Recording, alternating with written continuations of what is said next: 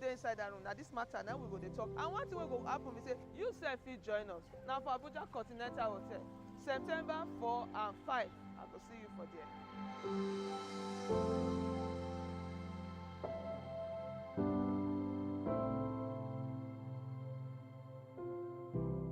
Bonjour à tous, je m'appelle Simon Jonah et je suis ravie de vous inviter au sommet sur le genre et l'inclusion. Cette année, nous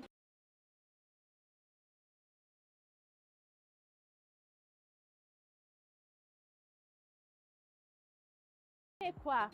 Le sommet s'adresse à tout le monde. Donc, que vous soyez un décideur politique, un défenseur ou simplement quelqu'un qui est passionné par l'idée de faire une différence, venez travailler ensemble pour créer un changement durable. Merci et rendez-vous là-bas. Habari, jina langu ni Dr. Mary Jimo kutoka PIC. Nina furaha tele kuwakaribisha Abuja na kuwakaribisha Nigeria. Tutakuwa tukiongea maneno ya kuhusu umaskini katika Gender Summit 2024 hapa Abuja. Tunataka kuongea kuhusu vile umaskini inabadilisha maisha ya watu hapa nchini na vile tunaweza kufanya suluhisho ili watu watoke kutoka hii umaskini. Karibu Abuja, karibu Nigeria. Asante.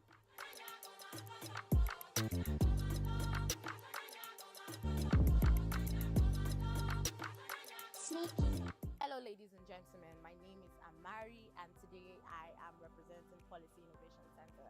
It is about to be a bomb. The Gender and Inclusive Summit 2024 is happening soon and the theme is Reimagining Gender Inclusive Pathways and Partnerships for Poverty Reduction. I am super excited. We are on the streets of Abuja and we are going to be asking people questions, knowing what their take is on the current situation of the economy and of Nigeria. Come with me. What do you do for a living? I'm a student. I'm doing my IT for now. Na groundnut that they do. That's my business with that. I'm a barber, as you can see. Yes, sir. I'm an entrepreneur. I have some basic skills based on the hardship of the country. I'm a businessman. Okay. How do you think the cost of living has affected your work and your general livelihood? So many people are hungry. Oh. To survive now, you see some people walking the streets, you think they are sick. It's a lie. Oh. They're hungry. Oh. So this economy is bad now. Our government should find solution. Oh. Seriously, Nigeria is worse now. It's still getting worse now. Things are just, I don't know how to put it, but things are worse now. Well, due to the nature of my business, it's not really affecting to me based on it's things that are related to food. People must eat. People must eat. So if you want to live, you have to buy and eat. So to me, the things is not affecting person like me, but I don't know about that. But people are complaining, especially customers. Before now, the price of things in the market used to be like very, very good for sellers and buyers. Like business ideas used to like help a lot of people, but now it's just crazy. Money no dey, auntie. No money. I carry groundnut, 6 cents money. I no fit sell am.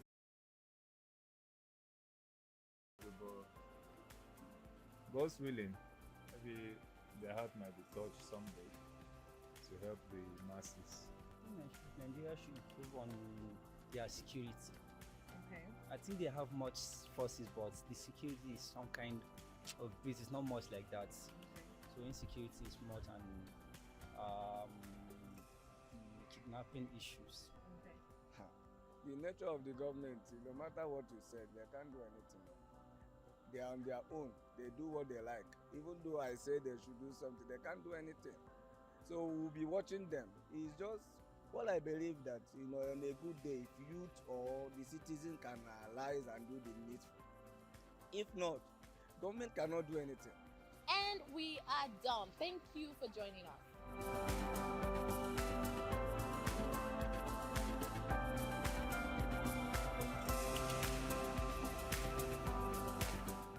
Sannunku kowa da kowa, mun kawo muku gaisuwa da kowa gayyata zuwa taron jinsi na wannan shekara 2024 wato Gender and Inclusion Summit 2024. Wannan kibiyar namu Policy Innovation Center tana wa fili gayyata zuka kare daga kungiyoyi daban-daban ku zo mu haɗa kai.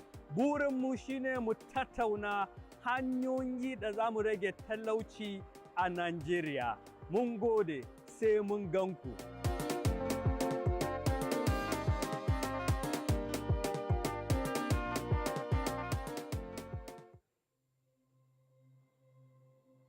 This poverty, it doesn't get different faces. So sometimes if it be man face, another time that woman face, even self, if it be pikin face. Everything around us they show this poverty. Road, house, hospital, even the market self. You know they say as the poverty they show. This year, for our big town hall meeting where we they call Gender and Inclusion Summit. Now all this plenty matter. Now we go to talk about. We go to answer questions. How they even feel reduce this poverty. Again, how we go to touch people where we say our roads will become better, our people will live better lives. The question to answer many and the thing to talk about plenty. So when we come that town hall meeting, different people go there inside that room. Now this matter, now we go to talk. And one thing will go happen, we say, you self will join us. Now for Abuja Continental Hotel, September 4 and 5, I will see you for there.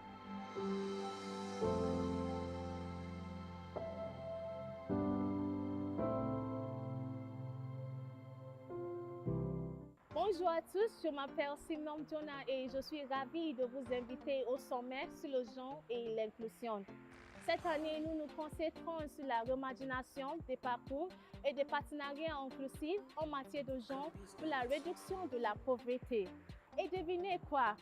Le sommet s'adresse à tout le monde. Donc, que vous soyez un décideur politique, un défenseur ou simplement quelqu'un qui est passionné par l'idée de faire une différence, venez travailler ensemble pour créer un changement durable. Merci et rendez-vous là-bas. Habari, jina langu ni Dr. Mary Jimo kutoka PIC. Nina furaha tele kuwakaribisha Abuja na kuwakaribisha Nigeria. Tutakuwa tukiongea maneno ya kuhusu umaskini katika Gender Summit 2024 hapa Abuja. Tunataka kuongea kuhusu vile umaskini inabadilisha maisha ya watu hapa nchini na vile tunaweza kufanya suluhisho ili watu watoke kutoka hii umaskini. Karibu Abuja, karibu Nigeria. Asante.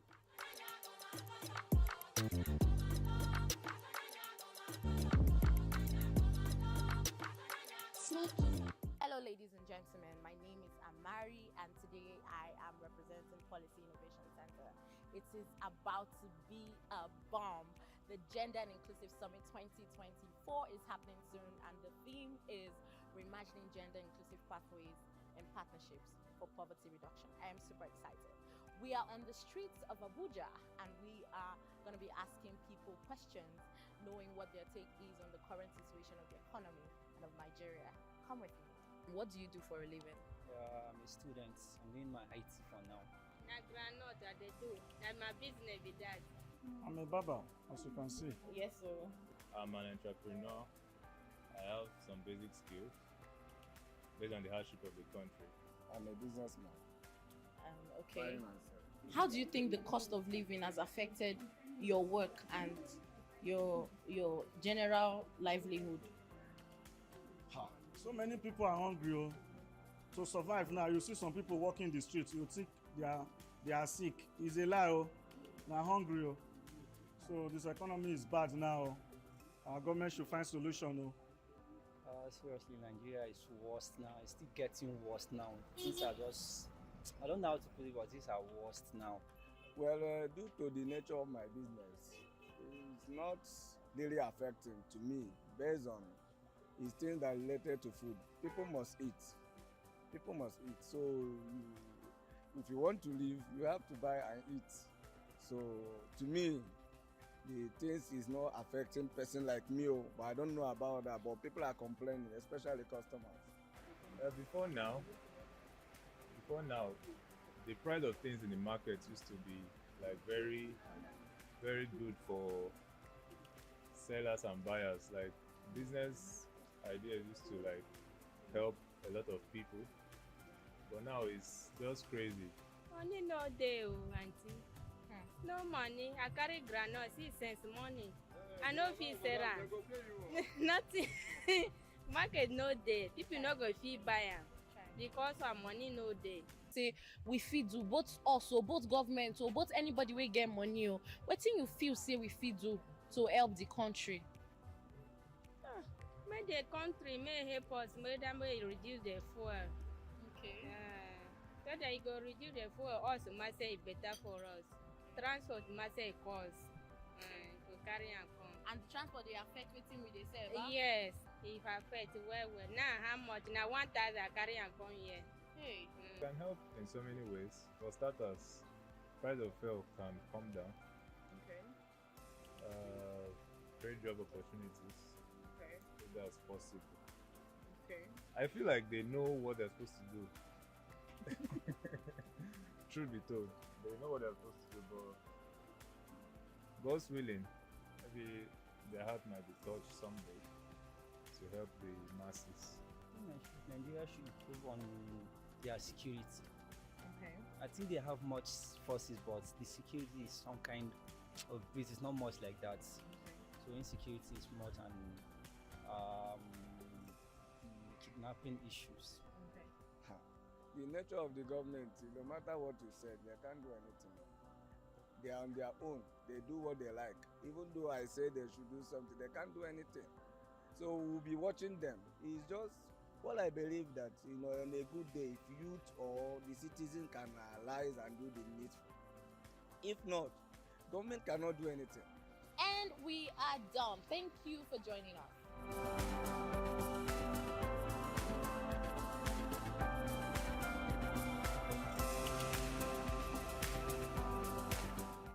Sannunku kowa da kowa, mun kawo muku gaisuwa da kowa gayyata zuwa taron jinsi na wannan shekara 2024 wato Gender and Inclusion Summit 2024. Wannan kibiyar namu Policy Innovation Center tana wa fili gayyata zuka kare daga kungiyoyi daban-daban ku zo mu haɗa kai. Burinmu shine mu tattauna hanyoyi da za mu rage talauci a Najeriya. Mun gode, sai mun ganku.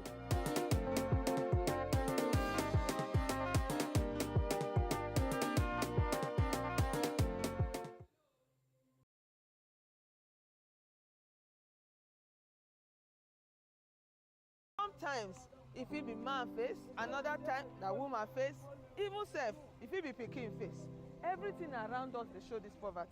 Road o, house o, hospital, even the market sef, they say as the poverty dey show.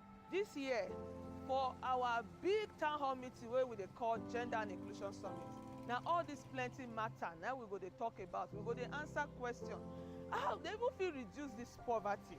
E get how we go take touch people wey be say our roads will become better, our people will live better lives. The question to answer many and the thing to talk about plenty. So when we come that town hall meeting, different people go there inside that room. Now this matter, now we go to talk. And one thing will go happen, we say, you self fit join us. Now for Abuja Continental Hotel, September 4 and 5, I will see you for there.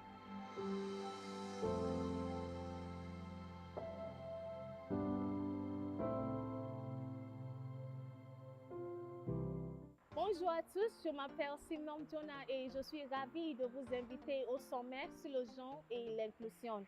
Cette année, nous nous concentrons sur la reimagination des parcours et des partenariats inclusifs en matière de genre pour la réduction de la pauvreté. Et devinez quoi?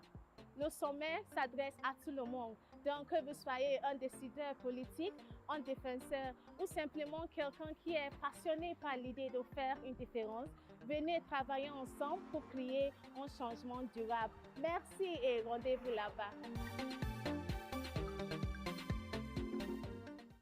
Habari, jina langu ni Dr. Mary Jimo kutoka PIC. Nina furaha tele kuwakaribisha Abuja na kuwakaribisha Nigeria. Tutakuwa tukiongea maneno ya kuhusu umaskini katika Gender Summit 2024 hapa Abuja. Tunataka kuongea kuhusu vile umaskini inabadilisha. Microphone test 1, 2.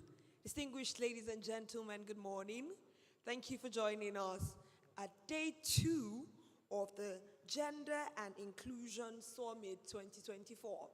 We'll begin shortly, so can we please ask our guests to please take their seats Those who are joining us from outside the hall, we're about to begin. So please come in. We'll begin shortly. Thank you.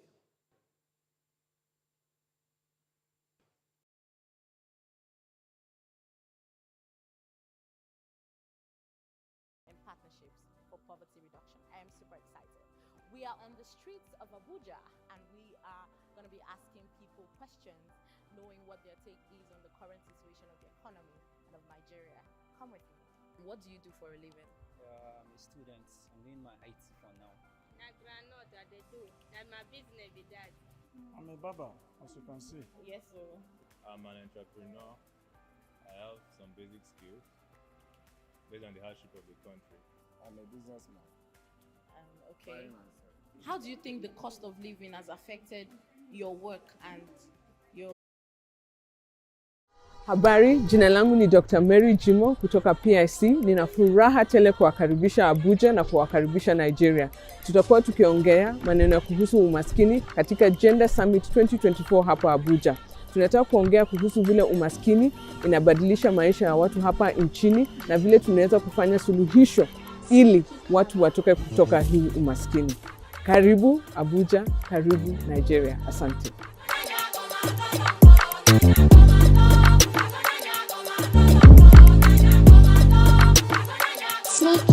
Hello ladies and gentlemen, my name is Amari and today I am representing Policy Innovation Center. It is about to be a bomb. The Gender and Inclusive Summit 2024 is happening soon and the theme is Reimagining Gender Inclusive Pathways and Partnerships for Poverty Reduction. I am super excited. We are on the streets of Abuja and we are going to be asking people questions, knowing what their take is on the current situation of the economy and of Nigeria. Come with me. What do you do for a living? I'm a student. I'm doing my IT for now. Na groundnut that they do. That's my business with that. I'm a barber, as you can see. Yes, sir. I'm an entrepreneur. I have some basic skills based on the hardship of the country. I'm a businessman. Okay. How do you think the cost of living has affected your work and your general livelihood? So many people are hungry. Oh. To survive now, you see some people walking the streets, you think they are sick. It's a lie. Oh. They're hungry. Oh. So this economy is bad now. Our government should find solution. Oh. Seriously, Nigeria is worse now. It's still getting worse now. Things are just, I don't know how to put it, but things are worse now. Well, due to the nature of my business, it's not really affecting to me based on it's things that are related to food. People must eat. People must eat. So if you want to live, you have to buy and eat. So to me, the things is not affecting person like me, but I don't know about that. But people are complaining, especially customers. Before now, the price of things in the market used to be like very, very good for sellers and buyers. Like business ideas used to like help a lot of people, but now it's just crazy. Money no dey, auntie. No money. I carry groundnut, see sense money. I no fit sell am. Nothing. Market no dey. People no go fit buy am because our money no dey. Say we fit do both us or both government or both anybody wey get money. Wetin you feel say we fit do to help the country? Make the country may help us, make them reduce the fuel. Okay. So that you go reduce the fuel, also must say it better for us. Transport must say cost. To carry and come. And the transport they affect wetin we dey sell? Yes, it affect well. Now how much? Now 1,000 carry and come here. Hey. It can help in so many ways. For starters, price of fuel can come down. Okay. Great job opportunities.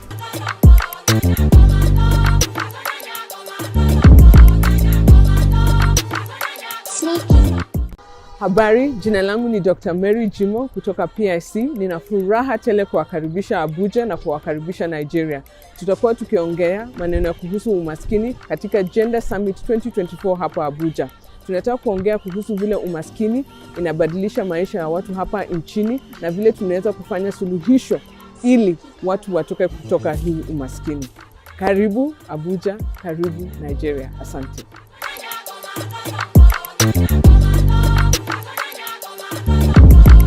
Hello ladies and gentlemen, my name is Amari and today I am representing Policy Innovation Center. It is about to be a bomb. The Gender and Inclusive Summit 2024 is happening soon and the theme is Reimagining Gender Inclusive Pathways and Partnerships for Poverty Reduction. I am super excited. We are on the streets of Abuja and we are going to be asking people questions, knowing what their take is on the current situation of the economy and of Nigeria. Come with me. What do you do for a living? I'm a student. I'm doing my IT for now. Na groundnut that they do. That my business be that. I'm a barber, as you can see. Yes, sir. I'm an entrepreneur. I have some basic skills based on the hardship of the country. I'm a businessman. Okay. How do you think the cost of living has affected your work and your general livelihood? That is not what is really happening there. Thank God you were there just about 2 months ago, and you had a very nice day. Is that true? So the insecurity people are hearing here in Abuja and Kanu and Kaduna is not so as such. We are still into farming. No local government that the people are not farming out of the 14 local government.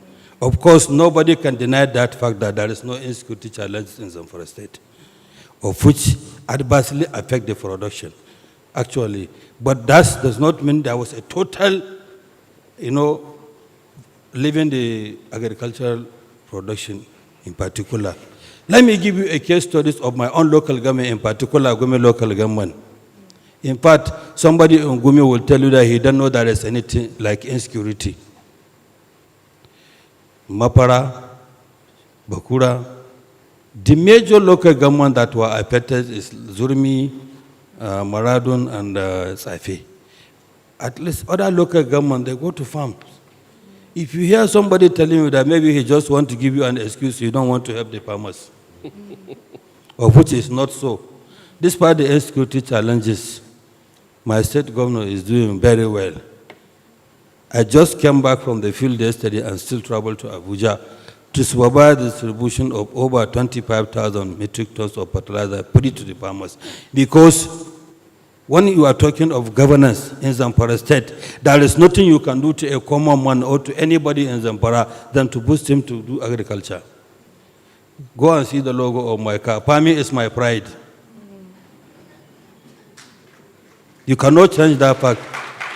So anybody, even if a military governor is coming to Zamfara, his first area of priority should be agriculture. Take less of my governor who came from the background of farming family. He made Zamfara State, Zamfara Textile abundant for the past 12 years. Currently, we have identified over 100,000 cotton farmers that we are going to be given input to go back to the farm and produce cotton so that the Zamfara Textile will work up. Because we lost over 9,000 employees because of closing that textile. Because they have 3 shifts. Each shift is 3,000 farmers. So imagine 3,000 people every shift and you are losing 9,000 employees. How do you expect people will sleep well? So that too contributed into insecurity. By the time you bring back the cotton production and you bring the Zamfara Textile into life, a lot of people will be employed, more especially the young people. So definitely you overcome the insecurity challenges, right? So as we said, the insecurity you are talking about in Zamfara has not affected the farming family as such. People still go to the farm. The only thing it affected the large-scale farmers, of which most of them are not farming in the actual Zamfara area zones because they have a large, big farms that they produce. But the real farmers, that is the real target farmers, are still producing. You will wonder at the end of the season if you see a farmer carrying his output to the market, you won't believe. You know? So the insecurity is not as such that our farmers don't produce. The only thing I would like to chip in from what my boss from Kaduna and Plateau said, you can't do farming without input. That is just a real fact. And the input are very cost. While I was in the Midi-Kada officer and the Minister of Agriculture, there was a time I bought a fertilizer, a bag of fertilizer at 500 naira. Today is 39,000 naira. So you can see the gap, which is very, very difficult for a peasant farmers to assess. Well, what my governor did was to give them 70%. If not, there is no way a peasant farmer can go to farm. And with current insecurity, as you suggested. So for us to bring them back more, we decided to give them about 70% discount to the fertilizer. After giving them the pre-one that was given by the federal government, that is our 70 trucks. We were given 70 trucks and we have distributed them free. And as my rightly said, my guy in Plateau said, the most difficult aspect of distributing the input is to go to the right people. Because in most cases, they go to the people who doesn't need it. But we make sure that we took every bag to the village and give it to the right people who needed it. That is what our governor did. He gave us all the logistics to make sure that we took that fertilizer to the right place where it's needed. So take it from here and take it from me. That issue of insecurity is not as what people are seeing it to be. Of course, most of the insecurity challenges we have is on the road. Like now, if you are coming from Zamfara, or if you are leaving Zamfara to Sokoto. But when you go to the main farmland, most of them are now a little bit secure. People go to the farm. Thank you very much. Thank you very much. Yes, thank you so much, Honorable Commissioner. Now we are going to open up questions to our audience. So if you have a question, just 2 people in 1 minute, please. Okay, the person in teal, the lady in teal, another person, okay, and the gentleman in pink. Please, can we pass the mic to them in 1 minute, please?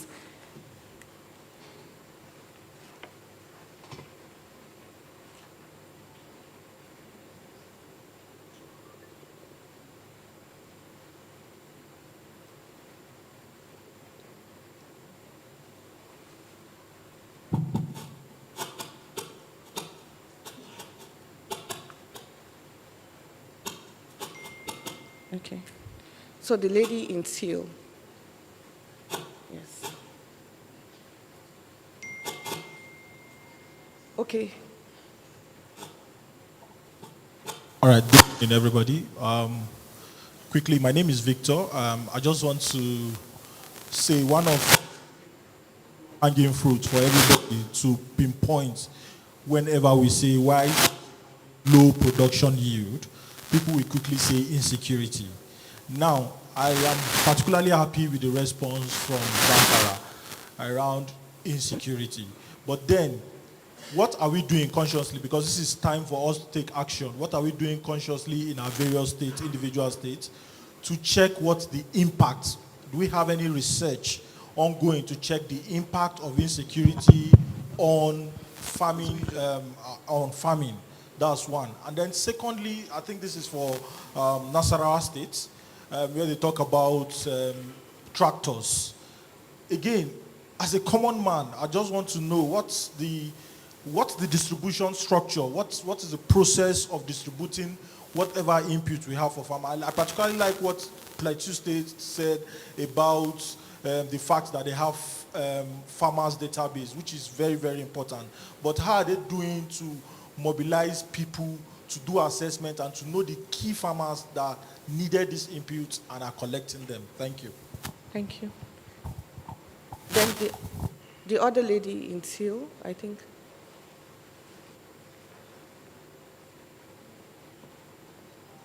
Okay, we can pass it on to someone else. Okay, that lady. Yes, thank you. Oh. My question goes to, the first question I want to ask goes to Nasarawa State Commissioner of Agriculture. My question comes this way. You said Nasarawa State has a large rice farm in Africa. If I'm not wrong, I heard that Now, the question I want to ask is that if that is the case, by logic, it means it can feed Africa. Now, if that is the case, why is the rice in several states this high in price? It's costly to buy a mudu of rice. Why is it not cheap? Because if it has the largest rice farm in Africa, it cannot be cheap in that state. I think it's ironic. That's one. So what is it this costly? Why you are saying it's the largest farm in Africa? Secondly, this goes to everybody there on the panel. The question, can the states have a way to control food price that we experience in each state? Can the state governor, through the state commissioner, I don't know, can the states control food price? Because when you farm, the impacts that the estate farms and that there is food is through the price. If you have food in the state and you cannot buy it to eat the food, that means it's like there's no food. So please, can't each state control price in market? Thank you. Thank you. Thank you. I think we'll just be able to take 2 questions for now. Over, Prof. I think you addressed to Nasarawa State and Plateau State. It's okay. Good morning once more. The first question was about the distribution of these tractors being procured by the state government to boost agriculture. In Ministry of Agri, I think we have a standing committee that look at the peculiarity of each of the local government, and it is the responsibility of this committee to identify who are supposed to use this tractor at a particular time. So government have a structure on how to distribute this tractor. They know their farmers, and then allocation of this tractor is based on those people that we feel can utilize the tractor to boost agriculture. Then secondly, we have the issue of somebody asking whether Olam is the largest farm. It is on record that Olam is the largest rice farming in Africa, and everybody in Nigeria knows that. But it doesn't mean that we have the largest farm of rice in Africa and it's supposed to feed the whole of Nigeria. No. Farming of rice is not peculiar to only Olam farm. There are other farms in the country, and I believe that by the time they process this right, they distribute it across the country. It's not only because we have the largest farm in Nasarawa State, and we believe that the whole of Africa will be fed by this particular farm. So let's not have the impression that that farm can feed the whole of Africa and the price of rice will go down. So that is my take. Thank you. Okay, so let me attempt to answer the questions directed at Plateau.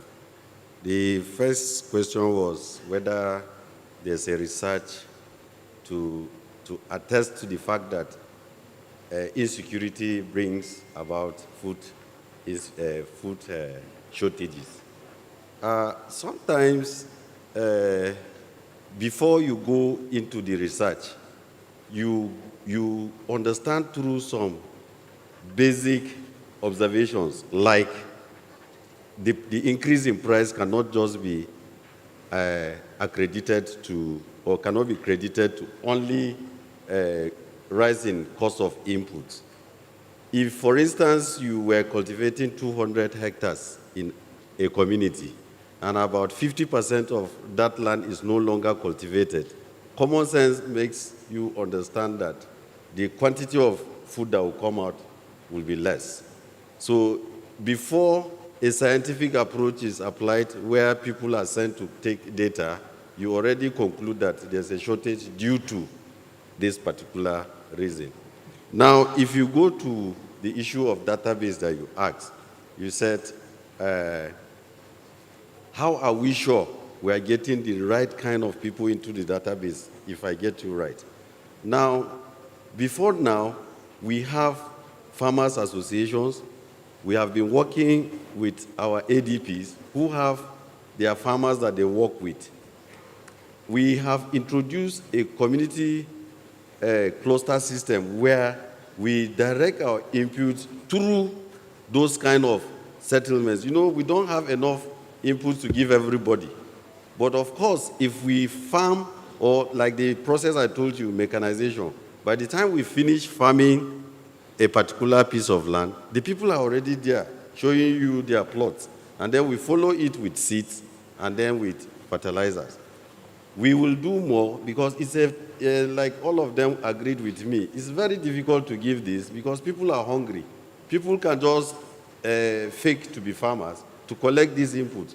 But we will keep improving until our database has some sense of integrity where we can say that 80 to 90% of the people that are getting our inputs are the real farmers.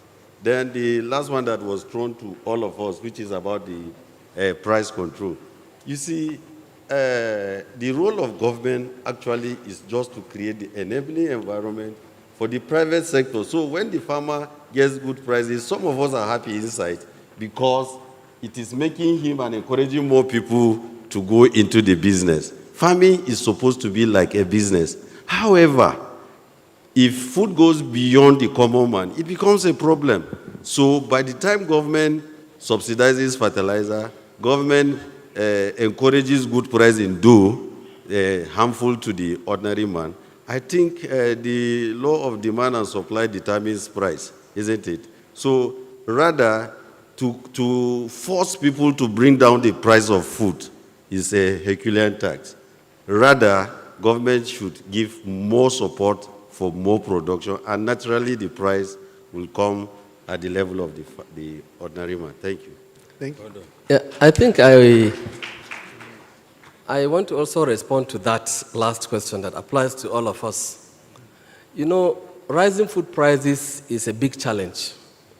But I will say the steps we're making as a state in Kaduna. You know, livestock is one area that we're also doing very well because, you know, Olam hatchery is there with the feed mills. So you realize that, especially for maize, the demand has skyrocketed. Yes, our farmers' productivity is enhanced. They are producing so much. But you know, processors, value addition is a very positive thing. It drives the demand. So if a farmer does 1,000 bags, for instance, the market is there ready to absorb it. So we're happy about that. But we're consciously doing something as a state, grain buffer stock. Like in the next 2 months, it will be harvest period. At that time, prices will be low. There is a provision in our budget for us to ramp up and fill up our reserves, which will serve like a buffer. As the time moves, you know, prices will keep rising. Periodically, when prices go high, you release quantities to the market. Demand and supply forces. That way, we feel it will moderate prices. And also the issue of security and its impact, insecurity and its impact on productivity. You'll be shocked to realize that in Kaduna State, Birnungwari is the most troubled local government. But you realize our biggest farmer as of last year was from Birnungwari. One farmer did about 23,000 bags of maize. And the thing is, we have to consciously address these issues. We can't surrender to these miscreants. So they do everything to protect themselves using the security forces, and as a government, there is a production corridor between Rigachukun all the way to Dogondawa, behind the airport. is a cluster of commercial farms that were abandoned because of this insecurity. The government is deliberately making a strategy to secure that corridor because the commercial farmers largely contribute to this food security issue. Yes, the smallholder farmers are supported with inputs, but you realize one farmer alone can do what 1,000 smallholder farmers does. So with that improved security along that corridor, and we're also attracting private sector investors to come and do these commercial farms, which is what I said we are doing. We are partnering to create new corridors of irrigation facilities, such that during the dry season, people can come, you can come and rent 300 hectares, 500 hectares, since the place is already planned and irrigated. So we believe this way, it will ramp up productivity, and that is the only way to solve the food security problems. Thank you. Thank you very much. Let me just add one word, and maybe they didn't think of when you are talking of rising production. I believe if you come from Kaduna to Abuja day before yesterday, if you come 700, today somebody coming here is paying 1,500. Am I right? So since you don't have a stable price of fuel or diesel, and which contribute much in bringing the production to the market, obviously the price will never be stable. That is just a real fact. Somebody bringing his commodity from the market, maybe he is bringing a 10 bags of maize from Benengwari to Kaduna at a cost of 2,000, as at Friday last week. By Wednesday, yesterday, he is now bringing it at a cost of 3,000 or 4,000. So how do you expect him to sell it the same price that he sold last week?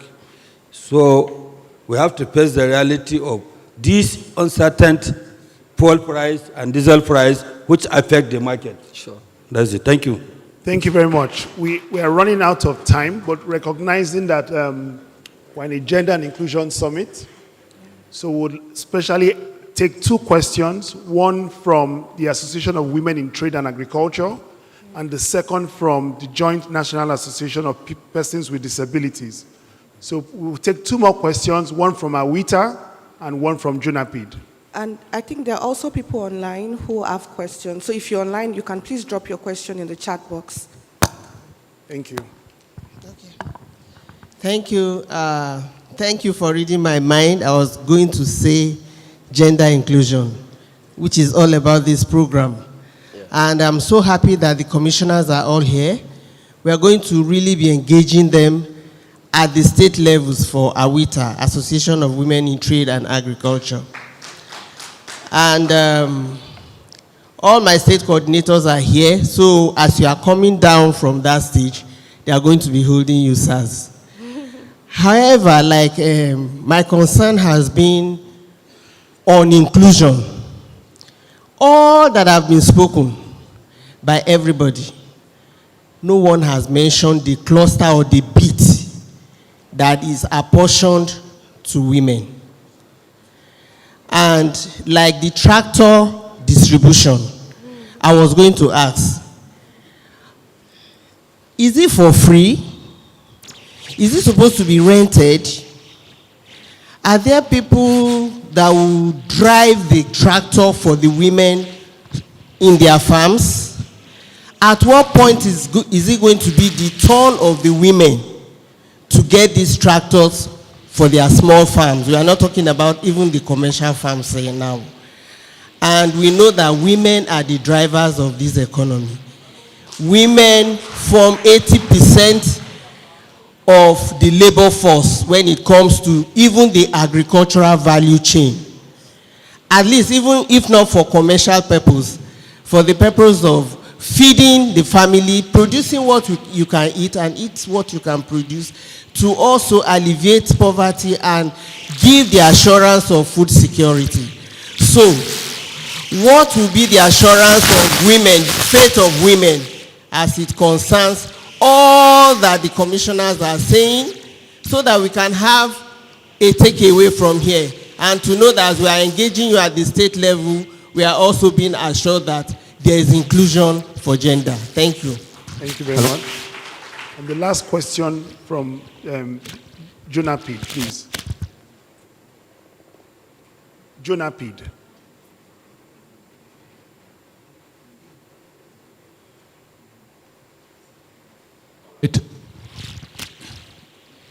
Good morning, all.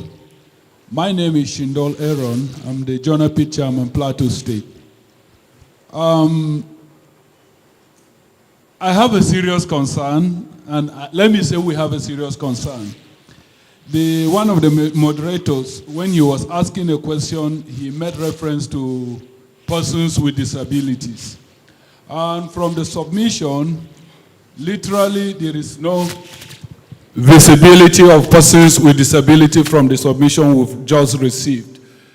I've been wondering, now if we have to be honest to ourselves, when things get so bad, persons with disability are the most heated. They are always at the receiving end. They are the most destitute in every given community. I made a little research some times back, and I discovered that persons with disabilities are running high in terms of trying to go into entrepreneurs. And it is not because they want to do it, it's just because when you go to talk about issue of employment, nobody wants to listen to them. They are discriminated against. Everything that has to do with them that will enhance their means of livelihood, nobody wants to listen to them. So as a result, they resort to all those other little things to do. And when you're talking of agriculture, they are also there. But with no inclusion when it comes to distribution of farm implements and other things. My commissioner from Plateau State, some weeks, is it weeks, months, thereabout, youths were sent on training, no single representative of person with disability. And that kept giving us serious concern. And I believe it's almost applicable across the state. Now the question is, where is the place of persons with disabilities in your policies? If we have a place, are they being implemented? Because truly we are left out and we need attention. Thank you very much. Thank you very much. Thank you very much for that question. Given the time we have, we'll just ask 1 minute response from each of the states because we want to hear your voices. And one good thing that the Policy Innovation Center does is create a platform for voices to be heard. And so we'd like to just have 1 minute response on the subject. Thank you. Okay. Can I go first? Yes. Can I? Yes, sir. Well, the good news is that in Kaduna State, I will tell you, the gender inclusion policy has been domesticated long ago. And the support we gave to farmers during the year, distribution of farm inputs, equipments like power tillers, to talk to the gender, value addition, grinding machines, threshing machines, you know, in the cooperatives that we gathered, the rule we set was that 40% of the membership of each cooperative must be women, and it's there. And when we distributed for livestock, birds and fisheries, that one was nearly 90% women. The videos were all over. My commissioner for human services and social development is here. She's in charge of women. She does not allow us, she won't even allow you to rest. Everything for women is done. I can tell you that. Go to Kaduna State, you see it. Even in terms of appointments. Then the persons with living with disabilities, the same thing. They are included. Most of the programs that we have, we give emphasis because we cannot afford to exclude this critical set of people. So I will tell you, in Kaduna State, we are gender inclusive. I mean, it's evident, even in the cabinet. So I don't think we are experiencing that exclusion in Kaduna State. Thank you very much. So, thank you. Can we do it by state? So if Kaduna, then next is Kano, and then Kano State's response. Thank you very much. Kano State, when it comes to gender, is serious on that. In the case of distribution of inputs to farmers in the state, gender is considered because all the input, agriculture input being distributed, gender is seriously be considered. Just like my counterpart from Kaduna State has said, there is the Ministry of Women Affairs, which is in charge of all women activities, as well as women with special needs, as well as people with special needs. So the ministry is in close collaboration with the Ministry of Women Affairs when it comes to either empowerment or agricultural activities or any assistance to our farmers. We ensure that gender is considered. In terms of training, when you go to our ADP, there is a specific unit which is called Women in Agriculture, WIA. Their purpose is to train women on basic agricultural innovations that will improve their productions. At that level, we even have deputy directors who are women, who are running that unit.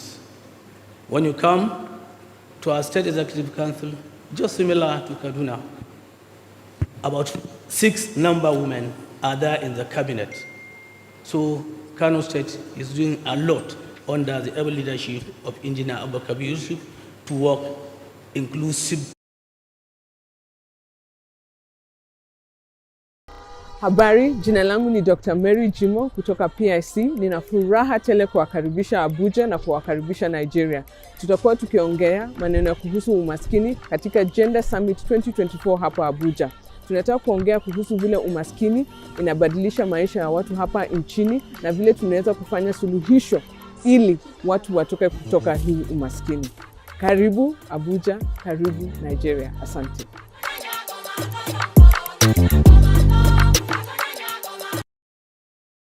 Habari, jina langu ni Dr. Mary Jimo kutoka PIC. Nina furaha tele kuwakaribisha Abuja na kuwakaribisha Nigeria. Tutakuwa tukiongea maneno ya kuhusu umaskini katika Gender Summit 2024 hapa Abuja. Tunataka kuongea kuhusu vile umaskini inabadilisha maisha ya watu hapa nchini na vile tunaweza kufanya suluhisho ili watu watoke kutoka hii umaskini. Karibu Abuja, karibu Nigeria. Asante.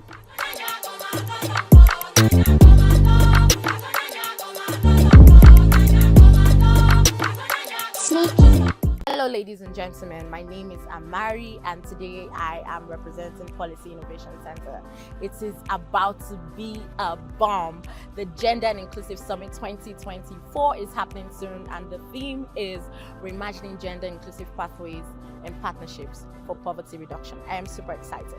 We are on the streets of Abuja and we are going to be asking people questions, knowing what their take is on the current situation of the economy and of Nigeria. Come with me. What do you do for a living? I'm a student. I'm doing my IT for now. Na granite that they do. That's my business with that. I'm a barber, as you can see. Yes, sir.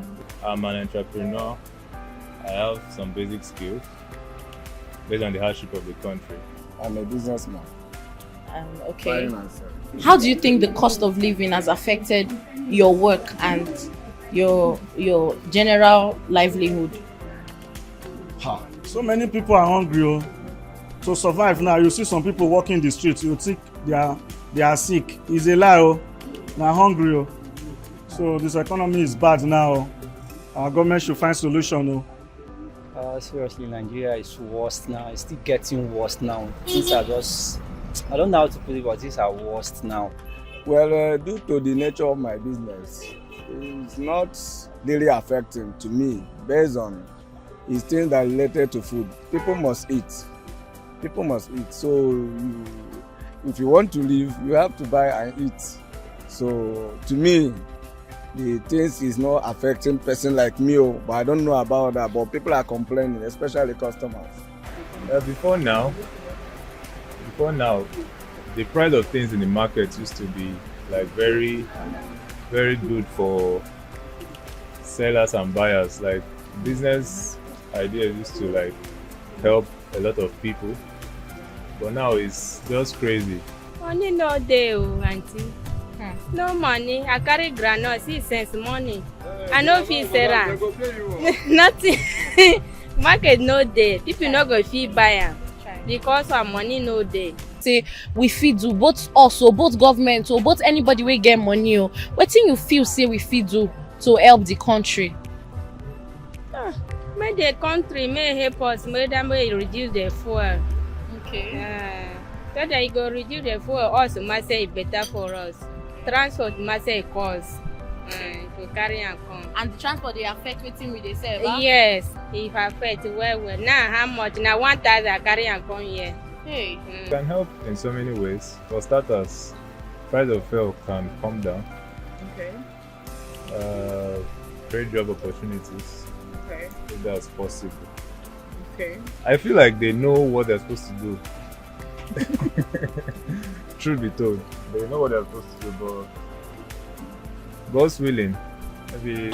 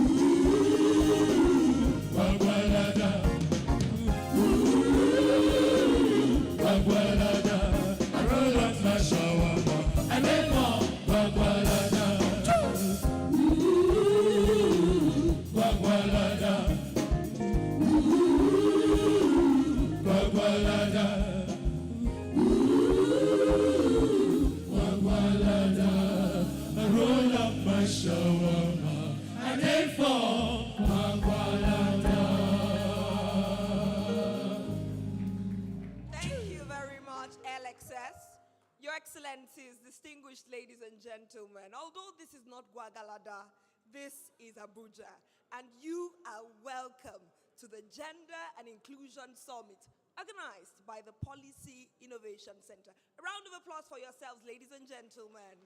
Thank you for coming. Trust we had a wonderful breakout session. Your Excellencies, distinguished ladies and gentlemen, it's an honor to be emceeing this event today. My name is Temi Badru, and I'm not doing this alone. I'm honored to be doing this with a gentleman that we refer to as a gentleman of the press. He is a wonderful, excellent event host. You've seen him on stage, you've seen him on the television. Yesterday he was here as the compere, and we watched him do a phenomenal work. It's such an honor to be co-hosting today with the one and only Kayode Okikiolu. Please welcome him to the stage. Thank you very much, Temi. That's why it's good to work with women. I couldn't have done that better. So, Temi, thank you so much. I feel good. I hope we got that on camera, though. I need to record that and keep it in my archives. Your Excellencies, very distinguished guests, ladies and gentlemen, as Temi said, it is day 2 of this all-important event, the Gender and Inclusion Summit 2024. It is the 3rd edition in the series, and I tell you, day 1 was great, but guess what? Day 2 is about to get even litter. By the way, if you're Gen Z, you would understand what I mean. They use the term lit. So it's lit, litter, littest, essentially. So right now that we have everyone seated, I think now is a perfect time for us to get started proper. And I ask that we please rise for the national anthem. Alexis?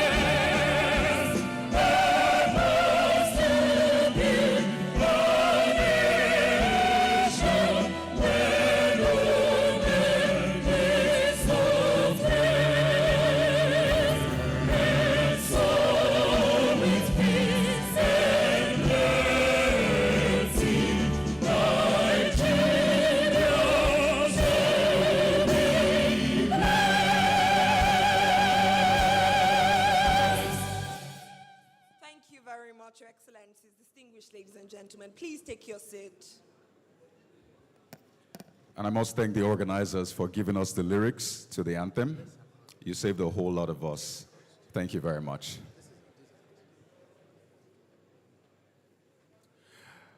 All right, Your Excellencies, distinguished guests, ladies and gentlemen, would like to get into the event proper. I would like to recognize the presence of dignitaries here today. We're all dignitaries. But would like to single out a couple of us who have graced this August occasion with our presence. I'll begin with the Secretary General of African First Ladies Peace Mission, Dr. Joel Howard Taylor. Please let's put our hands together for her. Let's give her an Abuja welcome, a Nigerian welcome this morning. Good morning, Your Excellency. Thank you for joining us. All right, we'd also like to acknowledge the Senior Special Assistant to the President on International Cooperation. Your Excellencies, ladies and gentlemen, please Join me to celebrate Mr. Dakpo Oyewole. Round of applause. Also, we have the Executive Director of Hasey Health. Please welcome Rhoda Robinson, ladies and gentlemen. All right, so Your Excellencies, ladies and gentlemen, this is day 2, but chances are that you're just sitting beside somebody that you're meeting for the first time. Chances are that you're meeting a new face, and you know what we say, opportunities always open up at conferences like this. And so to begin day 2, I'd like you to please look around, look to the person by your side, give the person a warm smile, and tell the person, welcome to day 2 of the summit. Kayode, once again, welcome to day 2 of the summit. Honored to be doing this with you. Absolutely honored. In fact, let's take this a step further, okay? We did something very interesting yesterday, and I want us to repeat that today. So please indulge me and bring out your mobile phones, the one we spend most of our time with. Don't act like you don't know your phones. So let's bring it out. Let's turn our cameras on. Okay, so we'll do that here as well. So we'll turn our cameras on. Then switch to selfie mode. Then look at yourself and say, wow. Wow. Wow, like, wow. Wow. Then what you'll do is remember that your neighbor, take a selfie with the neighbor with your very best smile. But don't just stop there. Go over to your favorite social media handle, whether it's X, Facebook, LinkedIn. Okay, it's no more Twitter, it's X. WhatsApp, TikTok, whatever. And put up that picture. Get the person's name, put up the picture, and hashtag GS24. Let the world know that something big is going down here today. So take your very best selfie. We've done ours, Timmy. Yes, we have. And you know, Kayode, I'm thinking about those who are joining online. Wherever you are joining from, please do the same. Bring out your mobile devices, take a picture. You could even take one close to your screen. Exactly. And upload it, put it online. Let the world know that there's such an important celebration. You said it's an August event, even though Never mind that it's in September, right? Yes. So we want the world to see that, to know that there's such an important conversation. And you know, social media is so powerful. So we'll ask you, Your Excellencies, dignitaries, please share with the world what's happening here today.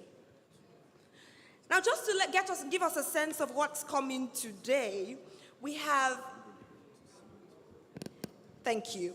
To give us a sense of what's coming today, we have interactive sessions, panel discussions, goodwill messages, and in due time they will be coming up. Let me also tell you what we have from the both of us. You know, with the 2 people, you get double power, double collaboration. Exactly. You know? So what we're going to be doing in the course of the event is that we have some quizzes set out.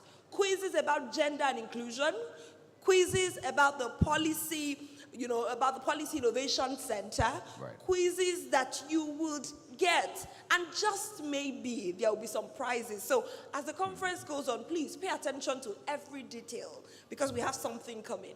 And these are quizzes that you can't check Google for. So promise we won't check Google? Yes, you can't ask ChatGPT, please. Exactly. So I'd like to also recognize the presence of a few other people here today. As I said, we have lots of dignitaries present at this occasion. And we have the Deputy Governor of Kaduna State, Dr. Hadiza Balarabe. Please let's give her a warm applause. She's represented, of course. So please let's welcome her all the same. Thank you very much. Also here is the Principal Investigator, Gates Foundation, funded RSM2SNF and USAID Nigeria funded PSEG, Professor Saweda Liverpool Tassi. Let's give Professor Liverpool Tassi a warm welcome. Also here today is Professor Onyekon Tassi of Michigan State University. Let's give Professor Onyekon Tassi a warm welcome as well. Thank you very much. And to move on in this program today, we'd like you to turn your attention to the screens, well, behind us, which is right in front of you. Get comfortable as we show you a video which speaks to some major issues that will, as they say, torchlight during this summit. So please, ladies and gentlemen, to the screens. Thank you.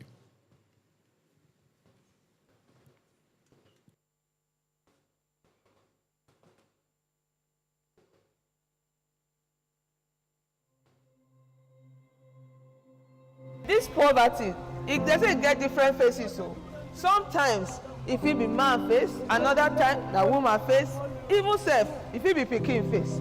Everything around us they show this poverty. Road o, house o, hospital, even the market self. You know they say as the poverty they show. This year for our big town hall meeting wey we dey call Gender and Inclusion Summit. Now all this plenty matter now we go dey talk about, we go dey answer question. How they even fit reduce this poverty? E get how we go take touch people wey be say our roads will become better, our people will live better lives. The question to answer many and the thing to talk about plenty. So when we come that town hall meeting, different people go there inside that room. Now this matter, now we go to talk. And one thing will go happen, we say, you self fit join us. Now for Abuja Continental Hotel, September 4 and 5, I will see you for there.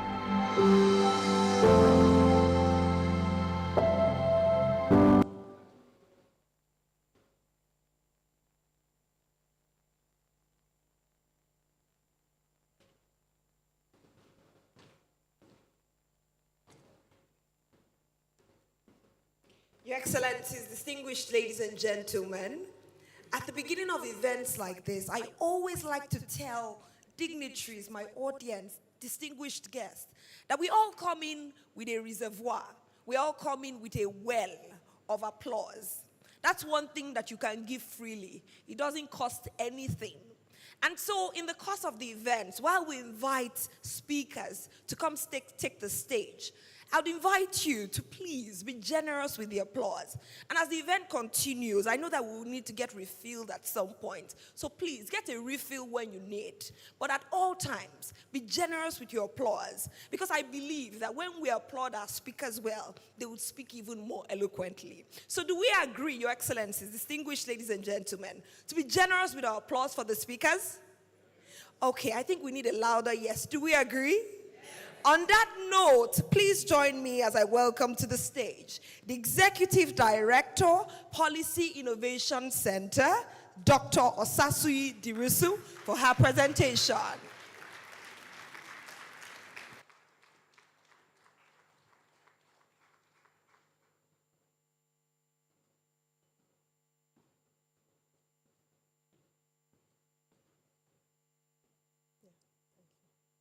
Good morning, distinguished guests. I would like to stand on existing protocols to warmly welcome you again to day 2 of the Gender and Inclusion Summit. Thank you so much for making out time to be here to be part of this very important conversation.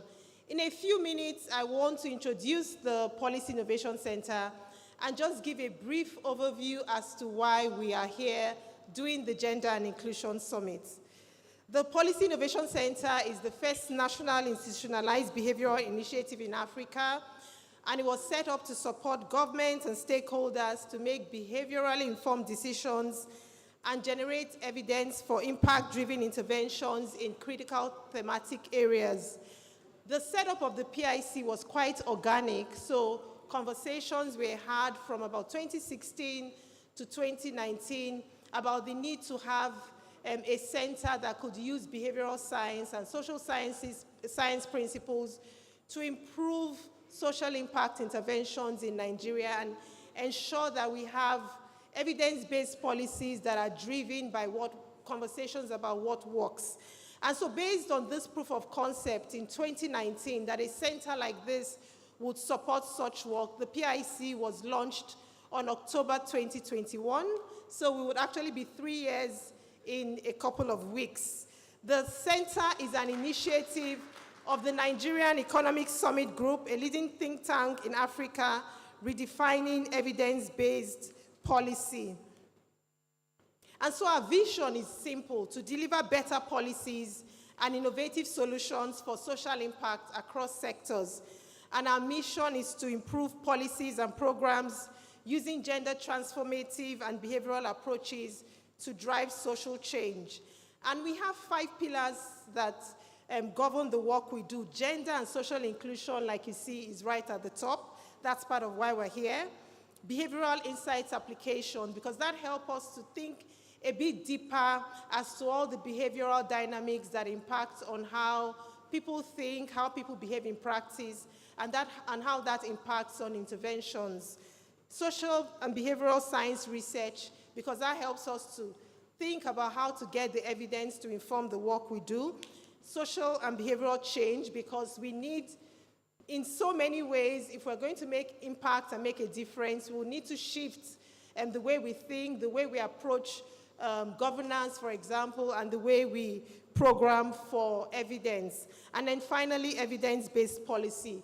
And we work across 7 sectors: global health, education, innovative digital solutions, gender and social inclusion, which is still why we're here, governance, poverty, livelihood and jobs, agriculture, climate and food security. In the interest of time, I may not be able to tell you all the work we're doing across these areas, but at our exhibition booth, you will see a lot of products, research work we have done, and you can get a lot more information about some of the work we're doing across the country.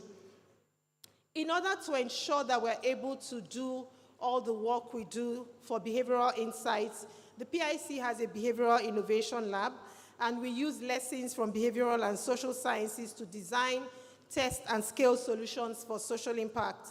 We draw from existing behavioral research frameworks, conducting RCTs, looking at social behavioral determinants. I mean, for some of us who were part of the last panel yesterday, you would have heard a lot of conversations about social norms, tradition, understanding, all the issues relating to male engagement, constraints for women livelihood and all that. And then also ensuring that we have humans at the center of what we do. Our slogan in PIC is policies for humans, because policies are developed to make life better. And then for evidence-based policy, we have a lot of policy work that we're also doing across the country. Social and behavioral science research, like I talked about, we working around the country, looking at what the evidence says about what will work for interventions. And then, of course, social and behavioral change. The session yesterday was supported by the Ford Foundation, for example, and on that project, we are exploring ways of ensuring that traditional and religious rulers can be better involved in GBV policy processes. And then we have a gender foyer, now coming to why we're here today. So the PIC Gender Foyer is an innovative multidisciplinary hub that serves as a platform for capacity development, networking, research, and partnerships to advance gender-responsive policies, programs, and practices in Africa. And the focus areas of the foyer are policy and governance, gender system strengthening, and gender and social inclusion.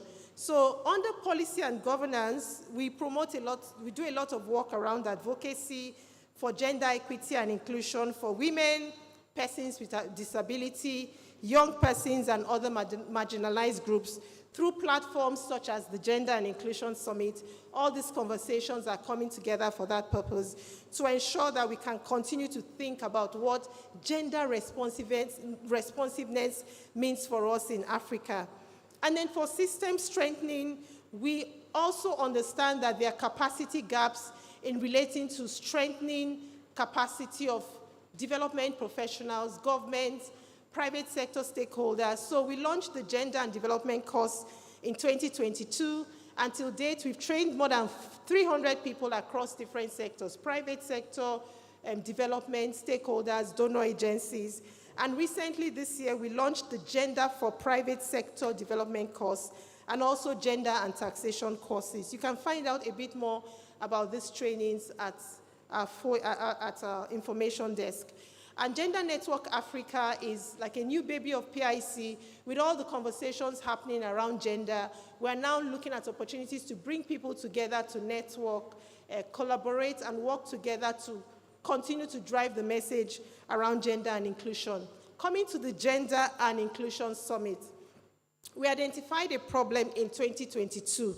There was no dedicated platform in Nigeria for evidence-driven dialogues, policy advocacy, and annual check-ins, just coming together once a year to check in on all the things happening around inclusion, women leadership, livelihoods, empowerment, and seeing where the gaps are and how we can address those gaps. So we thought there was no dedicated platform for that. And we all agree that gender and social inclusion requires sustained advocacy and collective action, and a dedicated platform is needed to drive that. And so, in trying to solve this problem, the Gender and Inclusion Summit commenced in 2021. We're in our third year, and there are 4 things we have in mind. Knowledge sharing, so a lot of people are here, not just connecting together, but also learning. Innovation, because when people come together, you can brainstorm on ideas, think about solutions, go back to implementing your respective organizations. Policy advocacy, which I'll speak to in a bit, and of course, generous opportunities for networking. So what are our pathways to impact? So policy advocacy, networking, knowledge sharing, innovation. At the end of this summit, we produced the Purple Book. So we have the 2022 and 2023 editions of the Purple Book that you can download. And this is now 2024. After this summit, we're taking these conversations back to also develop the 2024 Purple Book. And why do we do that? So through the next year, we can continue to sustain policy advocacy conversations. Some of the conversations, for example, from the legislative panel yesterday, can help to also drive conversations around legislative reforms, capacity building, research, monitoring and evaluation, and also program development. And we never are able to do the summit without the amazing support of our partners. So this is just an opportunity. I know we'll have an opportunity to do that at the end, but just saying thank you to all the partners that collaborate with us every year to ensure that we can have this summit. And thank you so much for listening. The Executive Director of Policy Innovation Center, Dr. Osasui Dirisu, if you agree with me that the PIC is doing some amazing work, just one more time for Dr. Dirisu, the whole team, let's give them a warm applause. Thank you for the work you're doing. They say teamwork makes a dream work, and it's great to see that playing out here today. I just want to quickly recognize yet again the presence of the Senior Special Assistant to the President on International Cooperation, Dakpo Oyewole. Thank you for gracing this occasion with your presence. Well, Your Excellencies, distinguished guests, ladies and gentlemen, this is a moment I have looked forward to ever since I heard that this was on the lineup, and this is for a number of reasons. The next speaker this morning has championed and blazed the trail for women in Africa and beyond, and it is such an honor to have her at this event and in Nigeria. But just in case you're wondering who I'm talking about, let me give you the backstory. Now, this woman, she's immediate former vice president of Liberia, but that's not all. Liberia's very first female vice president. She's also the immediate former president of the Liberian Senate, and what's more, former First Lady of Liberia. She is the current Secretary General of the African First Ladies Peace Mission. Distinguished guests, ladies and gentlemen, it is my honor to welcome to the podium Chief Dr. Jewel Howard Taylor for her keynote address. Let's give her an Abuja applause, a Nigeria applause, an Africa applause as she comes to the podium. Thank you, ma'am. Please have your seats, please, please.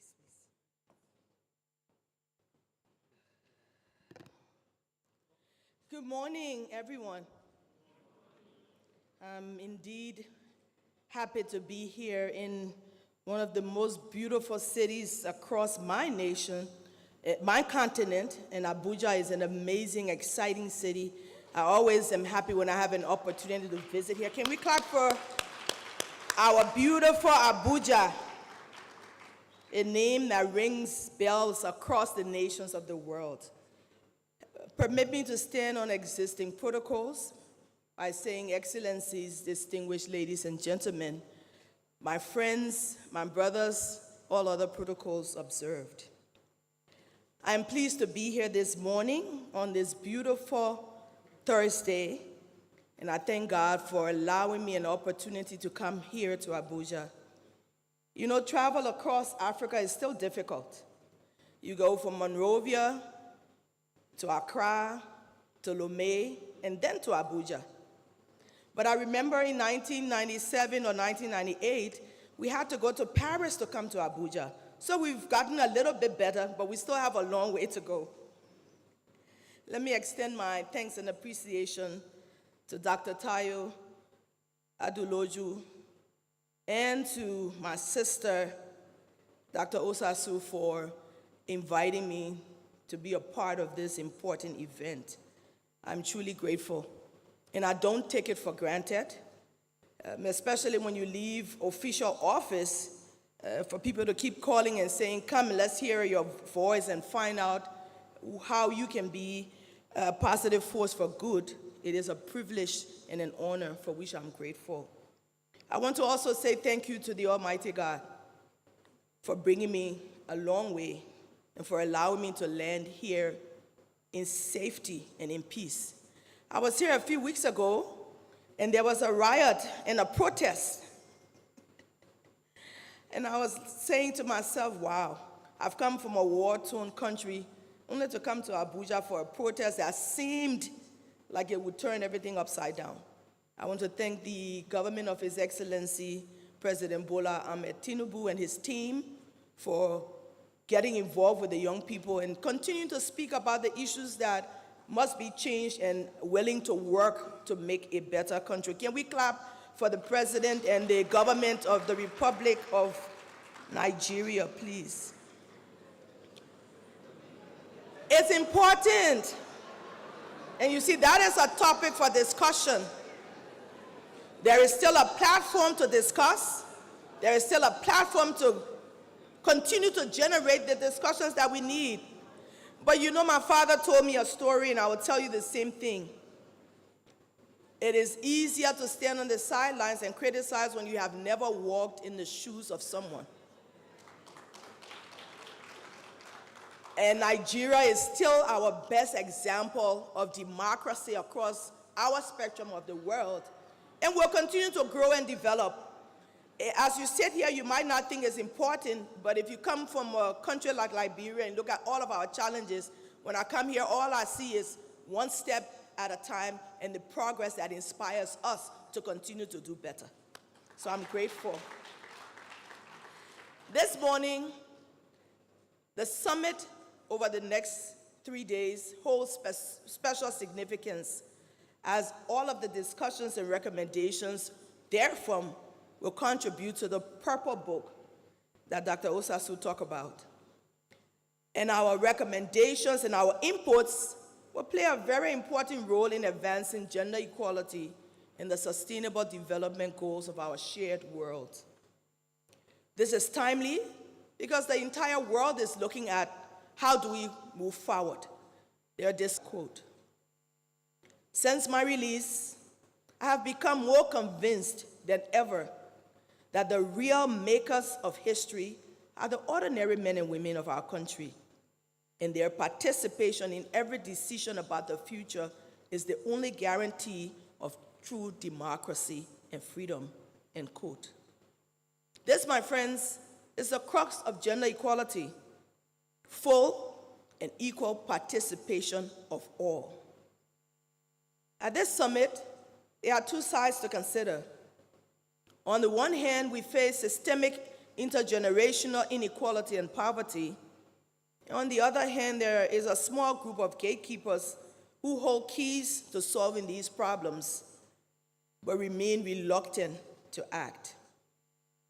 Before we delve into these issues, let me invite you for a moment to close your eyes and reimagine the world as you think it should be. It's important to take that moment to reimagine a better world. As I see it, through the eyes of faith, we all have the same picture. There may be different colors, different shapes, different ways, but there is one future: a world where there is enough for everyone, a world where everyone is included, a world where the hopes and dreams of our young people can be realized at the flick of a button, a world where women are active, safe, empowered, and where governments serve the people and not themselves. Excellencies, distinguished ladies and gentlemen, the key question in knowing the problem is, how do we rectify decades-long inequalities and open our eyes to reimagining gender-inclusive pathways and partnerships? As we ponder this critical issue, permit me to ask that you consider how far we have come, and then consider the distance we still have to travel to achieve our altruistic goals. Sadly, despite the multitude of laws, millions of protocols and rules and regulations, all in place, signed and ratified, real progress remains elusive. If these frameworks were fully implemented, I believe our world will indeed be a better place, be more equitable, with fewer disparities between those who have and those who have not.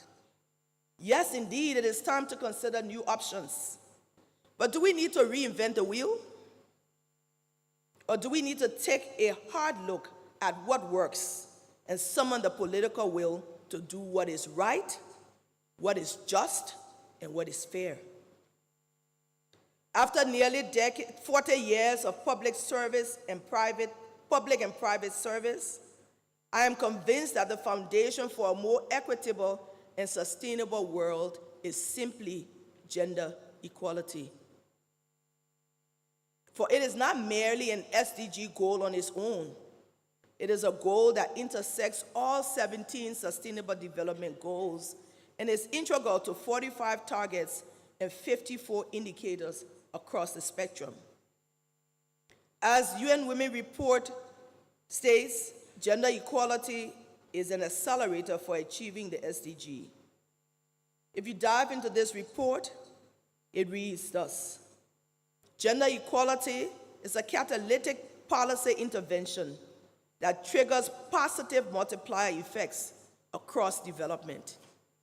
Evidence shows that investing in opportunities for women and girls, promoting their social, economic, and political participation leads to a more productive economy, reduced poverty, and more resilient societies and families. Yet, despite the overwhelming evidence that we have from one report from one sector to the other, why are women and girls who make up half of the world's population still ignored? Why is their inclusion and empowerment still not fully embraced as the best path towards sustainable development and poverty reduction? My answer is simply the lack of political will at all levels. I want to use this opportunity to make a clarion call to all those holding the keys to the gates of our nations and our communities and our families to allow full participation of both genders in real terms, not just talking about it. Over the past 10 years, we've talked about it, we've analyzed it, we've added numbers to it. Yet, the numbers very slowly are changing, but too slow for my generation. Yesterday, I had the privilege of listening to comments from traditional, religious, and civil society leaders who were on the panels at the summit. I honor and thank them for their bravery in discussing the real issues, their openness to look at new options, and their candor with which they opened up. But I must admit, one statement touched my heart. One of the monarchs said that normally traditional rulers are regarded as gods by their people, and they believe that whatever they say comes directly from the gods. This is true, and that their words carry great weight and actually become divine decrees. Whatever they say, whatever they do is mimicked and followed by the great and the small. No one dares go against the ruling of a monarch, because normally by a single proclamation, harmful practices like child marriage, FGM, gender-based violence, and the exclusion of women can be eradicated by their simple edicts. If this be the norm, then it's only fair to state that since they have such influence over those they lead, all that is required is a simple political will to implement gender quotas, to allow women to serve, and to create a space for equal participation in politics and in governance. In doing so, they can also address structural programs and plans which address economic disparities, ensuring women have the same financial and economic support as their male counterparts. I therefore call on our traditional, local, and religious leaders to begin to use their voices for good, to shift the balance and change the dynamics. Excellencies, ladies and gentlemen, today I stand before you as a witness to the challenges women face. Over the past 40 years, I have endured it all. I am she whose father told her that politics was not for women. I am she whose husband told me that I should sit at home and not do anything that would seem to compete with him, when all I desired was to be a helpmate. I am she whose brothers told me that although I had lifted my hands to contest for an elected position of Senate in my nation, I should brace myself as I would never win. I am she whose male colleagues asked me why I was speaking on the Senate floor when I had nothing of value to contribute, and why did I want to lobby for gender quotas or removal of harmful customs and traditions which they will never agree to do. I am she who some members of the international community were public in their stance that I was not fit to serve my nation as vice president because of the crimes of my husband. I am she whose political party members spoke that there was no way I could win an election, and so I should go and sit down. In fact, I was only a woman. I am she who applied for many jobs in the United States when I lived there, but was told over and over again that the only positions open were that of a clerk, though I had a degree in economics for my nation's premier institution of learning. I am she who desire for greater economic opportunities for women was constantly told that the only opportunities for women was microcredit. Why microcredit? If a man applies to a financial institution for funding for his innovation of his plans, he's never given microcredit. And they said to me, you either take the microcredit for the women or you get nothing. I'm she who, in an attempt to be the best politician I could be, have been asked over and over by my children, why was I so busy with the things of the nation and not there for important family gatherings, and at times when they needed me the most? I am she who is constantly harassed and intimidated by those who think my ambitions are too high and I should sit and retire. I've been blessed to get this far. But my experiences over the years has only deepened my resolve that indeed women must be allowed to fully participate in all aspects of national life and follow their dreams. I am she who has received great support from male he for she champions across the world and consistent support from women and girls, where mostly men will say, why don't women support women? I am an example of women supporting women, of which I am truly grateful. It is this high level of support that has allowed me to grow and to thrive and be the jewel that I am today. You see, this is the reality of what we're discussing today. This is the reality of womanhood. Should it remain so?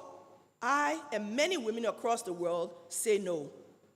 Let me be clear that things must change, and the time to reimagine gender inclusive pathways and partnerships for poverty reduction is now.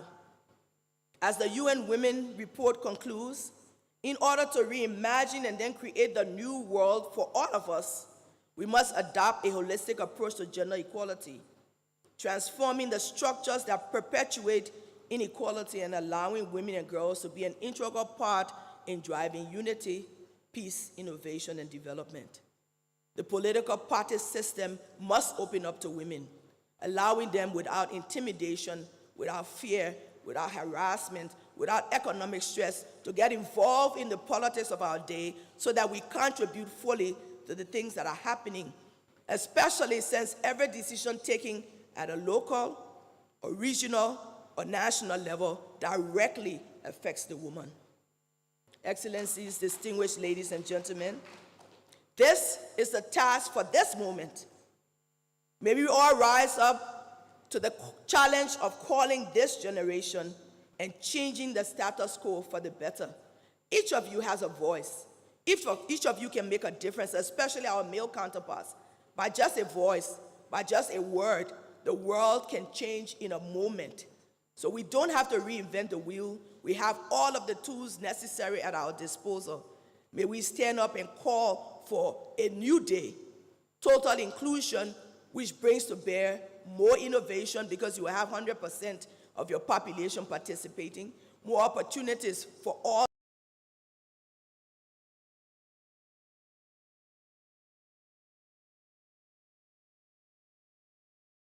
as a part of looking for a sustainable world will be here today. I thank you for this opportunity to add my voice to this debate, and I wish you a successful deliberation. Thank you very much, Chief Dr. Joel Howard Taylor. Ma'am, please, as Oliver Twist would ask you not to leave yet, would ask for a little much more, would ask for something else, would ask for an interactive session. Please let's welcome her back to the stage. Thank you very much. Truly an insightful conversation, truly an insightful keynote address. Yes, ma'am, please have your seat. So I'll be handing over to Dr. Sasui to moderate this. Thank you. So Her Excellency has graciously agreed to take some questions so that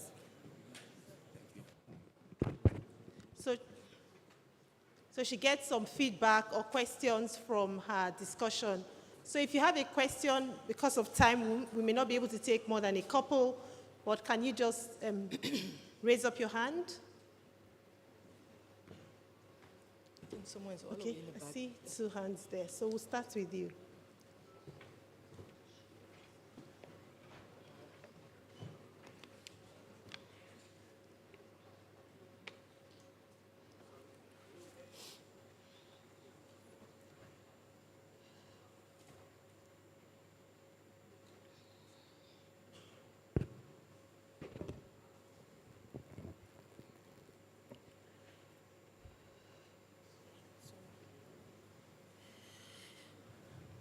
Good morning. Good morning. Thank you, Your Excellency, for that inspiring keynote address. I am Mariam Nafit Imoge from Plateau State. I am the Special Assistant on Gender to the APC National Youth Leader. Ma, from your message, you have said quite a lot, and what has interested me is the part of security. National security, or will I say African security, which has bedeviled us over the years. There's a consistent effort to reduce the power of women, whether it is mentally, physically, or emotionally. I want to know, ma'am, how you, as the peace leader among the African First Ladies, is encouraging our leaders, our presidents, to ensure that security is paramount. Because without security, we cannot grow, no matter how successful a woman is. Thank you very much. Thank you. Please, let's keep our questions brief. We'll just take the second one, and then she takes the two together. Okay. Hello, good morning. Thank you so much, like she mentioned, for your speech. It was amazing. My name is Amara Chukwu Nwokokoro. I'm the founder of Iruka Africa. I wanted to ask, basically, if you could give advice to young girls, or young women rather, who have interest in politics, in policy, what they can do to ensure that, you know, they show up right, they're doing the right things, they're, how do you put it, I guess, making sure that they're excellent, and especially because of the heights that you've reached. So yeah, especially because I'm an advocate for youth and women, so I would want to know how to communicate to them these things. Thank you. And the first question has to deal with security. And we can only provide security for all when everyone is involved. The truth is that if everybody has electricity at different levels, if you have a big multi-million-dollar house, your electricity bills are more. But if I have a small 2-bedroom house for me and my children, I should be able to afford electricity for that home. So it's including everyone in the plan and not just those at the top. Security is about all of us feeling that the rules and the regulations affect all of us equally. And somehow governments across our spectrum have not been able to do that properly. Those who are at the top usually get it all, and those at the bottom continue to struggle. That is why economic empowerment is important. And as I said during my speech, a woman who is empowered, educated, has a good job, automatically fulfills the 17 SDG goals for her children. First thing she wants is a good environment. Next thing she wants is electricity, a good school, an opportunity to take her kids to the hospital if she needs it. She will give her children clean drinking water because she's aware of what those responsibilities are, as opposed to a woman who may not have had a chance to go to school and is barely making ends meet. What does she do?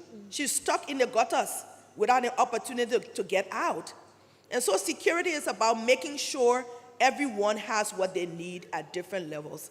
And that is what governments, civil society organizations, families, communities must do to ensure that people are lifted from the bottom up. And there are many things that can be done. And I keep talking about the fact that people talk about microcredit when they talk about women organizations. It's just to keep you at that bare bottom. And if you miss a payment, you're right back in the gutter. So we need to change the way we look at financing for women. We need to change the way we encourage our girls to ensure they go to school. If my father, who had 7 daughters and 1 son, had decided that the 1 son was more important than the 7 daughters, I would not be standing here today.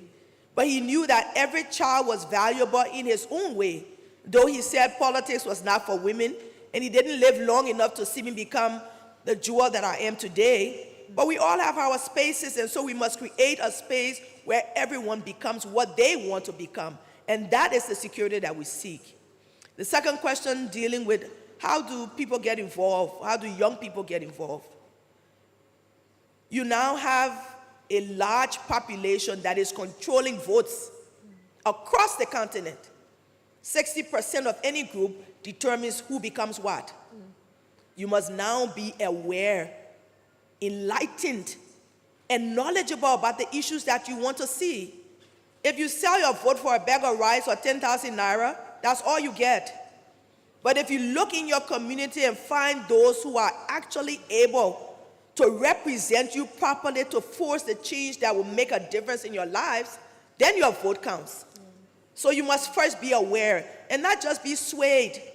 There was a protest in Kenya, and someone was interviewed and he was asked, "Why are you a part of this protest?" And he said, "I don't know. Everybody was moving and so I moved." But that is the number we're dealing with. They can decide in an instant by a simple message on Instagram or Facebook, "Hey guys, let's burn the house down." And they can do that by their sheer numbers. Most of them have no clue. They've elected people into office who don't care about them. They continue to elect the same thing. It's like a circle that continues to perpetuate poverty. Why don't we elect more women into positions of trust? We're not perfect in any shape or form, but we have a heart as mothers to make sure the right things are done, and we are prepared to push until something happens. But we keep electing all men, and I have no issues with the men. I believe they are part and parcel of how God created us. But there must be some synergies that allow both voices to be heard. So I think the young people are very important in the scheme of things. I think the young people have an important cadre of numbers that can shift anything that they want, but it must be used for good to ensure that they don't burn down what we have, but to force systems to move in the right direction. Thank you so much. We'll take just one last question. We'll take from that side. Excuse me.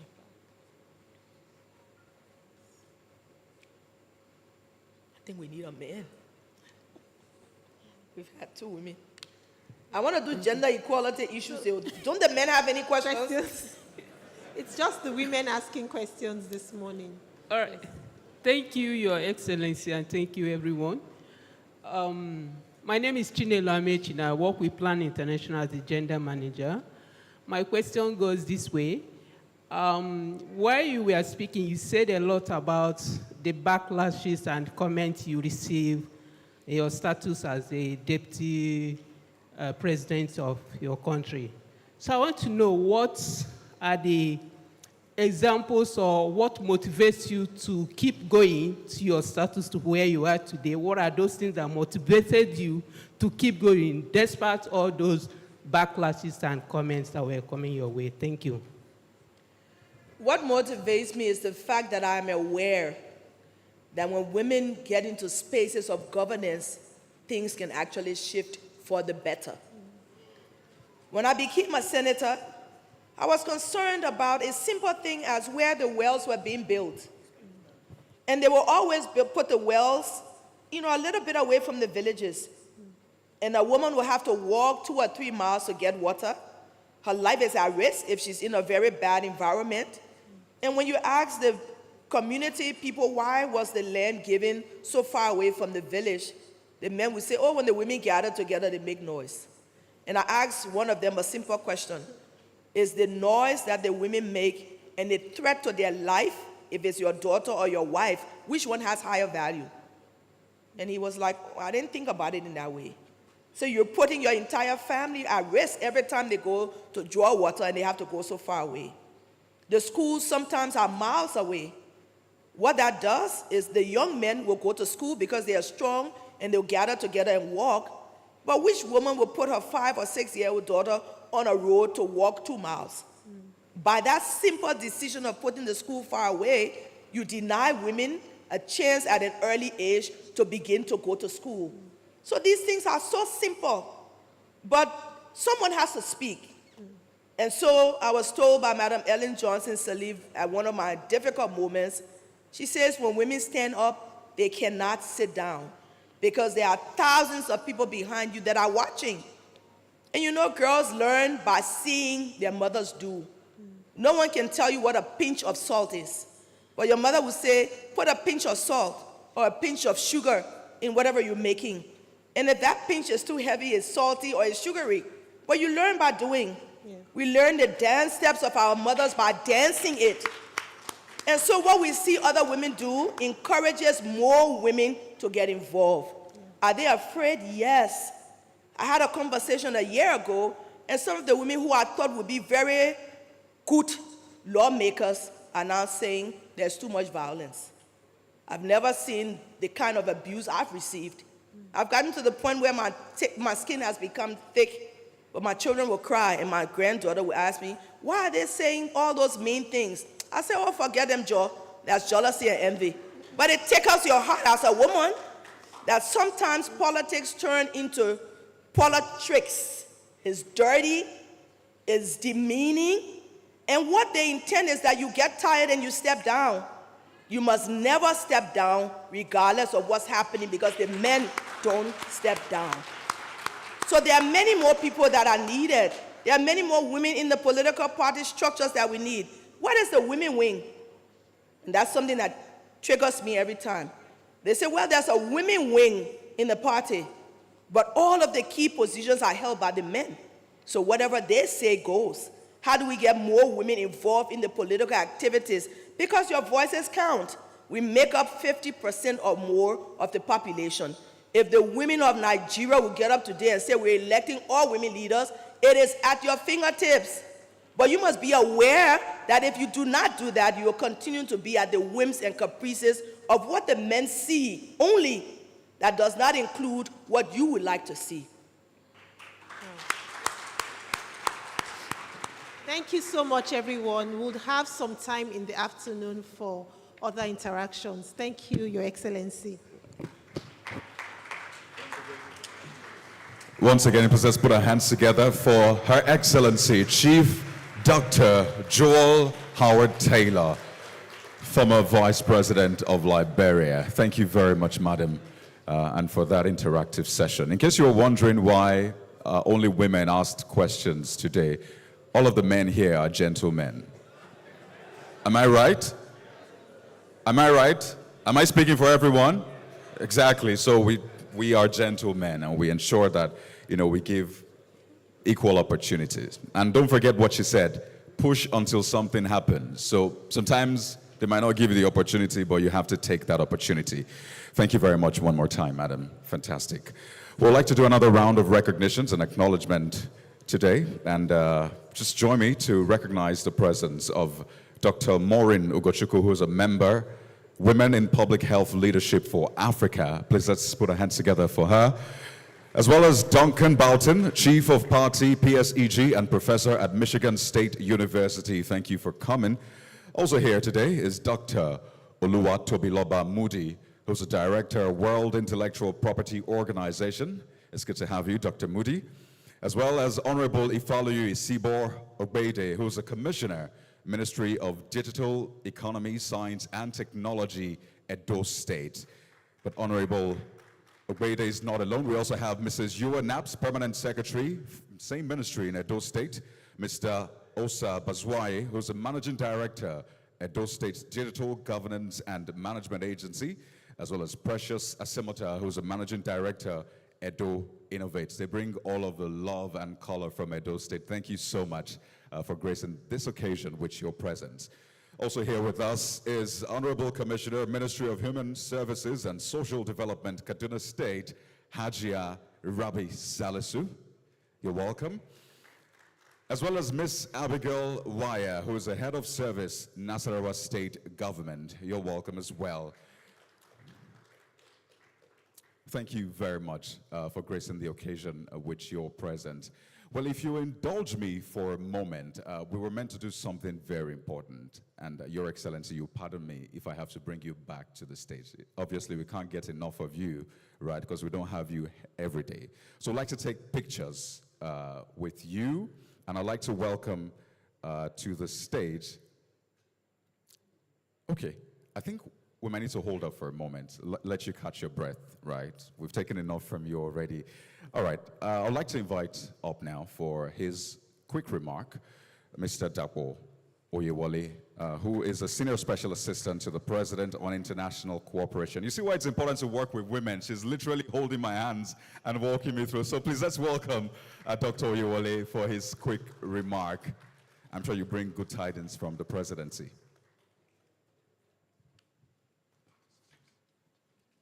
Thank you very much indeed. I will try to make my voice as deep and have such rich baritone as your good self.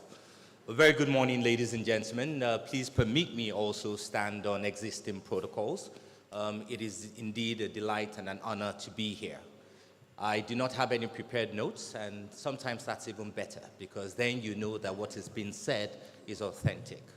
I'd like to really thank Dr. Taylor for being here and sharing her story with us. In fact, if she had more time, the story gets deeper, it gets richer, and there's so much more to be learned from her experience. Thank you very much, ma'am, for being here and for honoring the invitation to share your story and to inspire us all, as you usually do. I bring you good tidings from Mr. President and my boss, the Chief of Staff, who, as you know, are very supportive of the gender agenda.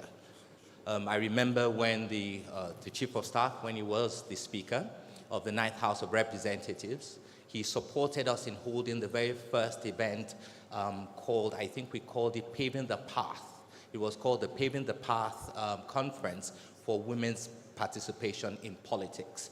And that conference, organized by his office, brought about 250 women together at the Hilton over a course of 3 days, looking at strategies on how to make women be able to participate in politics, but also to succeed in politics so much more. But I think it's clear there's a whole lot more to be done. Conferences are important for us to have this dialogue, to have the conversations, to develop strategy. But when we step out of the room, what matters is what we do next. And I think it is very clear also from the administration's, the coloration, the gender coloration of the administration. You can see Mr. President is taking the gender issue very, very seriously through the appointments that you've seen. But it's not just about gender, it's also about inclusion. And when we talk about inclusion, it's also about young people, as well as people living with disabilities. And we can see, I love something Dr. Taylor said earlier on. She said, sometimes it is easy for us to look at where we are and take it for granted. But if you look at where we're coming from as a country and where we are now, really, there is space for optimism. And I think we need to take the energy of that optimism and then build on that to get to where we want to get to. And my expectation is that from this conference, that we will go out with optimism and excitement about what can be done, not just what has not been done. When it comes to the gender question, I have to say, you mentioned now that you have 7 boys and you're the only girl. 6 daughters and an only boy. Well, my mother had 5 daughters and I'm an only son. And so this gender training has been an issue of survival for me for a very long time, as you can imagine. But I saw my mother's story as well. She rose to become the first director of academic planning at University of Lagos. And I saw how she struggled because she also came from a home where she was an only girl with 4 brothers. And we saw her grow. We saw her strive, being a mother, being an academic, and actually being a leader in our own field. It is only now that we are older as parents that we know what that struggle must have been for her to keep the balance. And I guess the charge to us today as we leave is not just for the women in the room, it's for us men as well. But I have to also say, and this is something I want us to take home, that often you hear the gender discussion as if it's a matter of us versus them, the men versus the women, or the men versus the men. That is not how we are going to win this thing. It has to be men and women working together. Thank you very much indeed.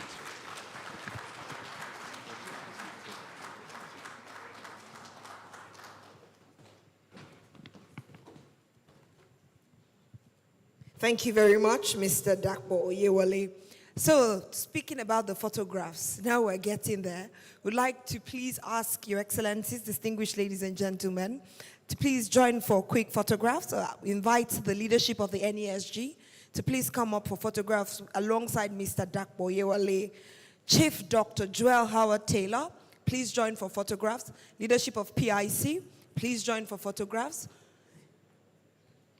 After the photographs, we'll go on the break. We'll have the breakout session, pardon me, and we'll be having breakout sessions in 2 halls, the main hall and the ballroom 4.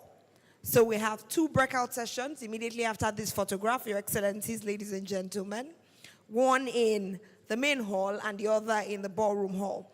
Meanwhile, while the keynote speaker, Dr. Joel Howard Taylor, was speaking, she did make a point about the need to stop, pause, and imagine a world without inequality. And you know, for a second, I actually did that. I closed my eyes, and I imagined a world without inequality. And I see that everything we're doing is a step to get in that direction. And she made a remark when she said gender equality is an accelerator for achieving the SDGs. So when we closed our eyes, and I hope that you get a moment to practice that exercise, to close your eyes and imagine a world you want to live in, whether it is peace, prosperity, the beautiful things you want. And you'll find that a ladder to that place is gender equality. And that's what the conversations are about. And so she set a tone for the rest of the conversations, the plenary sessions, the breakout rooms that we'll be having. On that note,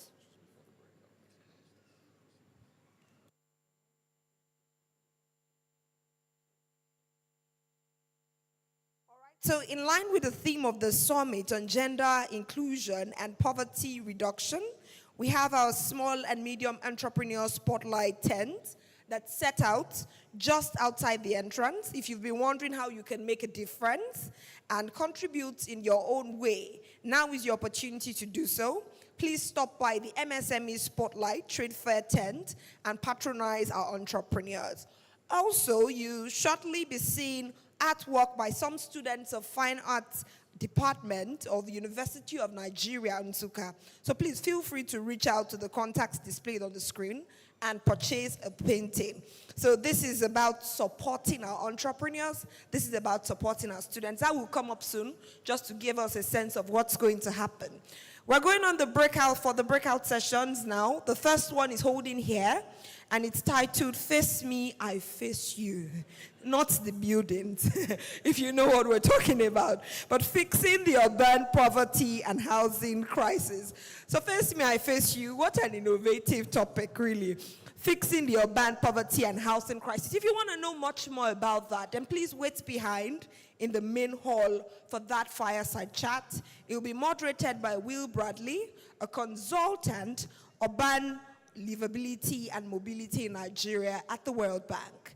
Now, the alternative to that is another interesting and very educative session holding in Ballroom 4.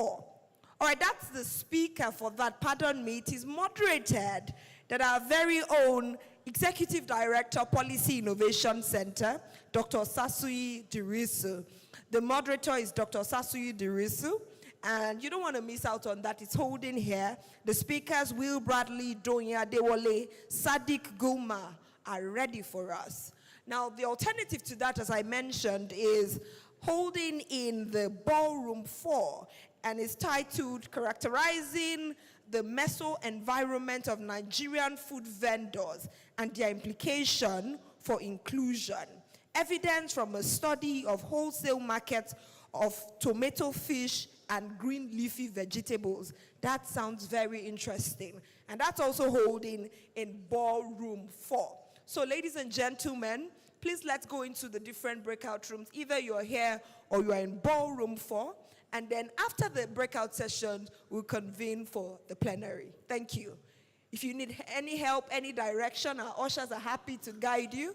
Our ushers are happy to help out. See you in the breakout rooms.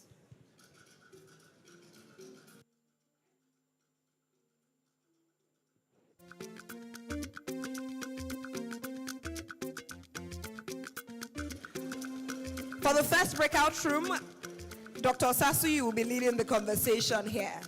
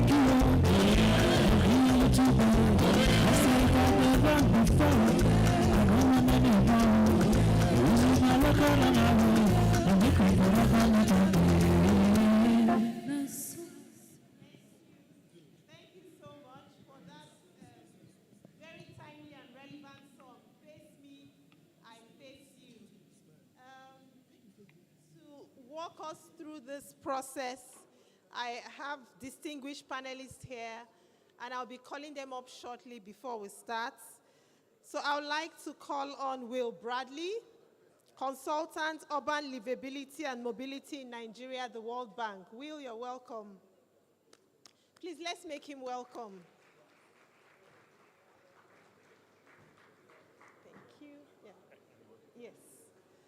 And I also like to call on Mr. Doyin Adewola, founder, CEO, Romeo. Doyin, you're welcome to this conversation. Please, let's make him welcome. And then my third panelist would be Miss Comfort Booth, host the Talking Booth.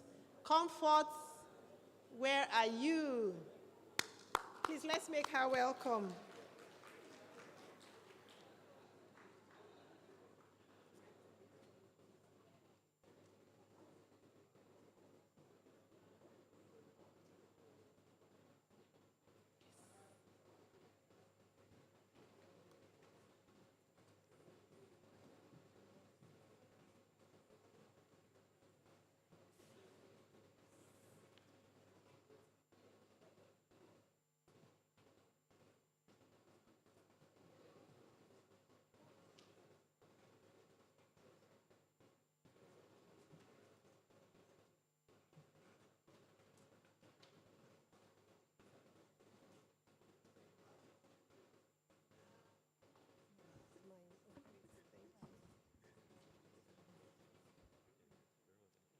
Okay.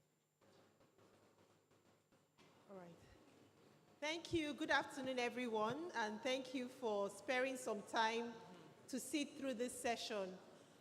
This is a really important topic, dear to my heart personally, but dear to everyone in the development sector, because every day, as a medical doctor, when I used to practice clinical medicine, you know, a patient comes to you in the clinic, and irrespective of what they're coming with, maybe a cold, fever, you can't really completely address their issues without having conversations about living standards. Yeah. And in having those conversations about living standards, you're going to be thinking about, so, for example, where do you cook?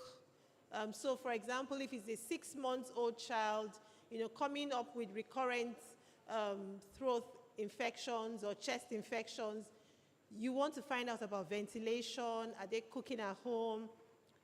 I mean, in Nigeria, we know one of the biggest issues with the face me, I face you crisis is the I pass my neighbor generators, because you have people living here, people living there, and all through the corridors you have generators.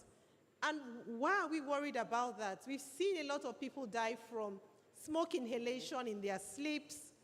And then the noise. Sometimes you underestimate the impact of the noise. But also because our rural areas are not well developed, we have massive rural-urban migration that is now congesting the urban areas. And in all these conversations, we need to begin to ask ourselves about what solutions, what sort of conversations we have to have about affordable housing. If we don't, people are just going to continue to live in urban slums that contribute negatively, not just to their health, to their well-being. Sometimes you don't even think about the mental health implication of waking up, you know, with, you know, the roof has fallen, rain has come down on you, you have to bail water every day. So there are a lot of complex issues to have. Why are we bringing this conversation into this summit? The reason why we're doing that is because we're now looking at poverty as a multidimensional issue. So beyond income, we want to also look at all the other determinants: health, education, living standards, access to water, access to electricity. I'm not going to say more than this because I have an expert panel who would really help us think a bit deeply about some of the issues that I'm going to be raising today. So I'm going to start with Will. You've done a lot of work. I mean, and incidentally now, you're doing a lot of work in Abuja. Can you just start by giving us some reflections about your thoughts about how Abuja has evolved as a city, what sort of challenges you see in the light of, you know, some of the conversations we've been having, and what this has implications for, you know, urban poverty? Yeah, thank you so much. So I just start by checking my own privilege, right? I'm a white man from the old colonial ruler here. I've only been in Abuja a year and a half, and cities all over the world tend to work better for people like me, and that's because they're mostly designed by people like me, and Abuja is no different. Put your hand up if you've ever held a copy of the Abuja Master Plan. Okay, 1, 2. It's quite a hard document to come by. I have held 1 copy, but I don't have my own hard copy. And I had a look through it last night, and this kind of exemplifies my point. The foreword says, "Dear Mr. Coco, International Planning Associates is herewith pleased to transmit the master plan for Abuja." And it goes on, signed sincerely, Abraham, Walter, and Thomas, 3 men. The members of the board of the FCDA, the Federal Capital Development Authority, it was 11 men and just 1 woman. The technical assessment panel listed on the front couple of pages, 14 men, not a single woman. And the international review panel is 4 men. So, you know, the gender issue is baked into, you know, the way that Abuja is and was designed.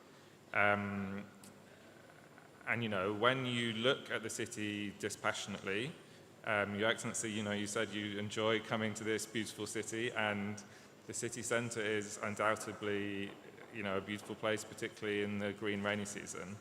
But most people can't afford to live in the city centre, and they live in increasingly distant satellite towns or in informal settlements dotted around the city. And the main response from those in charge has been to demolish. There's a crisis of demolition that has, you know, been going on in Abuja for nigh on 20 years. When it comes to transport in particular, you know, the band sung the Kiss Daniel song Gwagwalada just now. Gwagwalada is 55 kilometers from here, 55 kilometers. And there is barely a single public bus that you can get. The master plan had a pretty good public transport plan. It has not been delivered. And as well as we have demolition, we also have a political view of informal transport, that it is contributing to many of the city's problems. Okada drivers were banned because it was said that they were criminals. Kekes, many people who were given kekes as an unemployment program by the government then had their kekes removed. There's no damfos in Abuja like there are in Lagos. Imagine Lagos without damfos. Like, you can't. But that is, Abuja is Lagos without damfos. Like, it's very, very hard to get around. And this has a particular impact on women. There is you know, a security crisis associated with taxis. You know, everyone is afraid of one-chance robberies. So yeah, I'll leave it there because I could go on. But yeah, there's some kind of deep gendered issues kind of very much baked into the design of the city and also how it's managed today. Thank you, Will. Raised a lot of important points. You know, many people can't afford to be here at the center. They stay, you know, on the outskirts. But we really don't have a functional transport system. How do people come into the town? And then we also see that the available transport, which is, you know, taxis, we have a crisis of one-chance taxis in Abuja. And when we think deeply about all this, the woman is really still at the center of, you know, everything. She has to move goods to them from the market. She has to, how do people even transport goods in Abuja? And we wonder why things are expensive. I will turn over to Doyin now. Doyin, you build. And I know you're someone who is very passionate about affordable housing. Is it really achievable in the light of what we know people earn and purchasing power, access to opportunities for this? And also, if you could also reflect on how this affects, different genders. When you now look at bringing collateral for loans and all that, but is affordable housing even possible in Nigeria? Are we there? Is that a conversation that we can start to have now? And please also speak about the transportation issue. Okay. Thank you very much, Dr. Derisu.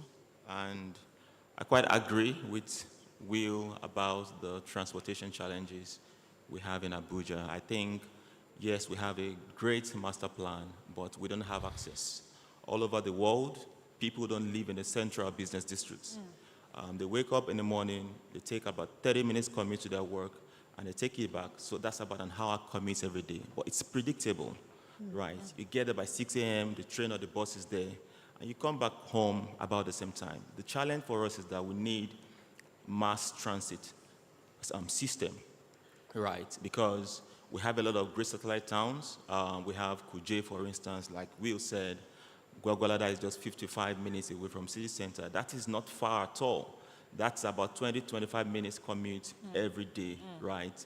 But the problem we have is the standard of living in those environments are really poor, right? So there's no security, there's no access to water, the roads are bad, no healthcare system, no education. So everybody sort of comes to the city center because everyone deserves good standard of living. But let's leave that aside. Talking about affordable housing, I think it is possible. We just need to be a bit creative about the solutions, right? There are two factors, two C's we consider when it comes to affordable housing. The first is the cost factor. We have the land, we have the cost of materials, we have the cost of labor. In Nigeria, the only thing we have going for us is the cost of labor because of our population. We have so much supply such that we can have labor affordable. But land is really difficult to acquire because all of the land belongs to the government, right? And until we have policies, good policies, sound policies in place, we can't really tweak much about the land conversations in Nigeria, right? So what we have to play with is the cost of materials and also like the cost of labor.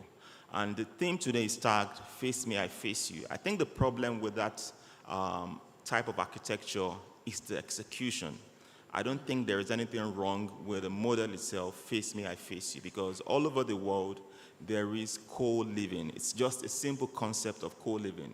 I still live in an environment in New York this year, a co-living environment where we shared basic resources.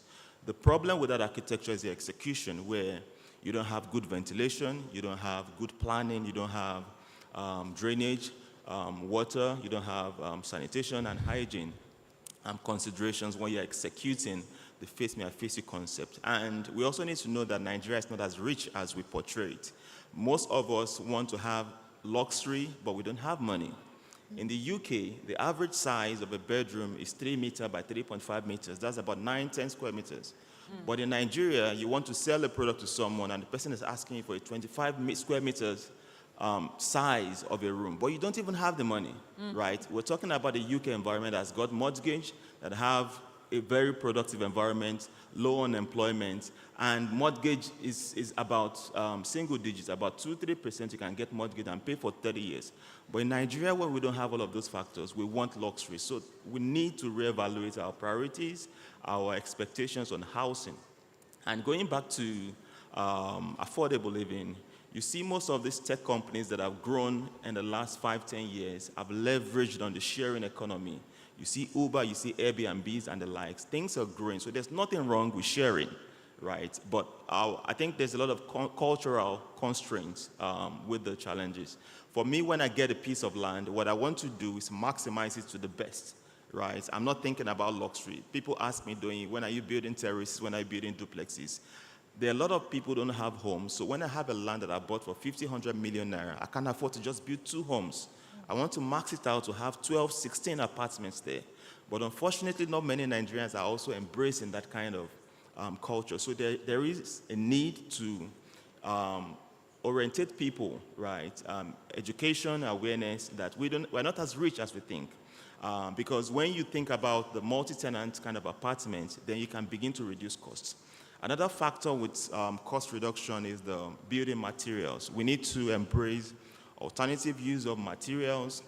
If you remember sometime around March this year where our currency was devalued, that easily translated into hike in construction materials. I was buying cement before then for 4,800 naira, but around March, April, it went to 11,000, 12,000 naira per bag. Reinforcement Y12, about 4,800, went to 13,000, and we still need to survive. So we need to move away from these materials that are heavily dependent on foreign exchange, right? And we have these materials in Nigeria. We have wood, we have bamboo, we have laterite. For laterite, we can use that for stabilized earth blocks, right? But what we find out happen in Nigeria is that we prefer to export our raw materials without refining them. Where the value comes in is in the refining, right? And that's the same problem we're having with our crude oil today. Because we have these raw materials, we prefer to sell and import. So most of the building materials are imported. That's very, very wrong, and that's where the problem is. So let's imagine the government is not even giving us land for building, because I believe the government should be giving us land directly, those who can develop. There are different metrics you can set in place and parameters to really check that these developers have capacity, but let's imagine that the government is not even doing great work. We ourselves must utilize the available and easily accessible construction materials. Stabilized earth blocks just needs a little bit of cement and a lot of laterite, and that gives you an eco-friendly property, right? People are using bamboo across the world. If you go to South Africa, you see bricks being used. Even in the UK, that is wealthy, they use bricks. But for us, we still think luxury. I think most of our challenges are around the cultural issues and values. I feel it is possible if we embrace this creative thinking in housing. Thank you. Thank you so much, Doyin. You've highlighted a lot of important points. So there has to be kind of that culture shift in the way we think about owning homes, first of all. Maybe not a very big, maybe maximizing land to do a lot better. And then maybe also thinking about how to maximize cost or reduce the cost of building. Interesting. Thank you so much. Comfort, let's come down to gender and inclusion. How do we imagine, we're looking at gender inclusive pathways for poverty reduction. First of all, can you just highlight how all this conversation that we've been having would impact on women, persons with disability, vulnerable groups? This concept of affordable housing, urban planning, transportation, I want you to kind of open us to see how, when we get into this dimension, what sort of disparities exist for vulnerable groups, and what sort of legal frameworks can be put in place to protect them and ensure that we are bridging these disparities as it relates to housing and basic infrastructure for living standards. Thank you very much.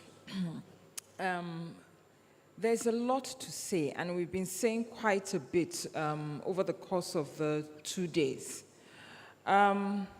Gender disparity is at the heart of a lot of the issues that we face. And if we're going to be fair, it affects the men also. We have elevated the conversation to such a point now where, by and large, women have a lot more latitude to do what they want to do, how they want to do it, in comparison to maybe in the last 10, 15 years. The question is then, how are the women harnessing that newfound power and situating it within their problems for the next crop of women? I think for me that would be the first thing, because charity begins at home. Physician heal thyself. So women, you have new power. You are able to go out more. You are able to get, you are able to sit down at the table too and negotiate. We have a lot of women who are bank MDs. You're talking about you don't have access to money, but your fellow woman is the one sitting down there. So why really aren't you getting the money? Is it because you're not focused on your goal and we're facing vanity and living instead of building for the next generation of women, including us? So women, for me, would be the first thing. The second thing would be the fact that we are women. It's almost as if there's a target on your back once you're born as a woman. Simple. So already that reduces your chances. It already makes it a difficulty for you because you are a woman. The question for me with the intersection in the disparity is the question, what is the problem? Why is the woman viewed? Why is the female? Let me take it to the gender. Why is the female viewed as a problem? You, the man, came through a woman. There's no other way you can come. Okay, they put you inside test tube. Was it not her egg? Okay. They will still put her somewhere, what do you call it, the combination, what do you call that thing now? When the sperm and egg meet, that thing. No, the name of the fertilization, there's a way they call it, when the two meet, that one. They will shall put it inside the woman. I'm going to be raw. That same woman that you claim you love, you like, that same auntie and all, will open her legs and give birth. She will yell, I have back problem. I don't have to tell you why I have it. And I'm going to live with it for the rest of my life. Yet every day I have to fight because I'm a woman. Why? Number 3 is democracy versus government. How? Our representatives. You told us that democracy, you, the men, it's you people in Greece some centuries ago, that democracy is meaning for rule of the people, for the people, by the people. We said, okay, you are leaders, we'll follow you. We go, whether it is by the ballot box or whatever, you are inside the National Assembly. Because you said you understand the language. You said you come from the land. You say you feel for the people. You understand it. Yet when you go there, I don't know what happens. We have to help them. What happens to them when they get there? Because when they were looking for this thing, they were on their knees. They were begging. They were in our houses every day. We gave them audience. We had the power. We said, we'll give it to you because all of us can go to the government and be asking for things. You know that women are the ones that need it because most of you are men in the place. Yet, once again, we have to fight. We have to beg. We have to cajole you. I attended a seminar where at the end of it, they told us that we needed to massage your ego, even in the 24th century, because in the 21st century, we have to keep massaging your ego because the only thing you have as a man is your ego, and that the woman has everything. So once your ego is emasculated and taken away from you, you have nothing. That's what I'm being told. I'm a lawyer. I went to school, the same school halls that men went to. Well, they say we should talk this in true, huh? Okay, I can go on, bah? Okay, thank you. I never finished. Let me check my notes. You know, old age has entered. Marital status. A woman goes to look for a piece of property. And I will talk even as a female. What is your business with who I'm sleeping with? What's your business? I came to rent house. I came to buy house. What has that got to do with the fact that I decently came? I said, please, I like this property. I have the money. I want to rent it. This is my profession. This is what I do. Maybe the idea is to make sure that the next circle of rent, I can pay it. Abi? You want to also make sure that you're not bringing a demon to live in to disturb people, isn't it? Why did you don't even look at anything that you said, where's your husband? I don't have. I don't want. What's the problem? Give me a house. So marital status. Okay, I have not finished. The housing schemes. In developed societies, you have, even though, yes, there's a decline in their methods now. I think in America, it's called the projects. In Britain, it's called council flats.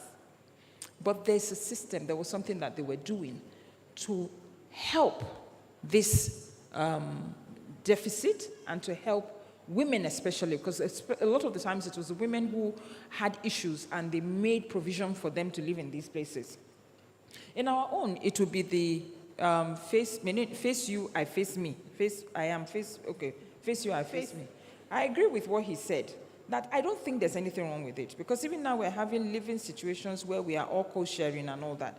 I think the issue goes beyond that. It's the issue of training. we are badly behaved. We are selfish. We are dirty. I don't want to live with that. I want to live in those developed societies. As human beings, they are self-developed. They know that they have to think of the next person, because if they think of the next person, it's a pay it forward. Here, we only think of ourselves. And we are only thinking in your own, myopic space. And that affects. I think doctor wants to stop me, so I'll wait for her to give me another opportunity, then I'll continue. Thank you very much. I mean, she's raised two important points. One of my colleagues in PIC, it took her a very long time to rent her apartment recently, because once she gets in there and they ask her if she's married, once she says no, that is the end. So she went on for months until she finally got a landlord who wasn't bothered about, her marital status. And the last point she also made about, being disciplined. So many times the reason why people can't explore, affordable housing also has to do with being able to, so many years ago, I made up my mind that I was never going to live in a flat arrangement anymore, because you would be the only one to pay for, the communal things like cleaning the facility. People just don't want to cooperate, and I don't know why. But if we really want to address, affordable housing and begin to think about cheaper ways of ensuring that people have decent living, these are conversations that we need to have. Because I want us to take questions. I'm going to do one last quick round in 1 minute. So, Will, from your experience, what sort of public-private partnerships can help with reflecting on new approaches for affordable housing and transportation in Nigeria? Yeah, it's interesting you brought up the UK experience. And the UK experience on council housing, as we call it, is that it's always a fight, and it's a very political fight. And we had lots of council housing up until the 80s, and then it was unfortunately our first female Prime Minister who cancelled that programme. But it's taken decades to fight, and it's a political choice to, any government has a certain amount of money in its budget, and it is a choice as how they spend it. At the moment, particularly in Abuja, not enough of that money, in experts' opinion, is being spent on affordable housing. Hence why we have the situation here that we do. You talk about public-private partnerships. It's important to bring in the private sector, particularly when we know that state-led housing problems here have suffered all kinds of problems. But it has to be done in a very controlled and measured way. It's no good just giving land to private developers on the cheap because the government own it, and then collecting 30% of the profit, which is the current policy in Abuja, and not having any kind of policy that says you need to be bearing down on costs, you need to be using local materials, you need to make sure that the infrastructure is there, you need to be aiming at a target price. So you have these PPP housing developments that are selling at around 10 times what an affordable home would be. There's some really good work down in Ogun State where the state government did a lot of work to figure out, what is the price that our civil servants can afford for a decent house, and it was around 4 million. And then they worked, as my panelist was saying here, they worked really hard to get down the costs of the materials, to densify those settlements, to make it efficient. Something like that needs to happen in Abuja, because currently, the advert just outside here is selling a house for 50 million naira. That is just so astronomically out of the range of most people. It seems over the top to call it a crisis, but it really is a crisis, and it requires good people in state government and in the area councils to kind of come together and work with, not against, the poor. Because currently, the view is that you can demolish your way out of this crisis, and you can't. Thank you so much, Will. Thank you. You've talked a lot about, reducing cost of materials and, innovative ways of thinking about that. Given the fact that we have a really big problem with building collapse, standards, what measures should be put in place as we reflect on this to ensure that we are also protecting people from harm, Unfortunately, the only measure we have to put in place is self-regulation, right? Self-regulation. If I'm spending 200 million naira to build a house, I should be the last person that wants the house to collapse, not the person regulating me. So, but we have very warped values in Nigeria, and that's where it starts from. What do I gain when my building collapses, right? I always tell myself, I should be able to live in this house. So it starts with values. We need to reevaluate our values as people of Nigeria. Every time we point fingers at the president, at the people in government, but for you living in the face me and face you apartment, are you doing the right things, for instance? So I would say self-regulation, because no matter how much you get externally regulated, once you don't have that check within yourself, we won't get things right. But I also think that the regulators should leverage technology to reduce the issues of corruption, because that's also a big problem. I don't have to talk about that now, but what we realize is that the regulators are not so much interested in what they are supposed to check on site, but what they get afterwards. So beyond self-regulation, we want policies where we reduce as much human elements in these processes. For instance, in my first project, a simple information as knowing the land use acts for the land, for the property, which means, can I build 1, can I build 10, can I build 50? I had to ask 5 times in the same institution, and I got different responses. A simple website where I can put in my CFO and it generates the land use would have solved the problem. So technology takes away a lot of these corrupt practices. So those 2 things, self-regulation and leveraging technology to reduce corruption, will be the way forward. Thank you. Wow, thank you so much. And then finally from you, Comfort, you've raised a few issues, especially I'm really, really passionate about this marital status issue. What sort of policy reforms would help to make access to housing more inclusive in Nigeria? You had asked me about the legal framework, and I wanted to say that I don't even think that we need more policies, legal frameworks. Now I understand what it means, what gender neutral means.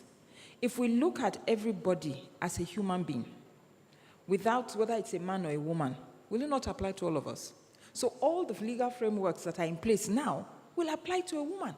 Abi? Housing for all. It didn't say housing for men. It said housing for all. Simple. So can we get you need to call them the politicians, the reps, the people who are at the helm of it, to be the ones to drive this. We can't keep on sitting here without them, quite frankly. They must come here, or we'll take it to them and be doing it in National Assembly. Because without that, honestly, we're still just speaking rhetorics. Can I still say one more thing? Okay, let's get 1 or 2 quick questions. Okay.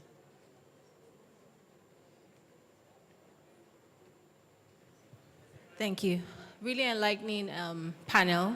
My name is Francesca Oriri, and I'm the founder of Leading Ladies Africa. So I'd like to hear from the panelists your thoughts on something that has kept coming to me during the duration of this summit has been gender norms. Women are often at the tail end, or they suffer from gender and cultural norms. Now, what are your thoughts? Are there any specific things that we can do to work around, eliminate, mitigate, or completely dismantle gender norms and how they negatively impact women when it comes to ownership, economic prosperity, and things like that? Thank you. Thank you. We'll just take all the questions together. Can we have the man at the back?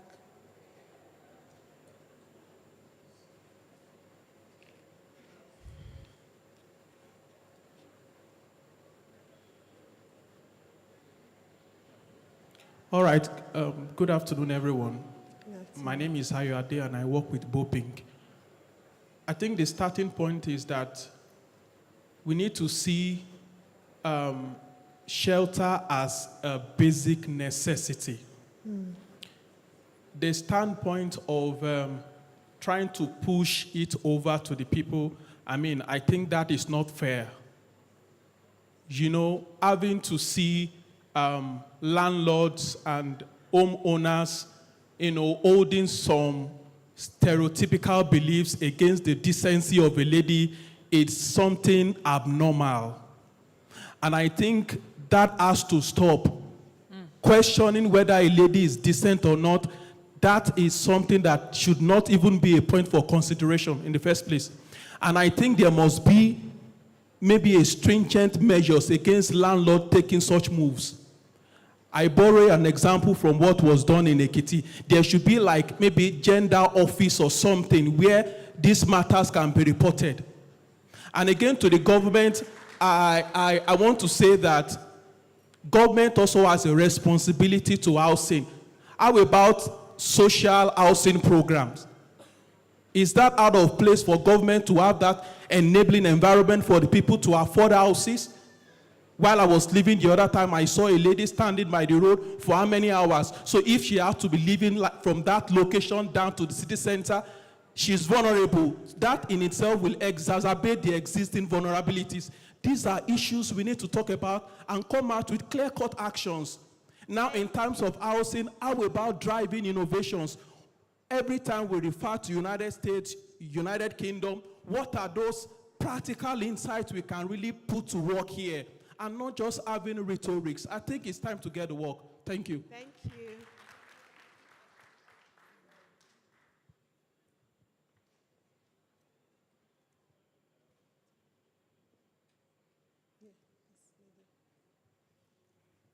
Thank you. My name is Savio Goudalapa.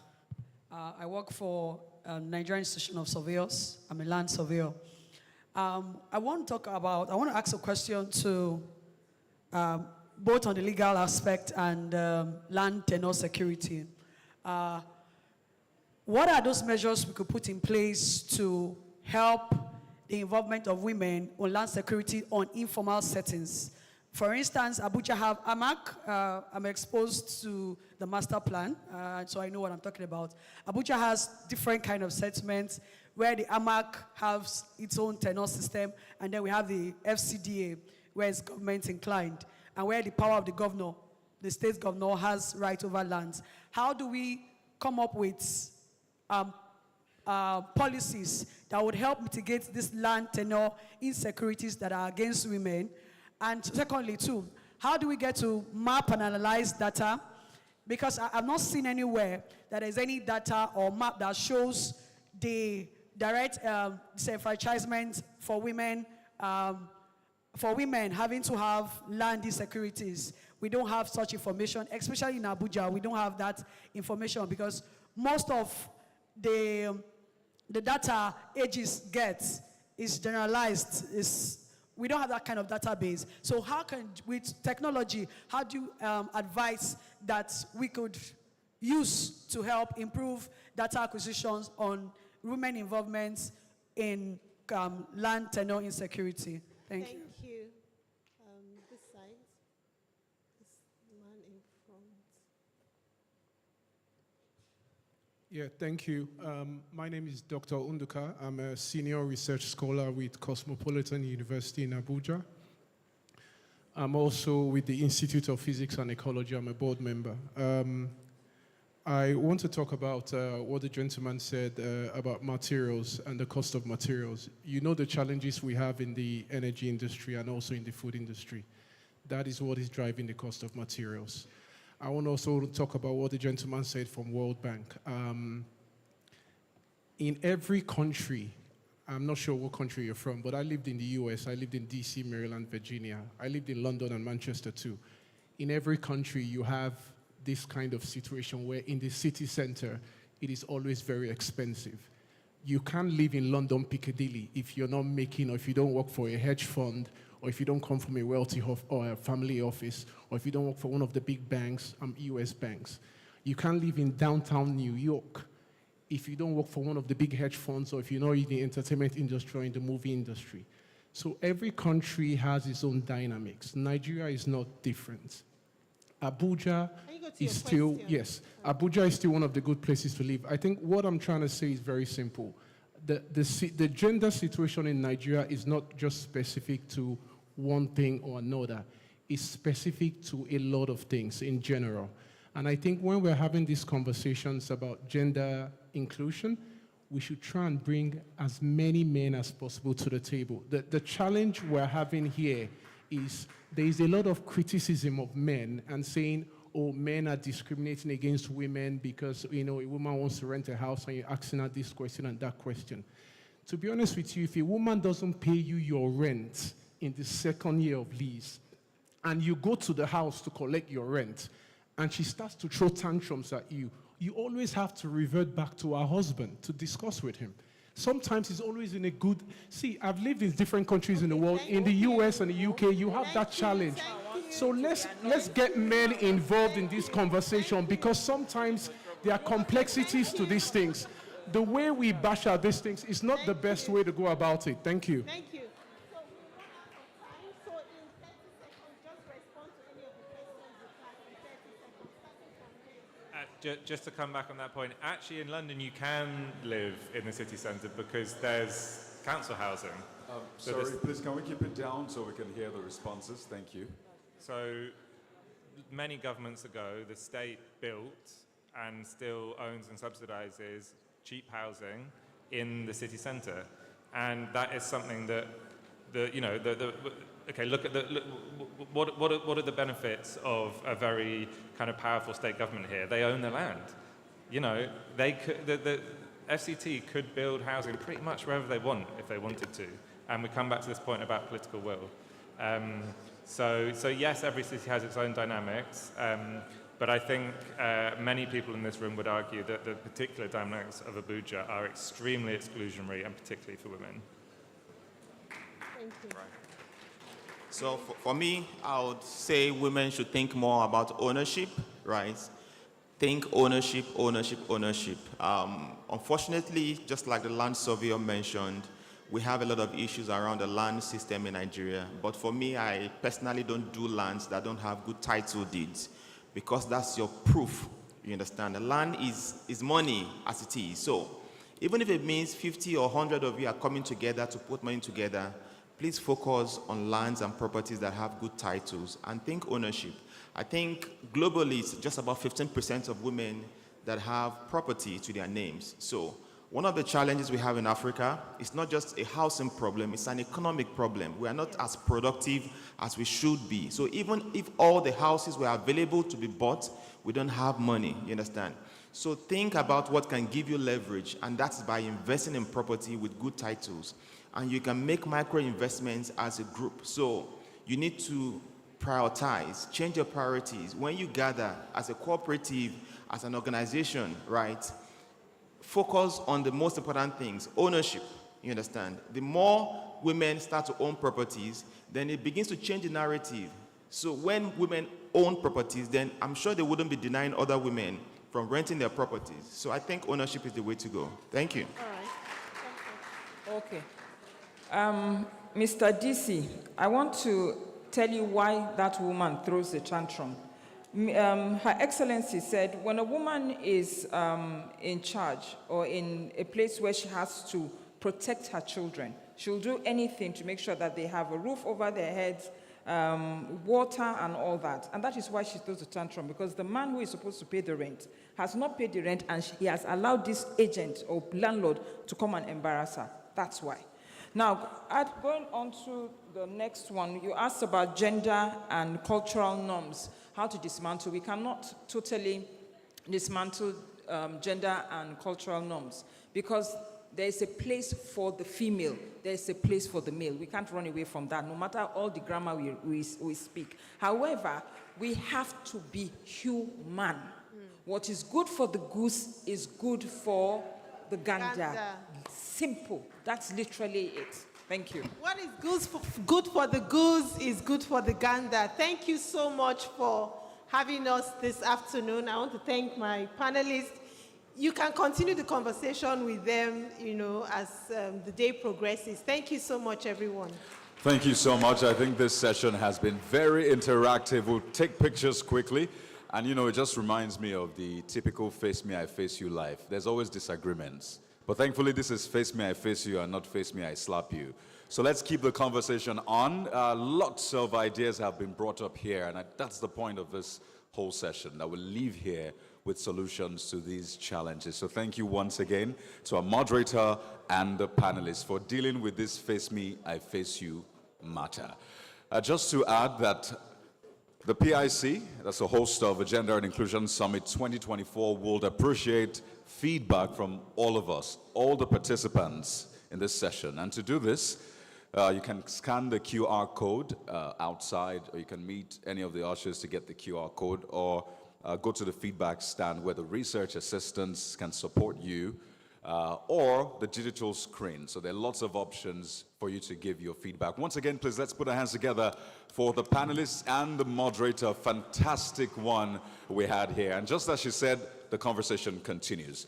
Well, it's now time for us to take a moment, stretch our legs, get some tea. Ladies and gentlemen, it is tea break time. But there's an addition to that. There's also an exhibition tour, so it's not just tea break. Please take a moment to go around. And I'm excited to tell you that the exhibition tour will be led by Her Excellency, Chief Dr. Joel Howard Taylor, whom we have in our midst today. So she'll be leading the delegation across the exhibition stands. So please take a moment to patronize, purchase things, have some networking moments, and we'll converge in exactly... Okay, we'll converge at exactly 1 p.m. So that's just exactly 17 minutes from now. Please note that we'll converge at exactly 1 p.m., 17 minutes from now. So thank you very much. Have a great time. See you by 1 p.m.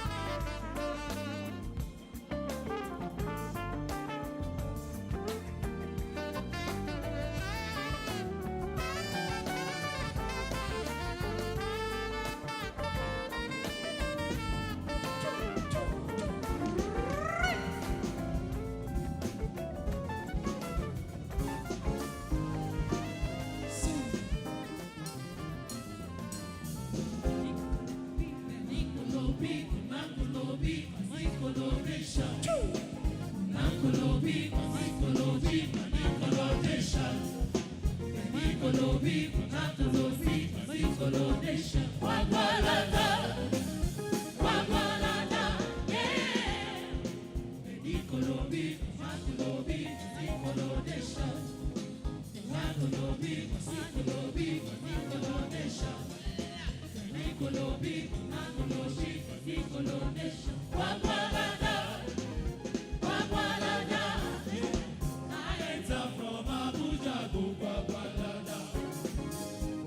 got a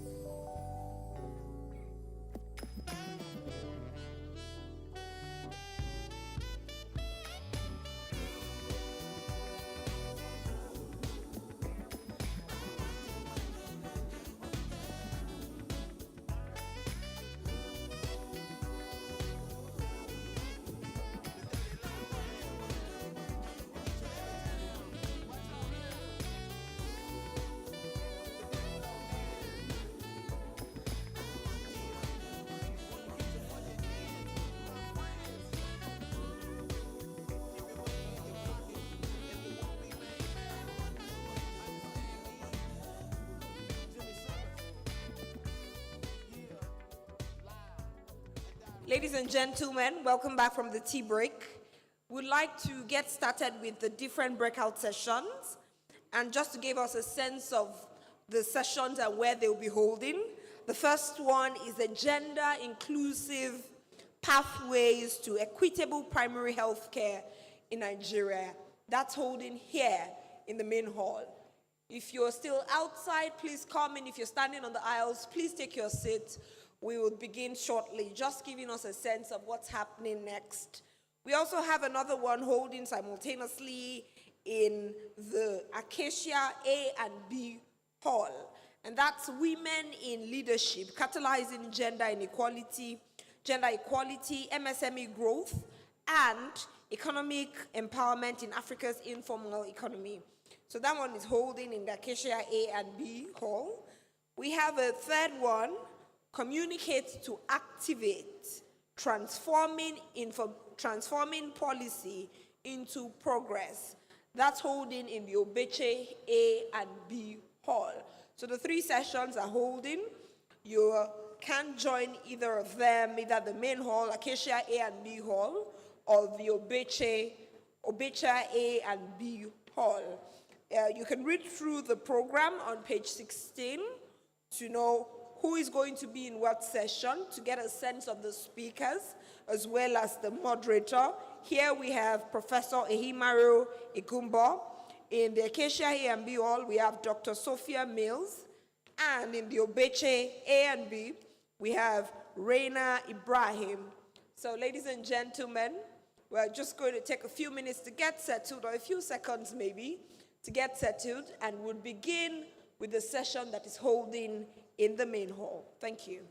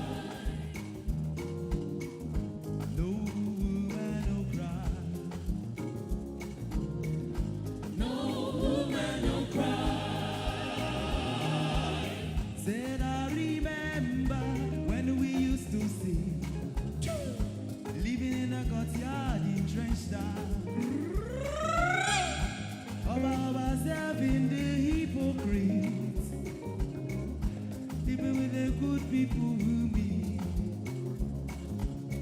Good friends we have, good friends we've loved along the way. In this great future, you can't forget your past. So dry your tears, I say. No woman, no cry. No woman, no cry. Little darling, no shed no tears. No woman, no cry.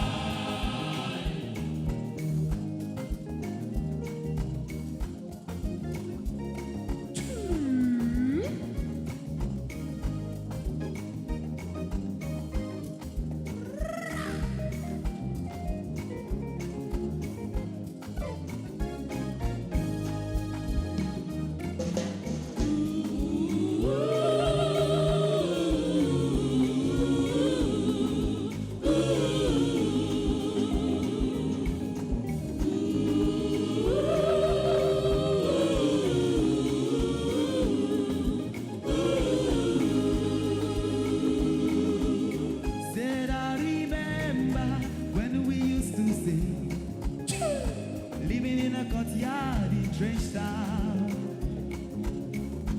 Oba serving the hypocrite, love would burning through the night.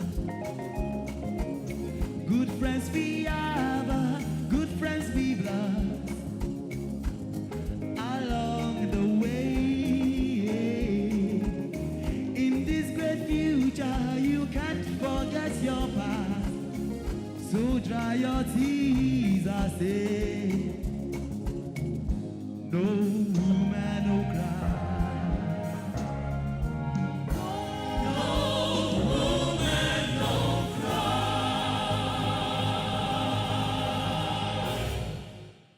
No woman, no cry. A round of applause to LXS for the beautiful performance. They've been serenading us since yesterday, and it has been beautiful.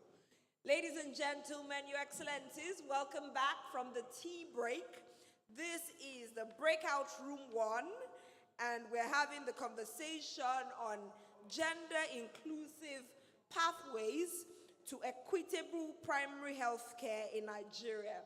I'm going to invite the moderator and invite you, distinguished audience, to be generous with your applause as the moderator brings up his panelists.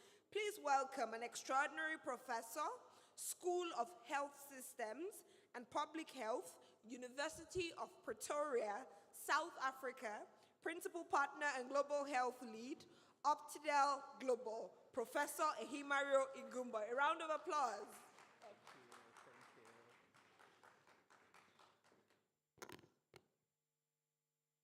Good afternoon. I do want to sound again much kudos to the melody we just heard. I thought it was rather ironic, however, that we're saying no woman, no cry in a so-themed program, but all the same interesting. My name's Ehi Gumbo. I am a professor with the University of Pretoria, as so introduced, and it is my pleasure to take on moderation of what I think will truly be a most scintillating of sessions. We take on the issue of health, and I want to express gratitude from the outset to the panelists who we have, truly star-studded, and much gratitude to the PIC for really accentuating the discussion around primary health care to the domain of a gendered lens.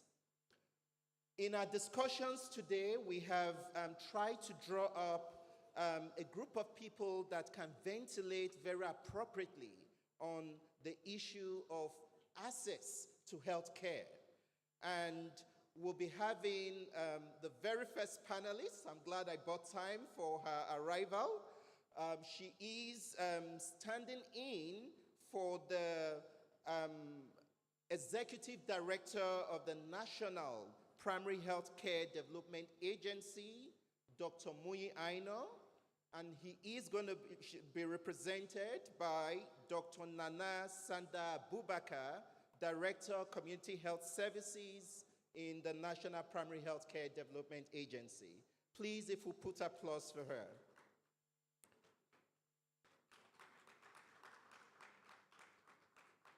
To also support us in these discussions, we'll be having, again, a representative from the sector-wide approach within the Ministry of the Federal Ministry of Health, and we'll be having for that the M&E lead of the SWAP program, Opeyemi Fadeibi. Can we put our hands together for her as she comes on stage? Please, can we be generous with our applause, please? Thanks. And we will also be having on our panel yet another female panelist, just looking at the spread now. And it's quite ironical.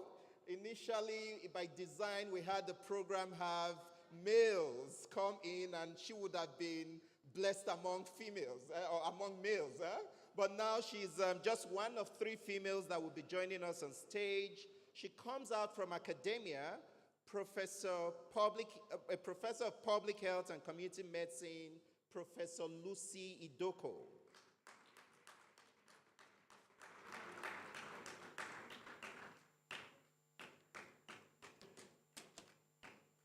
And in the true sense of it, blessed among women, we'll be having the Managing Director, Society for Family Health Nigeria, Dr. Imokudu Idogo.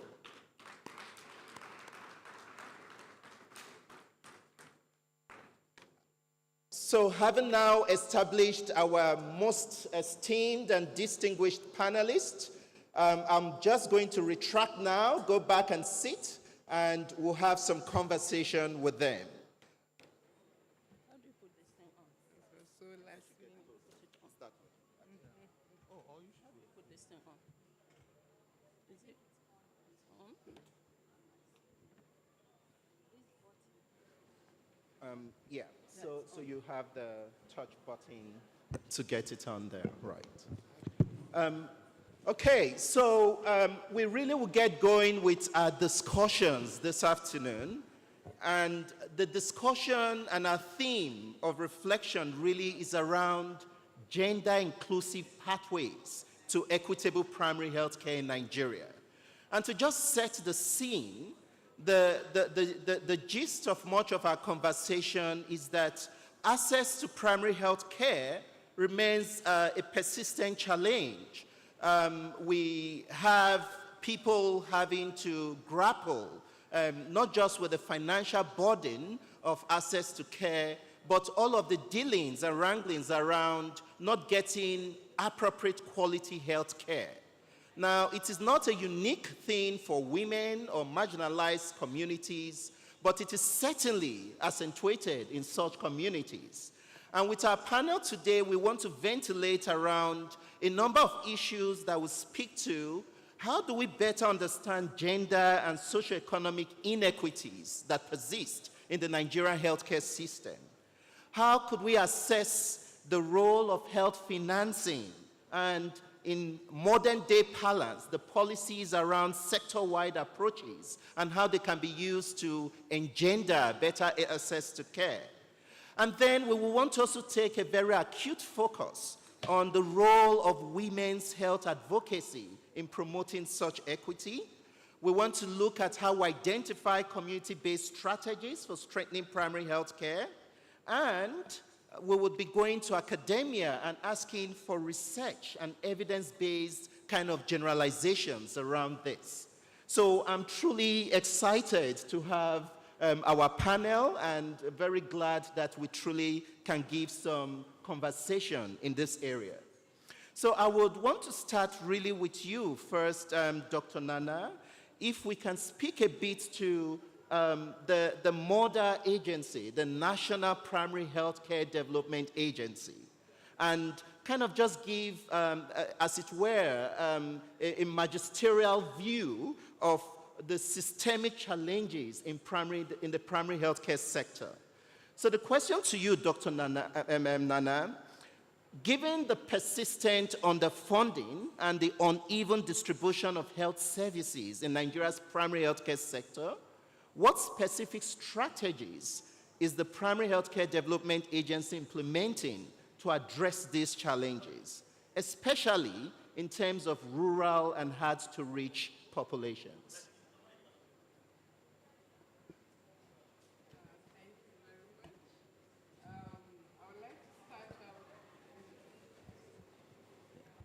Okay. Good afternoon, distinguished ladies and gentlemen.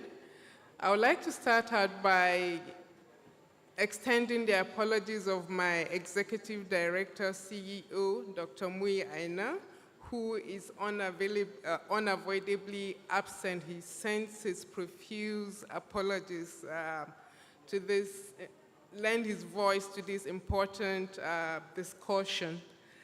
So on the issue of access and the systemic challenges and how gender disparities align, we know that the 1999 Constitution made provision for health to be on the concurrent list. Although that is arguable, the discussion now that it's not so. But the National Health Act makes provision for primary health care, which is the bedrock of our national health policy. The systemic challenges range across the building block of health, from adequate human resources for health to weak financing. It is a fact that over 70%, studies have shown that maybe up to 75% of Nigerians incur out-of-pocket expenses.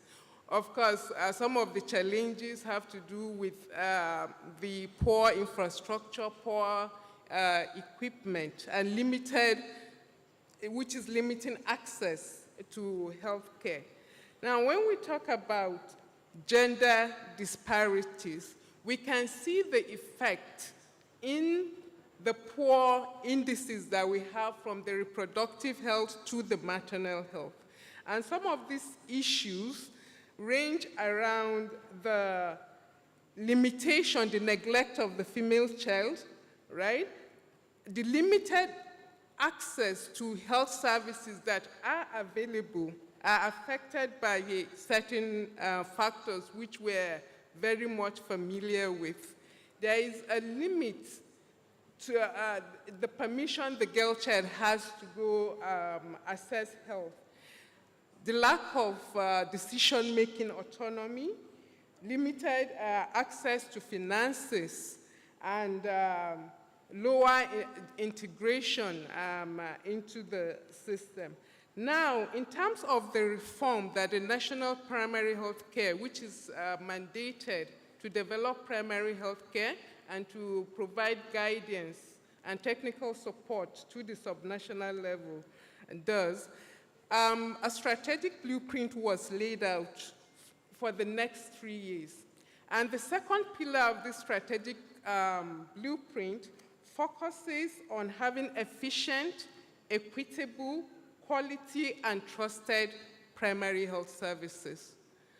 This is like underpinning the goal of the whole of the health sector, which is to save lives, reduce physical and financial pain, and produce health for all Nigerians.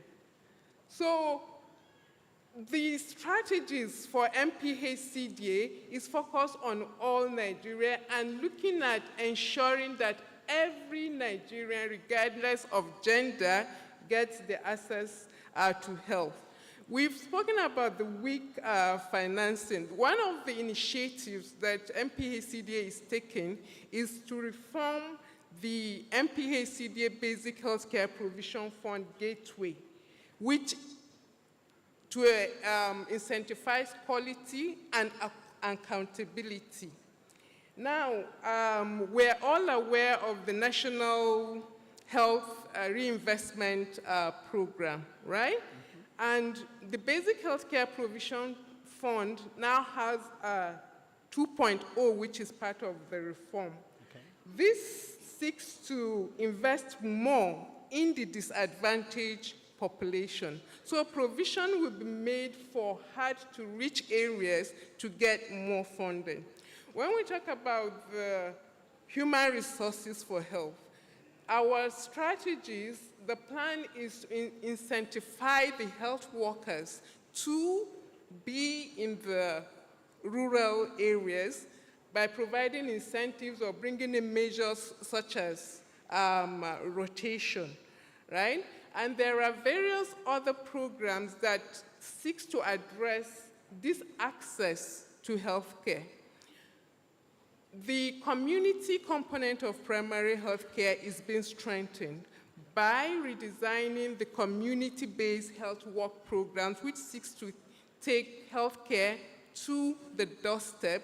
And the design of that program would look at addressing some of these disparities and improving the outcome for health. Fantastic, that's great. I think really brilliant to hear kind of this number of initiatives and activities that the agency is doing. And to a big extent, current policy has drifted a bit towards, again, sector-wide approaches. So I think a segue to getting the next panelist give her introductory remarks is really talking a bit now about sector-wide approaches. So maybe I'll direct this question specifically to Payemi and just ask the question, how does the sector-wide approach framework facilitate integration of gender-inclusive strategies in the health sector? All right, thank you very much, and good afternoon, everyone. I bring you greetings from the Office of the Honorable Minister for Health and Social Welfare, Professor Patti, and the coordinator of the national coordinator of the SWOP Coordinating Office. SWOP is the sector-wide approach. In answering your question, I think I would like to start with by differentiating between two things that I notice are used somehow interchangeably, but they are not exactly the same. So I want to say a few things about the Nigerian Health Sector Renewal Initiative. Okay. That is the blueprint that was set when the minister came into office to drive everything that will happen in the health sector. And the goal of that initiative is to save lives, reduce pain, both physical and financial, and also produce health for all Nigerians, whether men or women, young or old. The goal is to produce health and reduce pain. How do we implement the Nigerian Health Sector Renewal Investment Initiative? The method or approach to implementing it is what we call sector-wide approach. So the sector-wide approach, as the name implies, in a short sentence means we're looking at the health sector as one. In other words, the fragmentation we used to see, where you think, oh, the primary health care is separate and has very thin link with the secondary health care services, that should no longer be. Fragmentation on different fronts. Even when it comes to data for tracking progress in the health sector, you have fragmentation in different parts. Financing is fragmented. It looks like the health sector looks like the most fragmented sector, when it comes to development. So that's the essence of the sector-wide approach. We're looking at the health sector as one. And so we have our mantra. We used to say that under the sector-wide approach, we are trying to build a more cohesive, effective, and sustainable health sector. How do we want to do that? What then does the approach mean? We're going to have one plan for the health sector. That means government takes the lead in deciding what are the priorities for Nigerians' health when it comes to, setting the priorities, setting the goals. What should be our priorities? Government takes the lead. It used to be the other way around, in which you have our priorities are usually influenced heavily by external bodies. Development partners come and there's a way they influence what we make our strategies. But now we're having one plan. That means you have one plan, then there should also be what we call one budget, in which you pool resources together so that, unlike in the past, you see that some areas, maybe some states or some regions, are heavily funded when it comes to some health interventions, while some areas are not so lucky. So now we're pulling all the budgets together, the funding together, and government is taking the lead in deciding where funds should be allocated, where technical support should be. Some states, some regions are also more heavily supported when it comes to technical assistance than the others. So we're putting that together. We also have what we call one report, meaning the fragmentation we see when it comes to M&E, different surveys with different reports, different estimates. Today, maternal mortality ratio is 512 per 100,000 live births. Tomorrow, it is 1,000 and something. In different sources and all that, we want to have one report. We want to have one source of truth for all that we're doing in the health sector. And the last one, which we look at under the SWOP approaches, we want to have one conversation. So when we sit to discuss the health sector, either in what we call a quarterly performance dialogue, where we have all the 36 states and the FCT coming together, to discuss performance in the last quarter, it is one conversation. We're using one set of indicators to monitor progress across all the states and at all levels. So we don't want, the essence of SWOP actually is to reduce fragmentation and ultimately to eliminate it, because fragmentation leads to inefficiencies in the system. So the efforts that have been put together we have a compact that was signed last year, December, by all the 36 governors, in which they all agreed that these are the things that we want to focus on, at least while we implement the Nigeria Health Sector Renewal Investment Initiative. So some of the things, different things, and there is a lot of focus now on improving health services that are, I call the 13 priority areas identified under the SWOP approach. I call them 13 gender-laced priority areas, because they are focusing mostly, now gender is not just about women. So, but because women somehow we are kind of disadvantaged when it comes to a lot of things, including health, we're focusing more on them. For example, the minister is passionate about reducing maternal mortality ratio, and that's something that directly affects women. So steps in the compact that was signed, you have things around doubling the number of PHCs that can provide basic emergency obstetric care services, BMONG services. We want to double that from about 8,600 to about 17,000 plus. We are also going to have a linkage between the BMONG facilities, which are mostly primary facilities, and those that can provide comprehensive emergency or obstetric care services, the CMONG services. We have things around ensuring appropriate investments in community health models, because sometimes, like we've heard in the previous panel, the panel before this one, there are cultural norms that still hinder some women from accessing healthcare. So it's important, if they cannot go to the facility, then let's take health care to them in their communities. So we have indicators to measure this, ranging from things around reproductive, maternal, and adolescent health that look especially at issues like antenatal care coverage, skilled birth attendance, maternal mortality ratio, things around nutrition for pregnant women and their children. It ranges from that to, increasing, like I mentioned, the number of facilities that can provide both BMONC and CMONC services, to looking at children. And then the last one for that is there's a priority area we call intersectoral coordination. Now, please, let's note that the Ministry of Health is no longer Federal Ministry of Health.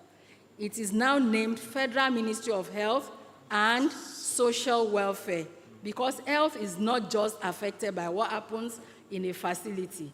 It is affected, I think, much more by a lot of things that happen outside the facility, the social determinants of health. And so there is that cross-sectoral, the intersectoral coordination that happens right there to make sure that when we say the health sector, we are talking about one sector that takes into account every other factor that affects health outcomes. So I would like to stop there. Thank you very much. That's fantastic. Thanks, Opemi. I think elucidating on that, one plan, one budget, one report, one conversation, and just the fact that you're using a gender lens in thinking about your 13 priorities, that's very thoughtful indeed. I like that you've also begun to talk to us around the social determinants of health, which maybe is again a good segue to the next panelists who will come in from the community aspect. Dr. Idogo, could you elaborate on the role of community-based strategies to strengthen primary healthcare delivery, especially around those that would serve underserved or marginalized populations? Thank you very much, and thank you for having me.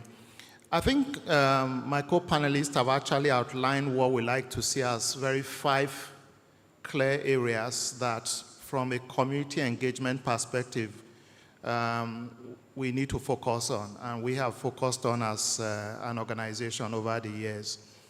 A starting point is a deep recognition that what truly makes primary healthcare people-centered is when it's actually sort of managed and owned at community level, and therefore sort of a bottom-up approach to shaping it. But where are some of the bottlenecks if you take a gender lens in terms of looking at community engagement? Some of these include, for example, the service design, how service is designed. My co-panelists, I'm quite pleased, have talked extensively about a lot of what is in the works to change that. The reality of our experience as an organization over the years is that if you look at most of the disease area within primary healthcare, is it malaria? Is it upper respiratory tract infection? Is it diarrhea? The first call by community people often are PPMVs, community pharmacies, and many of these are not within the sort of formal healthcare system as you know it. So for us, even starting to take a conversation forward is to start saying the service design over time needs to incrementally incorporate these groups while ultimately pushing for us to achieve the very scale of what we require in terms of facilities that can both provide BMOC as well as CMOC services over time. So I think that's really one clear area. The other area where community strategies are very central is norms and value system at community. There are quite a lot of limitations that make and limit access to services, even when those services are there. And we've applied community engagement strategies to actually make and transform some of these norms. So if it's for things as basic as working with the traditional institutions, with the religious institution, to try and start shifting some of these norms, and maybe just to outline some of these norms, in some of the locations we work, you actually will need approval as a woman to actually, for example, access a health facility. So in many contexts, even when the need is there, when that approving authority is not at home, the woman is unable. In terms of how do you change that? How do you transform that? The other element around the community engagement side is really around the economics. And I think the big sort of push to that has to come from a big sort of policy, I would say national policy framework. And at least it's quite hopeful that the conversation around expanding access to health insurance is gaining traction, because that's one of the major limitations, particularly if you take a gender lens in terms of why are women and girls, for example, not accessing service. The other element to also talk about within the non-space is that sometimes we've had to sort of adapt how services are delivered to actually sort of then go beyond some of these norm limitations. So for example, if women, girls can access facilities, if you are looking, for example, at sexual reproductive health services, if you are looking at maternal services, how do you then explore mechanisms that actually bring that services to them? So for us, for example, we've implemented a range of activities, including community-based distribution, which actually tries to bridge both the demand side and the supply side, and actually sort of takes cultural appropriate approaches to actually bring that service to the homes of the women and girls.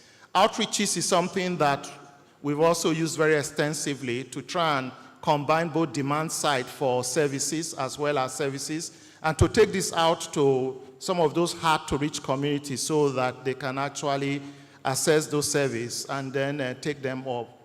Decision-making, it's a major issue in terms of how you assess care, decision-making at the personal level, decision-making at family level, decision-making at community level. Again, you need community, very active community engagement strategy across the whole spectrum to actually sort of make this. And these are elements of work that have been ongoing for quite some time.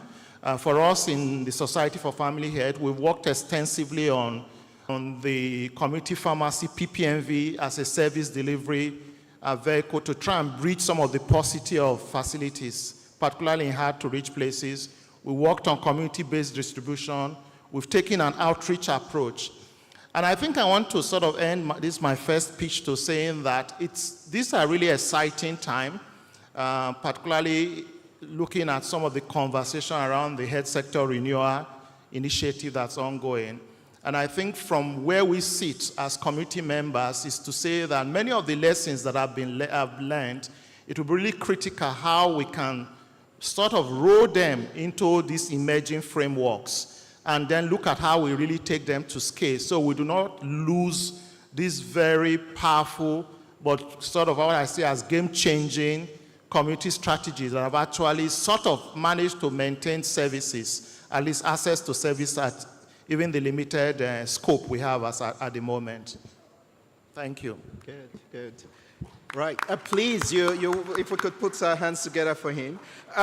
Yes, I think Dr. Idogo, very prescient, your expression there. In very many ways, our health system is at an inflection point, and a lot could happen, a lot is possible. But yet, all of these must also be guided by good data use and good research. So I will come to my colleague in academia, Professor Idoko. If we speak a bit about research and evidence-based policy making, in your views, how can robust research contribute to addressing socioeconomic and gender-based inequities in Nigeria's health system? And what's the particular role of academia in this? Thank you very much. Good afternoon, ladies and gentlemen. I think this is a good time for us as a country with what we are hearing. For the first time, even though it's not been put in practice, we are hearing community activities, because the whole essence of PHC is there must be a balance between what is happening in the health facility and what is happening in the community. Most of the people who benefit from the services are in the communities, which all my previous speakers have alluded to. In terms of providing evidence, I think that if you look at some of the things that establish what we know about the disparities and inequities to access to services, it's been documented extensively from researchers, particularly across the country and in other countries, to say that what prevents women, when you put the gender lens, you find that this decision-making, lack of agency by women, particularly in the rural areas, they have to take permission, which has been alluded for. But we know that if we use a gender lens to look at how the social norms operate at both the family, the community level, we will see that this is a very entrenched thing. And researchers, particularly qualitative research, have shown that this is a problem, particularly for women. They need to take this permission. And when they are able to get the permission, they depend on their male counterpart to provide the resources, that is the funding, to get them to go to where they find services. And in extensive qualitative research, some men have said they can only give the women what they have. And immediately they cannot give enough. Then the women have to resort to alternative. They will tell you, oh, we want to go to the health facility, but the money we have cannot even take us there. So we look for alternative. So they have to take the initiative of looking for alternative. And so in terms of providing evidence, in the context of the new things, the new strategies that have been put in place, first of all, if you look at, a lot of attention must be placed in the communities so that we use a gender lens to look at who has the powers. Why do they have the powers? Why should they take permission? It is possible that even in these communities, the men who give the powers have no idea what barriers they are creating by not, devolving power to the women so that they can be co-partners in doing those things. So in terms of generating evidence through gender disaggregated data, to begin to show in the communities so that they see it, particularly if you use participatory methods, involving all stakeholders, because women must be at the table, men must be at the table, to see what these powers that they are not giving is causing disparity, which in the end affects all of them, both the women, the men, and the children, and the adolescents, and the boys. So I think we need to get research focus, need to be able to look at these social norms that intersect with other social determinants of diseases that are so many, so that they are able to address it in a gender transformative way, because we have the NGOs at the community level. I think we can work collaboratively with them so that if you find this thing and you involve the men, when they see that, oh, this woman didn't get to the facility on time to deliver because she didn't get the permission, see the consequences. We are hearing now that, if you hear, it's on the news now that there is going to be free fistula repairs for women, right? And just this morning, I called my colleague in one of the hospitals. The people you are seeing with fistula, what is the age range? And I'm told majority of them are 25 and below. That tells you that there's a lot of new ones coming, right? Which is, in fact, that shows us where we are when you are looking at the health of women. So if research is going to show, using gender disaggregated data, to show that this thing is happening more than others, affecting women more. There are things that affect men too. So when we say gender, it's not just women and men. It's both men, women, and men, boys, and children. Talking about the role of universities, I think the universities are set up to produce research, to produce evidence, to improve life and well-being.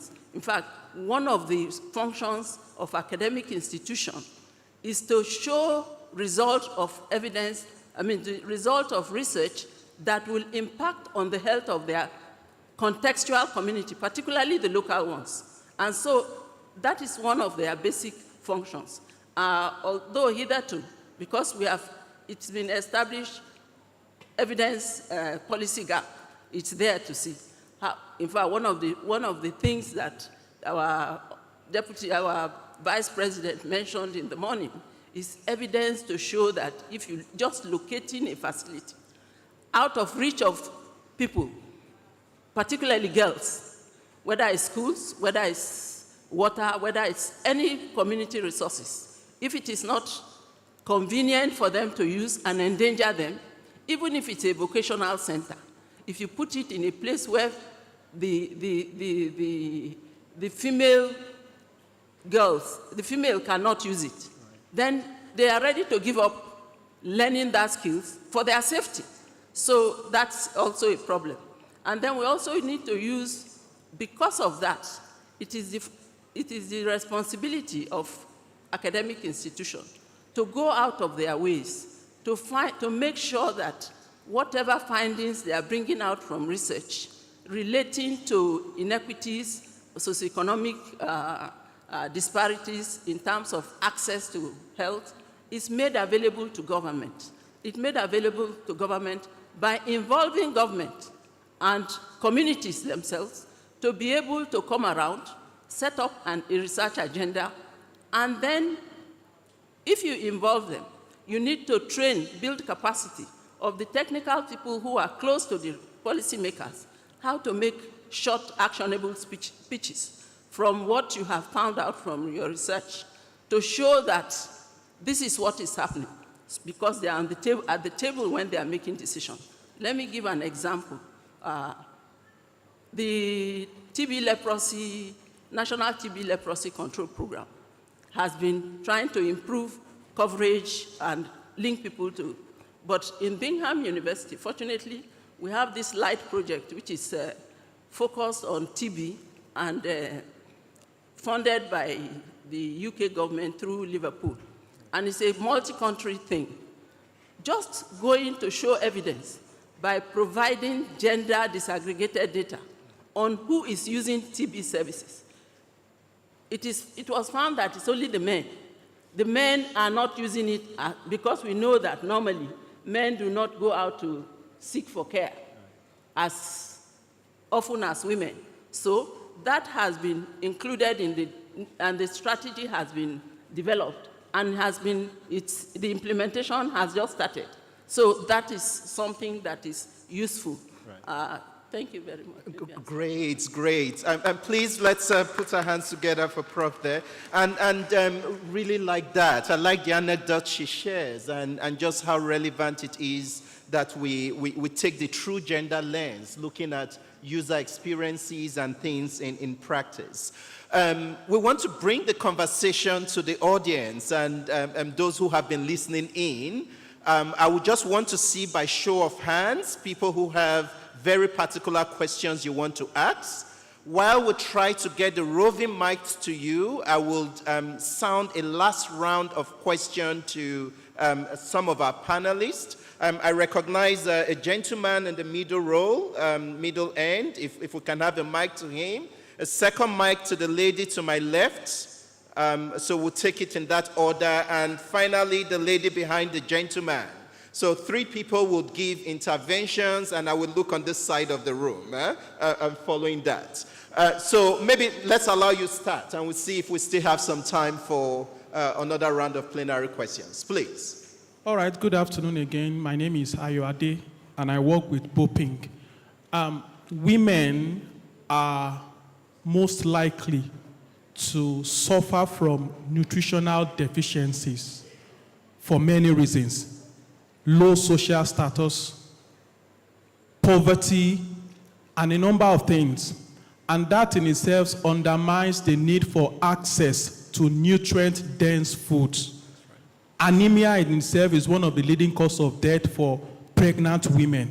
My question is this: what are you doing at the communal level for women to have access to nutrient-dense foods? Thank you.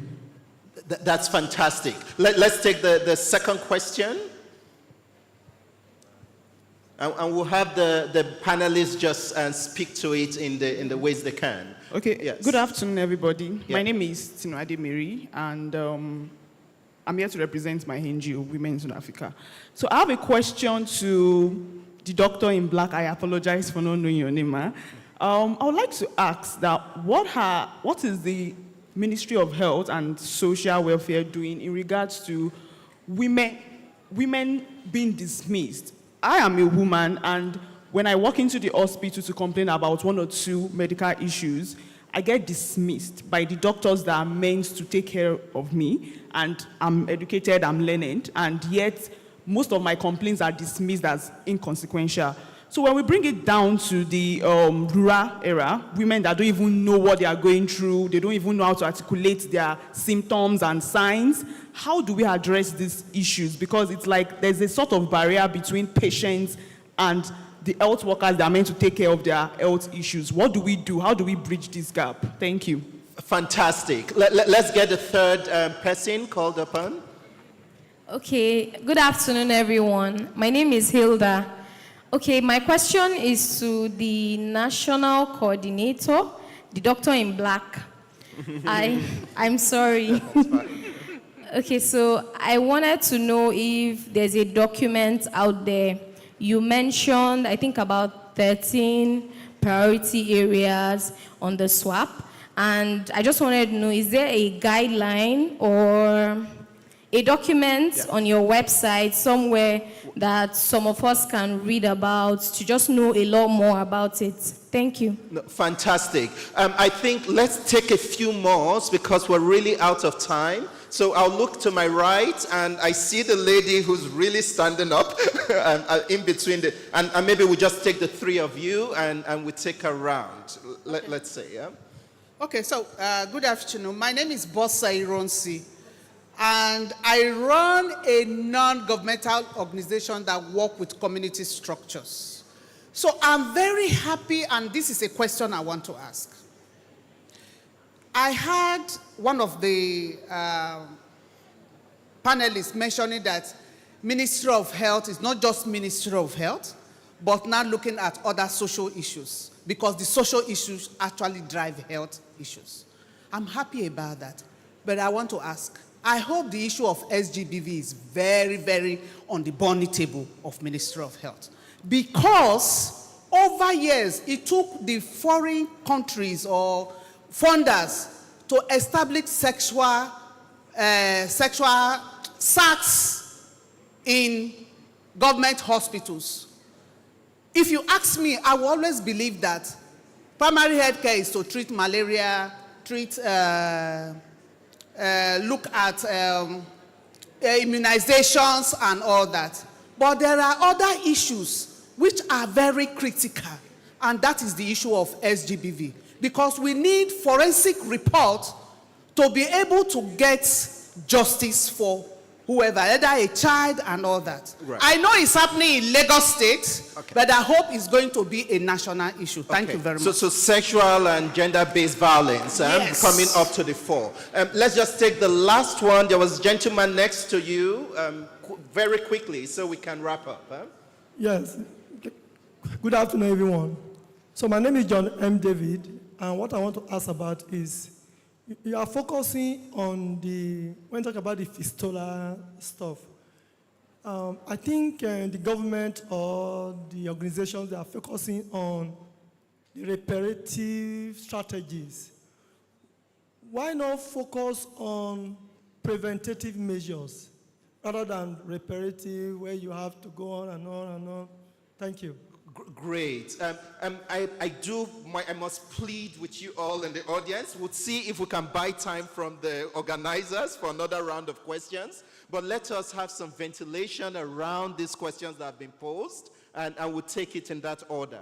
So maybe I will just allow the panelists speak to questions that they can relate with. If we start with Dr. Idogo and we come downwards. very briefly, so we see if we could take more. Yeah, thank you. I think there was a question around the behavior of healthcare workers. Yes. And I think in many ways, healthcare workers are also a product of the norms in the communities they come from. And so part of the norm translating work, which is also part of community engagement, is to also work with healthcare workers. And they are a very good example of how this is being done to make healthcare worker more sort of understanding. We call it sort of provider sort of communication, so they are able to better understand the context of the patient that they are dealing with. Thank you. Great. Dr. Nana? All right. Thank you very much for those questions. And at the primary health care level, for the frontline health workers, just building on what my co-panelists just said, right? Respectable maternal care is being institutionalized in the primary health care service delivery. So the health workers are being trained on this, and there's a quality of care framework to determine this. Then there was a question on nutritional services. At the community level, part of the scope of work of the community health worker is health promotion. She provides education on the importance of nutrition, on the right nutrition. I know this question was regarding access to proper nutrition, and that is why health is a multi-sectoral effort. Absolutely. Right? We have collaborated with Ministry of Agriculture and other sectors on this, but for ranging from childhood nutrition to nutrition of the mother, there's provision both at the community and the primary health care level, health facility level to address. Great. Opeyemi, specific question to you. Where can they get documents and then the SGB one? Okay, thank you very much. Where can you get the documents? So the swap coordinating office is just, I think, less than a month ago or so. The establishment of the office was formally announced by the president. So we're working on building the website and incorporating it into the ministry's website. So just be on the lookout. Otherwise, you can just get into the ministry and ask for the swap coordinating office. So one thing on the women getting dismissed question. Yeah. For us in the swap secretariat, getting to hear citizens' voice is very crucial. It's part of the presidential bond that we are committed to. So please, if you get lucky to be one of those that will be interviewed or spoken to, don't hide your experience. Thank you very much. And finally, Prof. Doko, especially the preventive medicine, just respond to that. Thank you very much. I think that I use that example to show that if our health system was working the way it should be, we shouldn't be treating them. Absolutely. That was why I use it. Right. That is to show that from what the ministry is saying they are going to do, we will, in another 10 years, when we are dealing with fistula, we will see women who are young, right? So which means it won't happen again, because they talked a lot about the emergency obstetric and neonatal care. Thank you very much. Fantastic. So colleagues, I did say that this was going to be a very scintillating session indeed, and we've literally run out of time, and the mic is being drawn off me. I do want to thank our panelists. I think the message is clear. Addressing gender inequities in healthcare requires a multifaceted, multi-sectoral approach, including policy restructuring, but even improved governance. I do want to thank so much the PIC and our most distinguished panelists for giving us really good discussions this afternoon. Thank you all. Thank you very much. I think that was indeed A brilliant conversation. And the good part is, I'm not exactly taking the mic from you. The conversation continues after this. The work continues after this. So please, ladies and gentlemen, let's give them a round of applause for doing a yeoman's job here. And I am glad that we addressed these fundamental issues that pertain to the health of women. Thank you once again. I think we could take pictures very quickly. So please, can you rise so we can take pictures? Thank you very much. As I said, the conversation continues after this. So by all means, feel free to reach out to them, have a conversation. This is for the good of gender inclusion, definitely.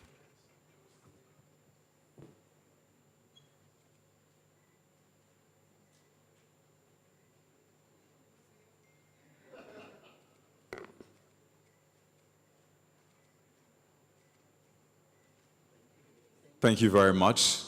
Well, distinguished guests, ladies and gentlemen, I'm excited to tell you that we have more for you. There's way more from where that came from. And what we'll have next is another round of breakout sessions. And I'll just walk you through so you see whichever catches your fancy.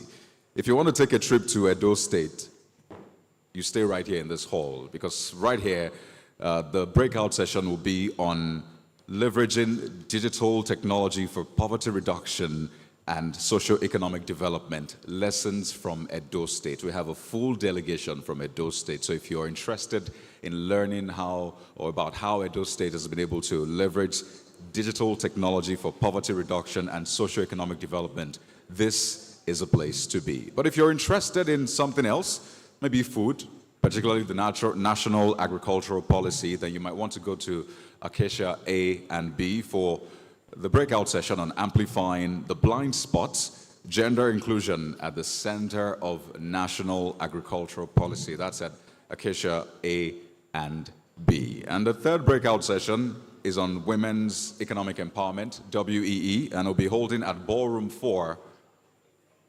Oh, not yet. Okay. So we'll hold off on the women's economic empowerment bit, but the two breakout sessions are indeed live any moment from now. So please, if you're interested in any of them, you either stay here for the lessons from Edo State, or you go over to Acacia A and B for amplifying the blind spots, gender inclusion at the center of national agricultural policy. That will begin in about a minute. And to do that, I'd like to welcome to the podium the moderator for the breakout session I'll be holding right here in the main hall. And that's in person of Dr. Cornelius Ohonsi, who is a policy advocacy specialist at PIC, the Policy Innovation Center. Dr. Cornelius Ohonsi. Let's put our hands together for him. You will have seen him definitely all around, so we'll wait for him to lead us through.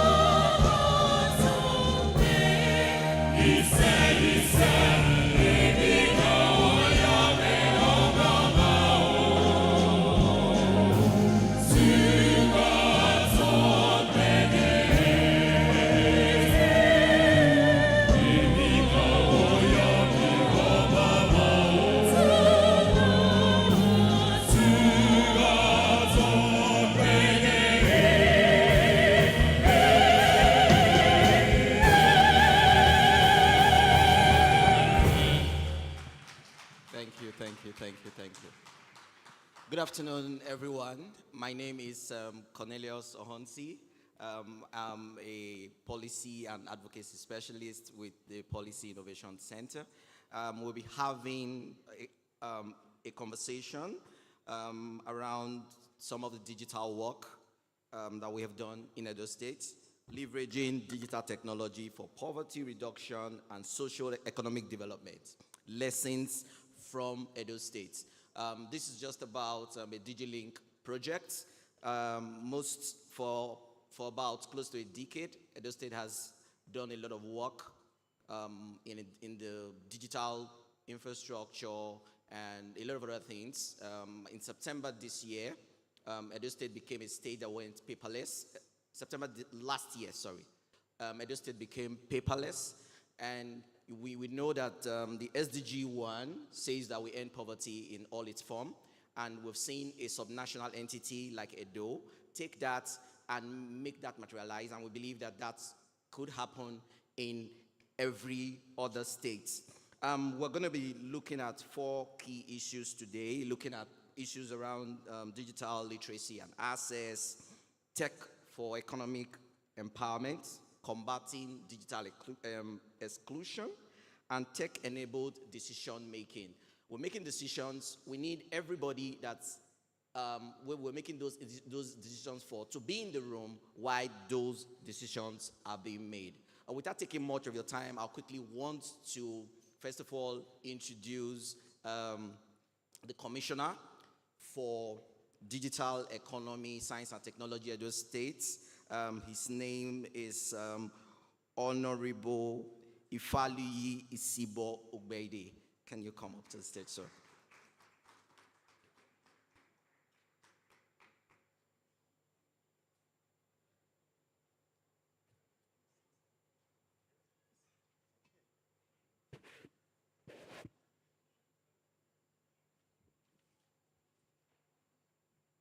Hello. So, good afternoon, sir. A lot has gone on in Edo State, especially in the past 1 year, on the BMGF DigiLink program. I want you to give a brief overview of that program and how it has affected the underserved and hard-to-reach areas in Edo State.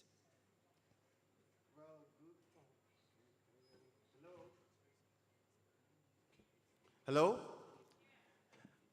Good afternoon, ladies and gentlemen.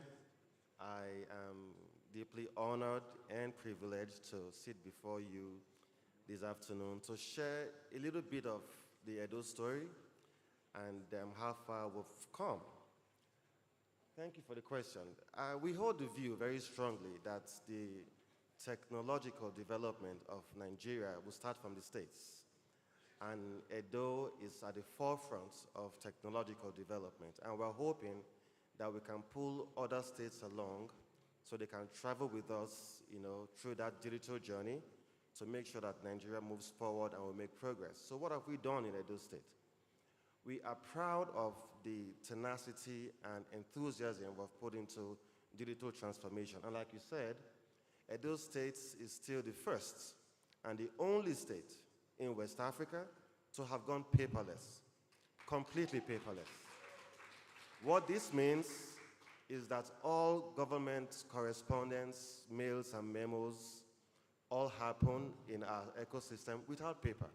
We have an ERP platform where we have that conversation, and just this morning we had ESCO meeting, and now we have elections coming up soon, so all members of ESCO were in all different locations. But we could have ESCO as though we're all in the same location because of some of what we've done that I'll be sharing.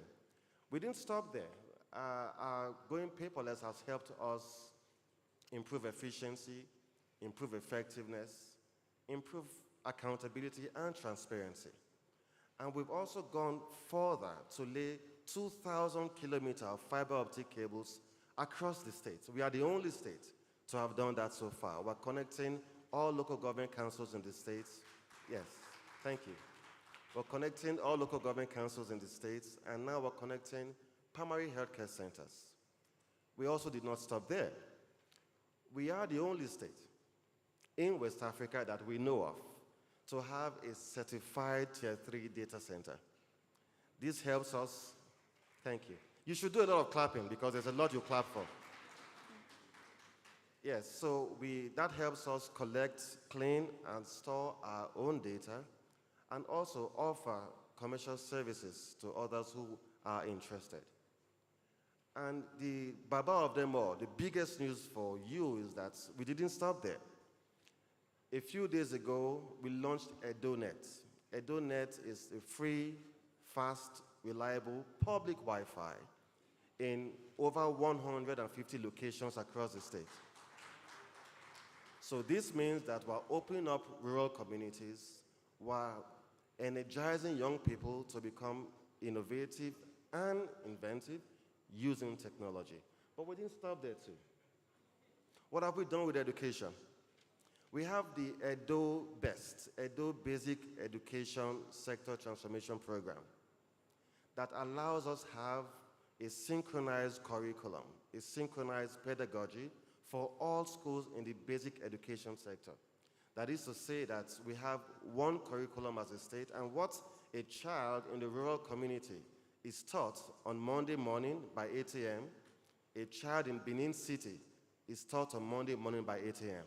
That means every child is taken along. And what has that given to us? We've seen a reduction in the number of out-of-school children, an increase in the number of girls now coming to school and staying in school because of how much we have used technology to improve education.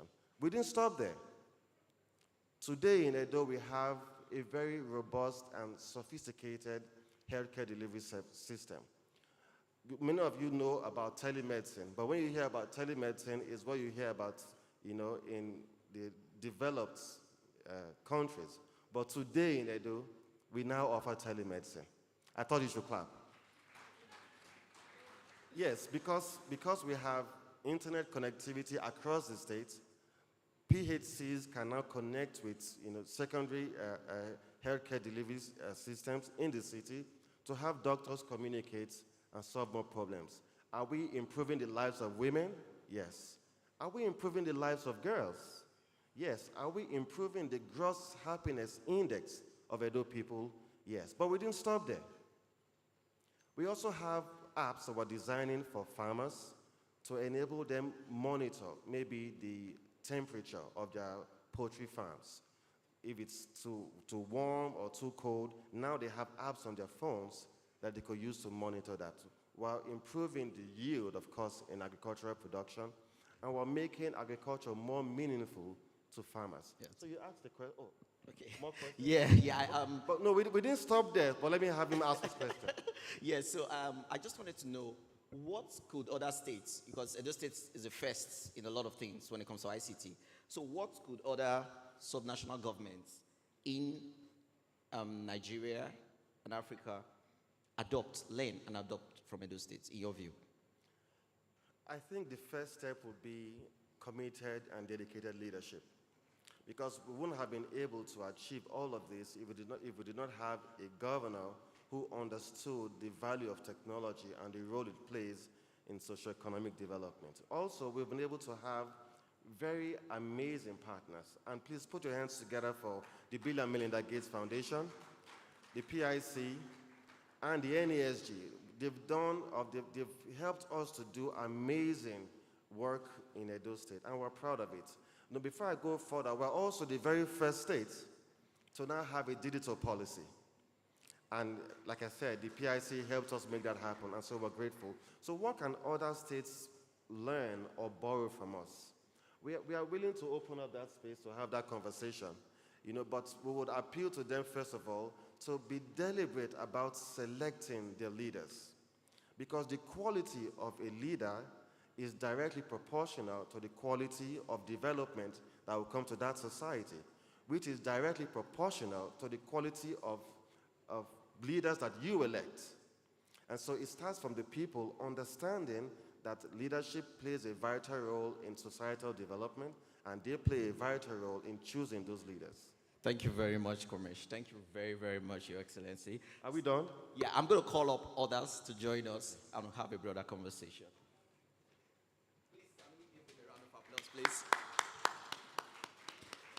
I would now like to call up to the podium the Permanent Secretary, Ministry of Digital Economy, Science and Technology, Mrs. Yoan Napsley. Please, let's give her a round of applause.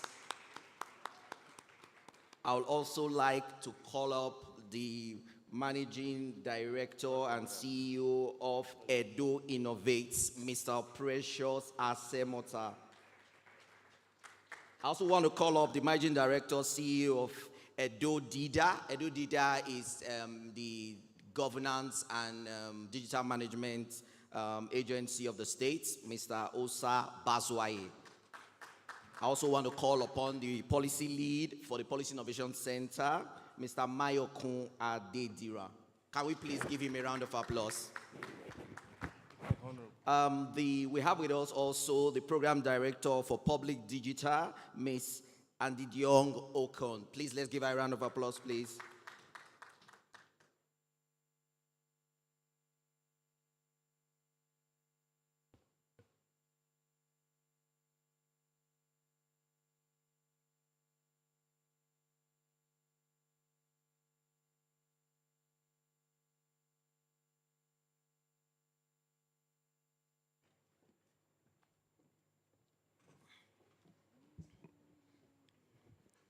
Thank you very much. It's a pleasure having all of you. All of us on this stage, we're conversant with the work that has gone on in the states, Edo State. So I'll be talking, first of all, to Precious, looking at Edo Innovates. I would like to know what would you say it is for the underserved and those hard-to-reach areas? The startups, we just hear a lot of things. Startups, a lot of seminars. What is in it for the poor in Edo State? Okay, so for Edo Innovates, I think our approach has been very well thought out. So for marginalized communities, we have two major ways in which we have approached it. And one was first the training of young people, starting from 15 to 21, very young age, who are people that are coming from homes that are poor. We take them for a year, a number of them, up to about 100, and they stay with us for a year. And within that 1 year, they become professionals, whether in web development or product design. And the beautiful thing about that is that within those age, we've had success stories of people, young people who are now actually earning in dollars, And second point is that, and these people are just barely 17, and they have become breadwinners for their families, right? And then one of the good problems, in quotes, that we are having with that program now is that many of the young people now who are now qualified and are now working with places like IBM, they don't want to go to school again. They don't want to go to the traditional school. And so now we have a lot of parents' conversations, so they have to come to the hub and with their children, and then we have to talk with them and have to propose, okay, can your children opt for the online universities, maybe like Nextford and the rest? And so far, most of them are now towing that path, And the second approach would be the one for startups. Startups are like the point where after you learn a skill, you want to now use your skill. So what we started doing was that we started opening up to partners, like the Gates Foundation and NESG and the other people. And one of the things that they've done for us would be to start giving startup incentives, equity-free grants. And, like the commissioner said, it started first from His Excellency in 2022, where we had a conference and he decided to give a number of them startup equity for them to start their products, find product market fit and all that. And then Gates Foundation came in and said, okay, why don't we boost that? And then they gave us $800,000. And that $800,000, as I speak, first and second tranche has been given to 50 of these startups, and they already have products, and some of them already have employed people, which has transferred to comments and all that. So those are the two approaches we've been using, and those are some of the successes we've had. Thank you very, very much, Precious. Over to you, Anaps. Based on your position as a permanent secretary, how has the ministry been fostering policy-enabling environments to achieve digital inclusion among women and the marginalized groups? Good afternoon, everyone. It's no more news that in Edo State, we are very intentional with the way we do our things. Technology for us, it's the way we want to live. So fostering communities where technology is the bane or is the platform where not only the state government staff, the citizens will dwell. If we look at how we have engaged, we are very inclusive in the way we think. So to make sure that our digital policies and all the things that we have built around technology happens, we've had to do stakeholders meetings, having conversations around communities. We are lucky as well, like the Honorable Commissioner said, we had very good partners sitting with us. We've gone to all the 18 local governments of the state. And luckily for us, we have sectors that we brought to bear. We have the tech community, we have the MSME community, we have the women group, we have the market women, we have students in tertiary institutions, we have the NGOs, we have the ISPs and the telcos, not leaving out the public servants themselves. So we built all our engagements around everybody. And the big part of it, again, was the PWDs. How do technology sit with them? Because a lot of people, again, Edo leads in many fronts. A lot of communities engage without inclusion. For us in Edo, the women, the PWDs, the students in the school who we know use technology more than everybody else were on the table. The engagement, we had over a year's engagement with everybody so that we can get everybody's buy-in in creating a digital policy that works for everybody. Everybody has had one or two contributions in the way in which Edo has built its digital policy. Our policy is a living document. We will keep scaling up as technology evolves. Thank you. I think I'll stop now. Yeah, thank you. Thank you very much, Yuan Apps. I'll go over to Mr. Bazwaye now. I know that part of what you have been doing is you want to use data to inform the policy of government. How is that going? Okay. Hello, everyone. Well, I would just also like to mention that the Gates Foundation has also been very supportive. Last year, based on the landscape assessment, birthed the agency which I head. And the agency which I head is the Digital Governance and Data Management Agency. So what are we trying to do, or what also support have we gotten? Currently, we are developing a governance portal, a governance platform using the DHIS2 platform, which is very scalable, and the support from the Gates Foundation by also giving us a grantee in Data Science Nigeria has given us the opportunity to have data sets from a lot of collate data sets from the MDAs within the state. So what we're doing is we're getting data sets from agriculture, getting data sets from education, from health, from numerous ones, and we're validating these data sets. We're using advanced learning architecture towards mining this data to also help and support executive leadership with their decision making. So we're finding situations where data sets from agriculture can be mapped with data sets from health or even education or physical planning.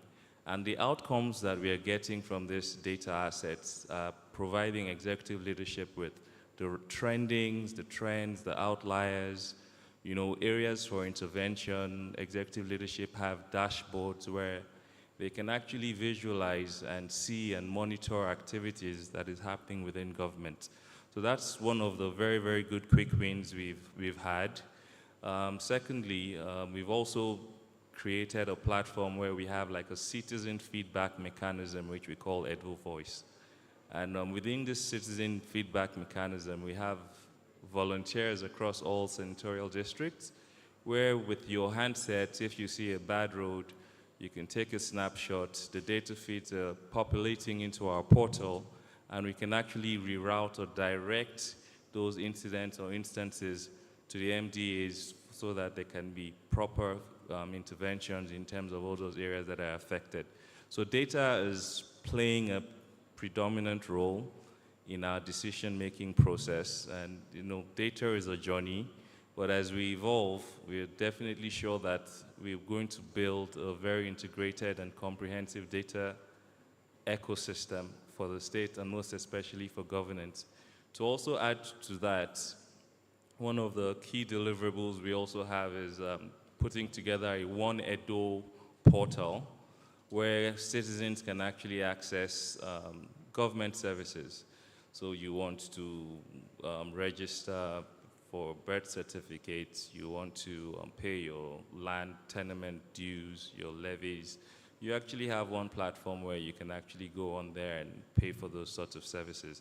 And we're not only stopping there, we're also trying to also create physical touch points, proxy touch points, because we know not everyone is technology savvy, but within these physical touch points and proxy touch points across the state, within our local government areas, you would have desk officers, you would also have ward officers that can also address the non-technology savvy citizens so that they are also not left out. So as an agency, we're building that gap, and we are working towards ensuring that the data collected is pretty much used towards ensuring that decision-making from the states has this proper granular insights, and it helps with our planning, and it helps with our forecast as a state going forward. Thank you. Thank you very much. Thank you for that. I would like to announce that we have the managing partner of CC Hub joining us virtually, Mr. Oluwaseun David Adeboju. So please want us to give him a round of applause. He's online. So over to you, Mayokun.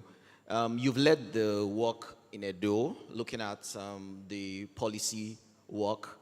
I'd like to know how can other states, based on that work you've done in Edo, how can other states learn from that work to close that digital divide gap that you noticed while you worked? Thank you so much. Good afternoon, everyone. So I would start by saying one of the things that helped, our work in Edo State was that the state was already, undergoing a program or an intervention where they were trying to lay fiber optics to, the rural areas, and that helped even our thinking around how to frame policies, because if, for instance, digital infrastructure or connectivity issue is there, I mean, you can't talk about, using tech to solve problems and then how that can translate into developmental outcomes for people in the rural area. So one key thing that is very important is to ensure that, there is access to internet connectivity. And that's one key thing that the state did, actually. So then we now begin to talk about, once there is access to internet connectivity, how do people, use this to make money, to, increase their capital and all of that. Then we begin to talk about access to digital technology like mobile devices. And these are interventions that are very important. And again, I would also speak about, digital literacy and skills. for the underrepresented population or underserved population. This is very, very important. And so if you are talking about digital literacy and skills, this has to be very tailored to the needs of different subpopulations. For instance, if you are looking at market women, all they need is ability to be able to navigate mobile phones that are, not sophisticated, for them to be able to do financial services like, transfer, have access to loans, linkages to market. With that, you can increase their opportunities, economic opportunities. And I'm saying women because, evidence has found it that women are underrepresented when it comes to, access to these, and they are unable to participate in the digital economy fully. So if we are able to ensure that, number one, there is digital literacy and skills for different subpopulations, this is very key, and also access to mobile technology that is not sophisticated, that can link them to market, that can help them to scale up their businesses. And I would also want to say that, for young girls and young population, education is very important, right? So more or less like catch them young. If they have access to education, the opportunity is limitless. They'll be able to participate in the gig economy, and then with that, they can even make money in foreign currencies. And with that, that trickles, down to different strata in the society. They'll be able to take care of their family, they'll be able to take care of even community. So with these approaches, although there are many other approaches, but I've just highlighted a few, we will, over a period of time, be able to close that digital divide gap that we are talking about. And if you're able to do that, that will translate to improved economy, because one of the key things we found in the study we conducted in Edo State is that you can link digital economy, you can use digital technology to accelerate prosperity. And this is one of the ways by which we can do that. Thank you. Thank you very much. That was so incisive, Mayoko. Over to you, Eddie. We've heard and understood what the ED of Edo Dida had said. What are the implications for the improvement of lives and access to services for people in Edo State? Thank you for your question. So with the work we're doing with the Digital Governance and Data Management Agency, we came into Edo State and saw that there was a lot of effort by the state in improving access to government services, but they were done in silos. People were not working together. So our goal was to put together an agency. My organization, with the support of the Gates Foundation, helped to set up the Edo Digital and Data Governance Agency. So we put together an agency that will help bring together all of government services and the data that government is gathering from interacting with its citizens, and provide better services to even the most marginalized communities. And how we sought to achieve that was by working together to understand what each MDA within the state is delivering as a service to citizens, understand the different touch points in which the government actually interacts with its citizens, and see the way that we can make services more accessible.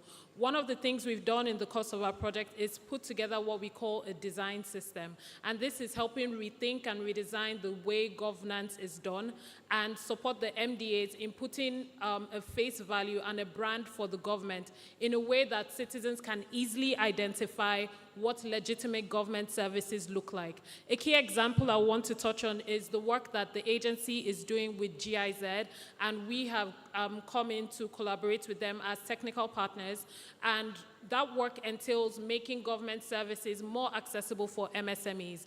The end goal of that is to improve the ease of doing business for MSMEs across the state. And we are considering MSMEs because they're the ones that they tend to be a go-between and deliver other services to citizens, and are a good voice of the citizens because it's owned by women, is owned by young people, and some of the marginalized people in community fall into the category that is regarded as a medium or small enterprise. So we're putting together a data bank that is going to gather all the information about MSMEs and see how they interact with government. In our early conversations, we've already seen that some of the stressors are the way they are taxed. So we're rethinking how government actually taxes these MSMEs and how they can access government services. And the bigger goal of what the Edo Digital and Data Management Agency is to think of the big picture of social benefits transfers. I think Mr. Bazuaye did not touch on the other piece of work that they're doing around the residency ID,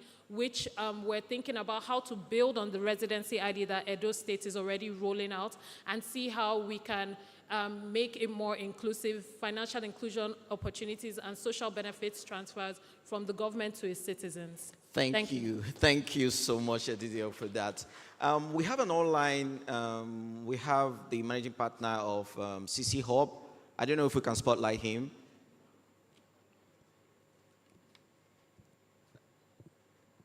So I want him to speak to the ecosystem work that is going on and how women participation in tech and digital is being encouraged by the work that's being done with Edo Innovates. Adebojo, can you hear me?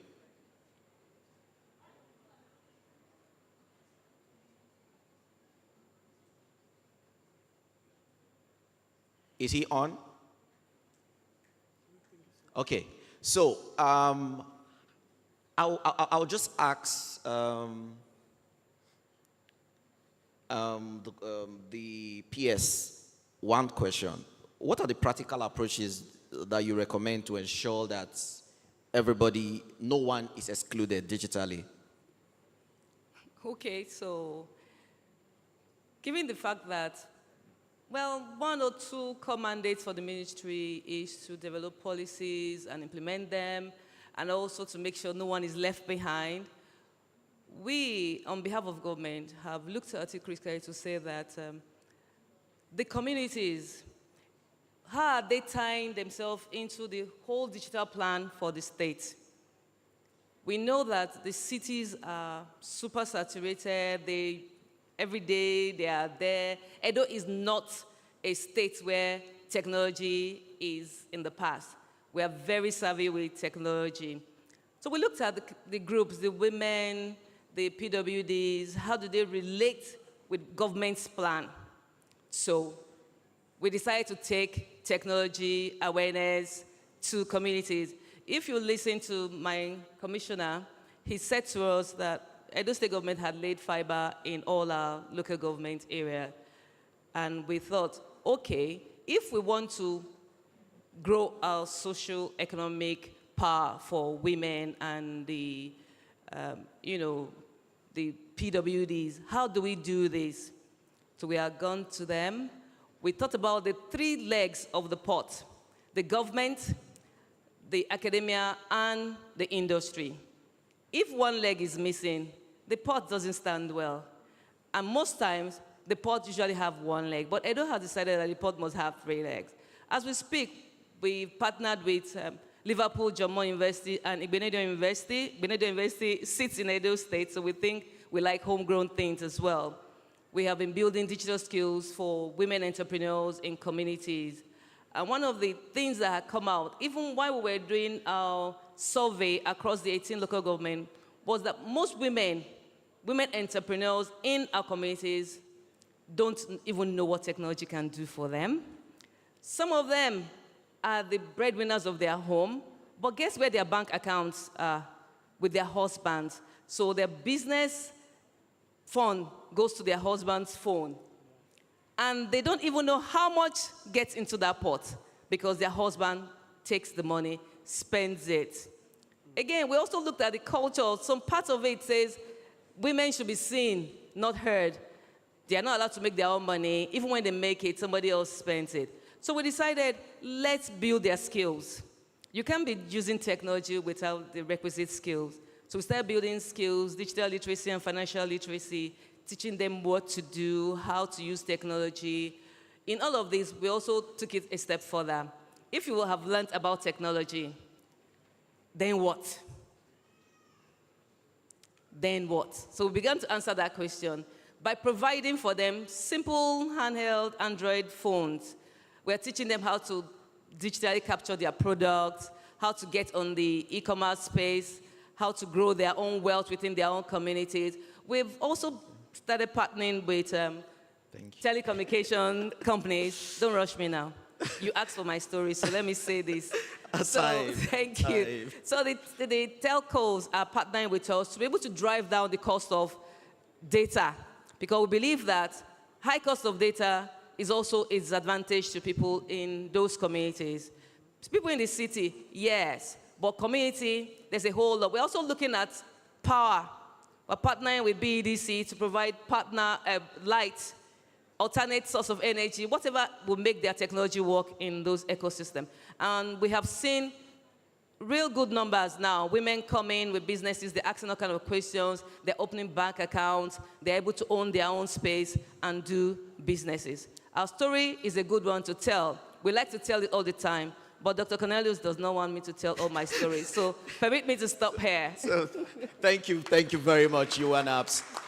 I'll quickly want to take one question from the audience. It's going to be the first hand I see up. I see your hand up. So please, your question.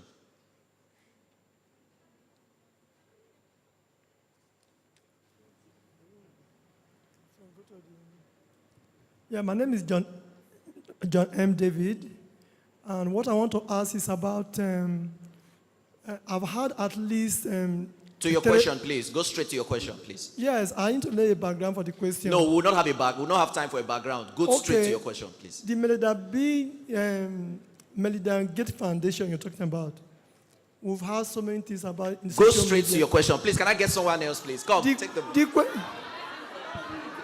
Go straight to your question. The Melinda Gates Foundation you are talking about, is it the one into a reduction of the population, the corn that is vaccine-oriented, or which one are you talking about? Is it the one that is assisting? Because I have a lot of you saying assisting on this digitization. Now, we have a different view of Melinda Gates. What do we do about that? And how does that help in digitization? And if what I'm saying is true, what are your plans in the future? Should any of these want to come into Edo or Nigeria from the back door, what is the plan of the panelists to address this? Thank you very much for your question. So, yes, I can answer. The story we have is the story we know. I don't know about the story you know. But for us in Edo, our partners, which includes the Bill and Melinda Gates Foundation, they have helped us move forward and make progress in almost every facet of our economy. And that is why we see it as an advantage for subnationals to have international partners, because there's a whole lot our budget cannot handle. But when we have partners, foreign and local partners, we can speed up our development. We talked about education. Now in Edo State, due to the RIN, the residency identification number, when a woman brings her daughter to school and her daughter stays in school, she gets free health insurance. Is that prospering the education of the child? Is that also offering health for the family? Yes, and if we're having the Bill and Melinda Gates Foundation offer assistance in that aspect, I think it should be celebrated. Secondly, we have tabs distributed all across our public secondary schools. We have had the help also of the Bill and Melinda Gates Foundation to make that happen. That is prospering education. That is seeing us do better in local and national exams. Is that improving the quality of the lives of the people if education is improved? Yes, so I think these are the positives, just a few of them that we've had with the Bill and Melinda Gates Foundation and all other partners that we've had. So to your question, to the other side of the question, I may not be able to answer that because I do not have that information about the BMGF. Thank you. Thank you very much, Honorable Commissioner. We will not be able to take the question. The time for this session is over. I want to say that the Policy Innovation Center, the host for this event, we have a feedback mechanism where we want you to give us your feedback, and you could use a QR code. After this session, you could just go outside. You're going to see research assistants, and they'll support you to take these actually digital screens, and they could tell you what to do. I want to thank very much my panelists. Thank you so much, Asemota, UNAPS, Komish, Mayokun, Osa, and Eddie. Thank you so much for the work you've done in Edo. And I want to thank DigiLink, the Bill and Melinda Gates Foundation. Please, I want to give them a big, big round of applause. They made this session happen. So thank you very much. I appreciate you.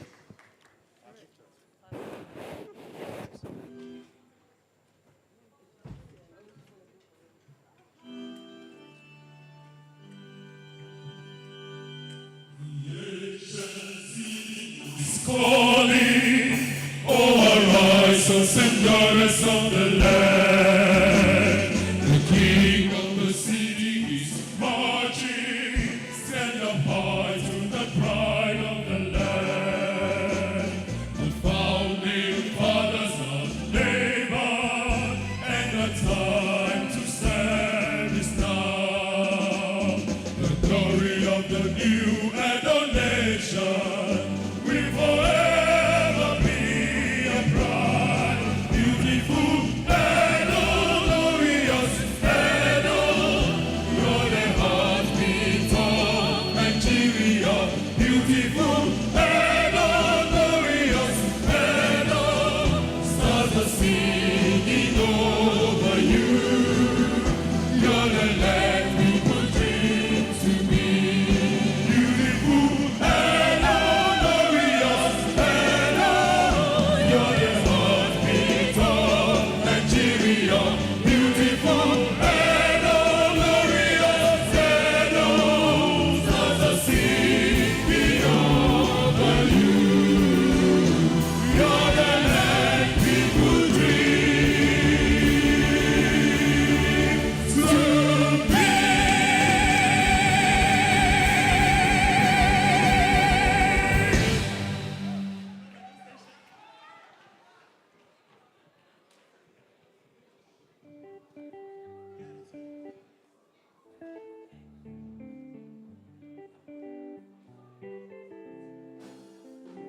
Wow, such a beautiful moment. I feel like singing my state anthem now.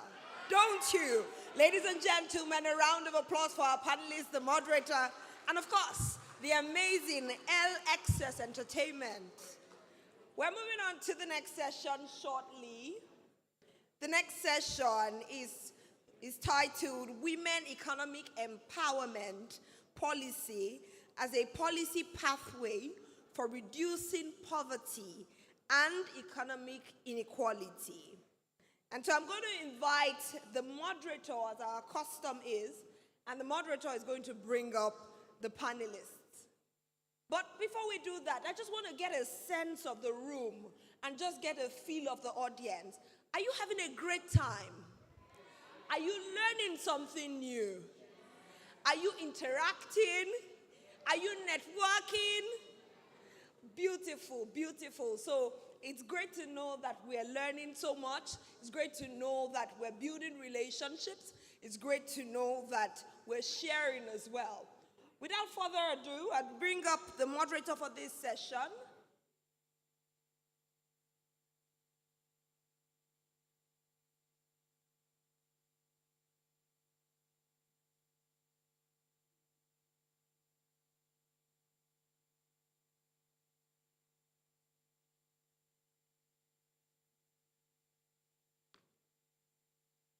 All right, so we're going to go on to the oral presentation now. But before we go to the oral presentation, I did say something earlier on that we have a few quizzes and that we're going to be asking the audience. I'm just going to start out with one and throw it open to anybody who is happy to answer. Are you ready? Okay, so which of the following countries has the highest percentage of women in its national parliament as of 2023. Please remember the rules. No chat GPT, no Googling, none of those.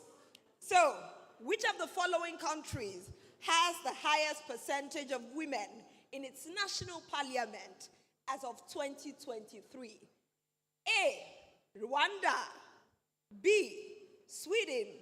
C, United States. D, Cuba. Anybody wants to take a stab at that? All right. Okay. There's a lady in red. Please, what's the response? I can see the sign of the cross. What is it? Which of the countries? Rwanda. Is she correct? Please, a round of applause for her, ladies and gentlemen. Okay, so now let's take it a step further. Which country has the next highest percentage? The option was right there. You recall I said Rwanda, United States, highest percentage of women in parliament. Rwanda, United States, Sweden, and Cuba. What do you say? Do I hear Sweden? Okay, do I hear United States? Ladies and gentlemen, if you said Sweden, you are not correct. Not correct. Now, if you said United States, I am happy to tell you that you are also not correct. Now, some people put an option that I didn't put there, I had Nigeria. You know that you are not correct. But if you said Cuba, please give it up for yourselves. All right. But I hope that you did not get that with the aid of ChatGPT or Google. Without further ado, Your Excellencies, distinguished ladies and gentlemen, please welcome for the research presentation, Dr. Michael Kunuji, Dr. Bukola George, it's okay to clap, Dr. Sheson Makinde, and Mayakun Adeniro. A round of applause.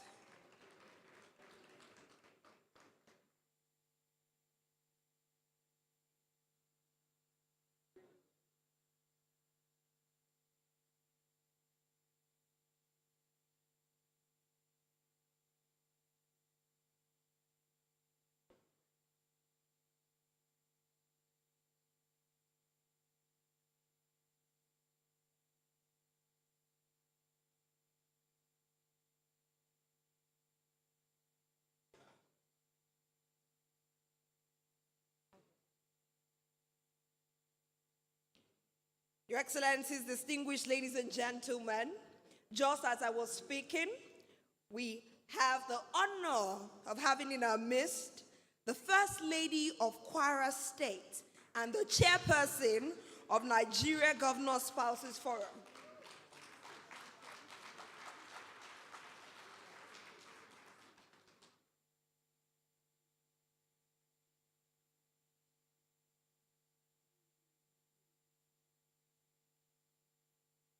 All right, you're welcome, Your Excellency. Thank you so much for joining such an important discussion. Now, to take us through the next session, I'd like to bring up Rinisit Aboki to please lead the session. Ladies and gentlemen, with a generous applause, please welcome Rinisit Aboki for the next session.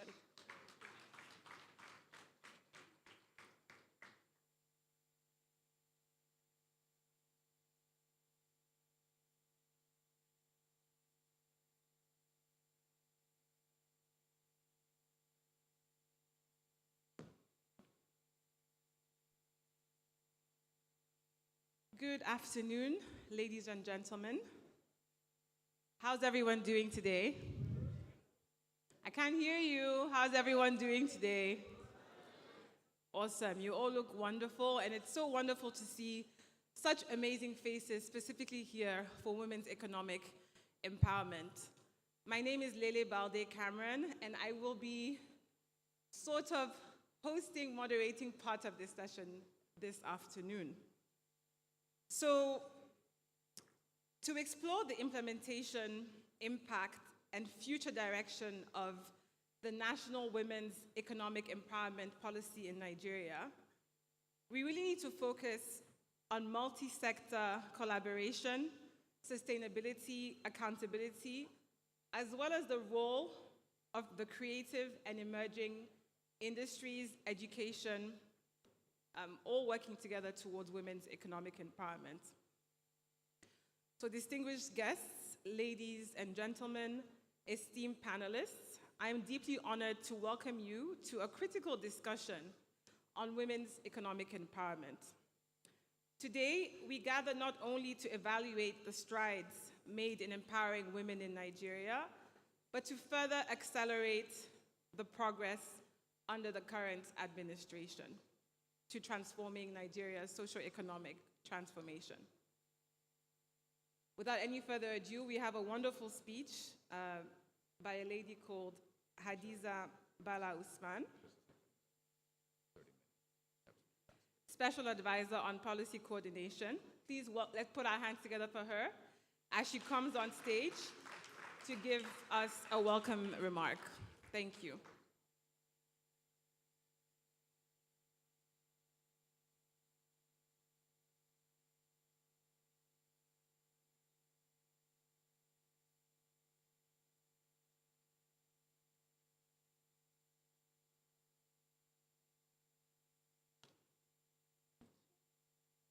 Good afternoon, everyone.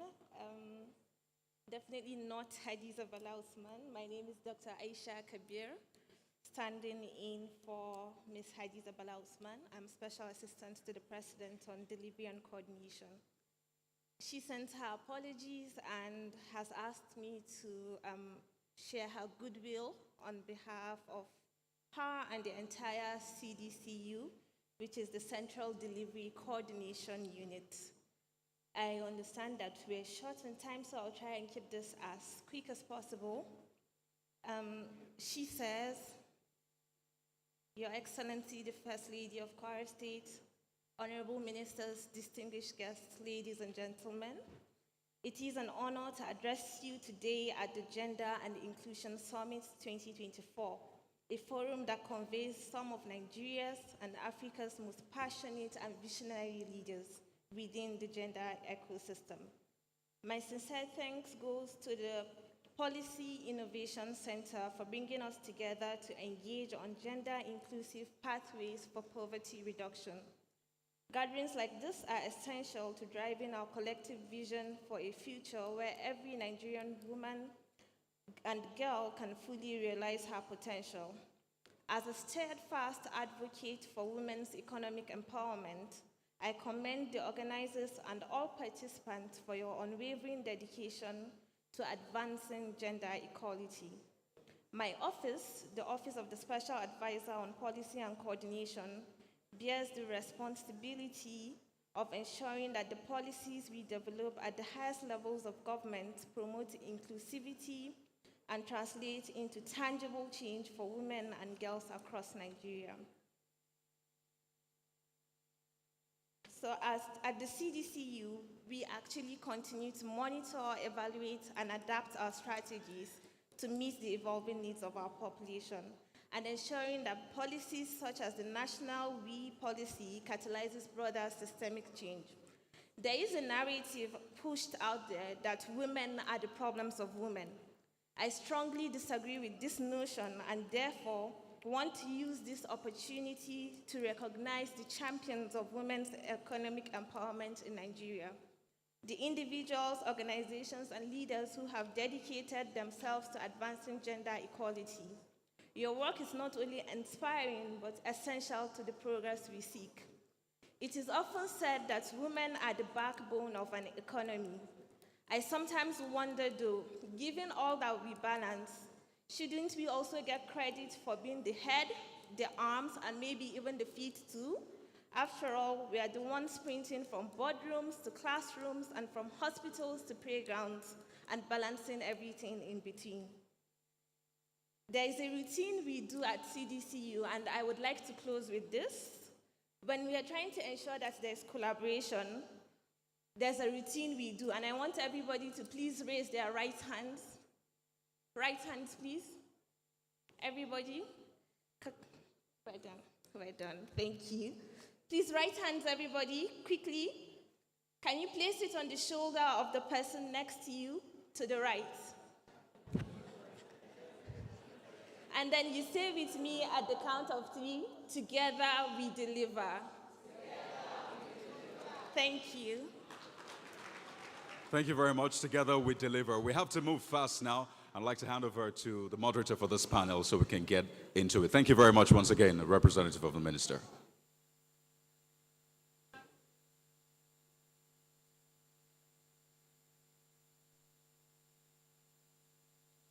Issues? Okay, it's back. Good afternoon, Your Excellencies, distinguished ladies and gentlemen. As we start up this session, please allow me to introduce our Her Excellency, Ambassador Professor Olufolake Abdulrazak, to come up to the podium. She is the First Lady of Kwara State and the Chairperson of the Nigeria Governors Spouses Forum. You're welcome, Your Excellency, ma'am. And I'd also like to welcome, yes, please, anywhere, please. Thank you, ma'am. Thank you, Excellency. And I would like to welcome Dr. Jamila Ibrahim, the Honorable Minister of Youth, who is ably represented by Mrs. Hanseto Adebite. Please give her a round of applause. And I would like to invite, lastly, to the podium, Ms. Folu Storms. She is a We Policy champion. Please, can we give her a round of applause? Please, we can do better than that. Like Lele Balde actually set up, she had talked about the importance of the women's economic empowerment policy. So here we're going to be going straight into the discussion for today. And I would like to start with you, Your Excellency, ma'am. I know we've read about the advocacy you've been leading at the Nigeria Governors Spouses Forum and also the great work you've been doing in Kwara State. And we know that the We policy was launched last year, and as an effect to domesticate the policy, what role do you think that your office, as the governor's wife of Kwara State, the First Lady, and also the chairperson of the Nigeria Governors Forum, how are you going to lead that advocacy, Your Excellency? Well, good afternoon, everyone. Is this on?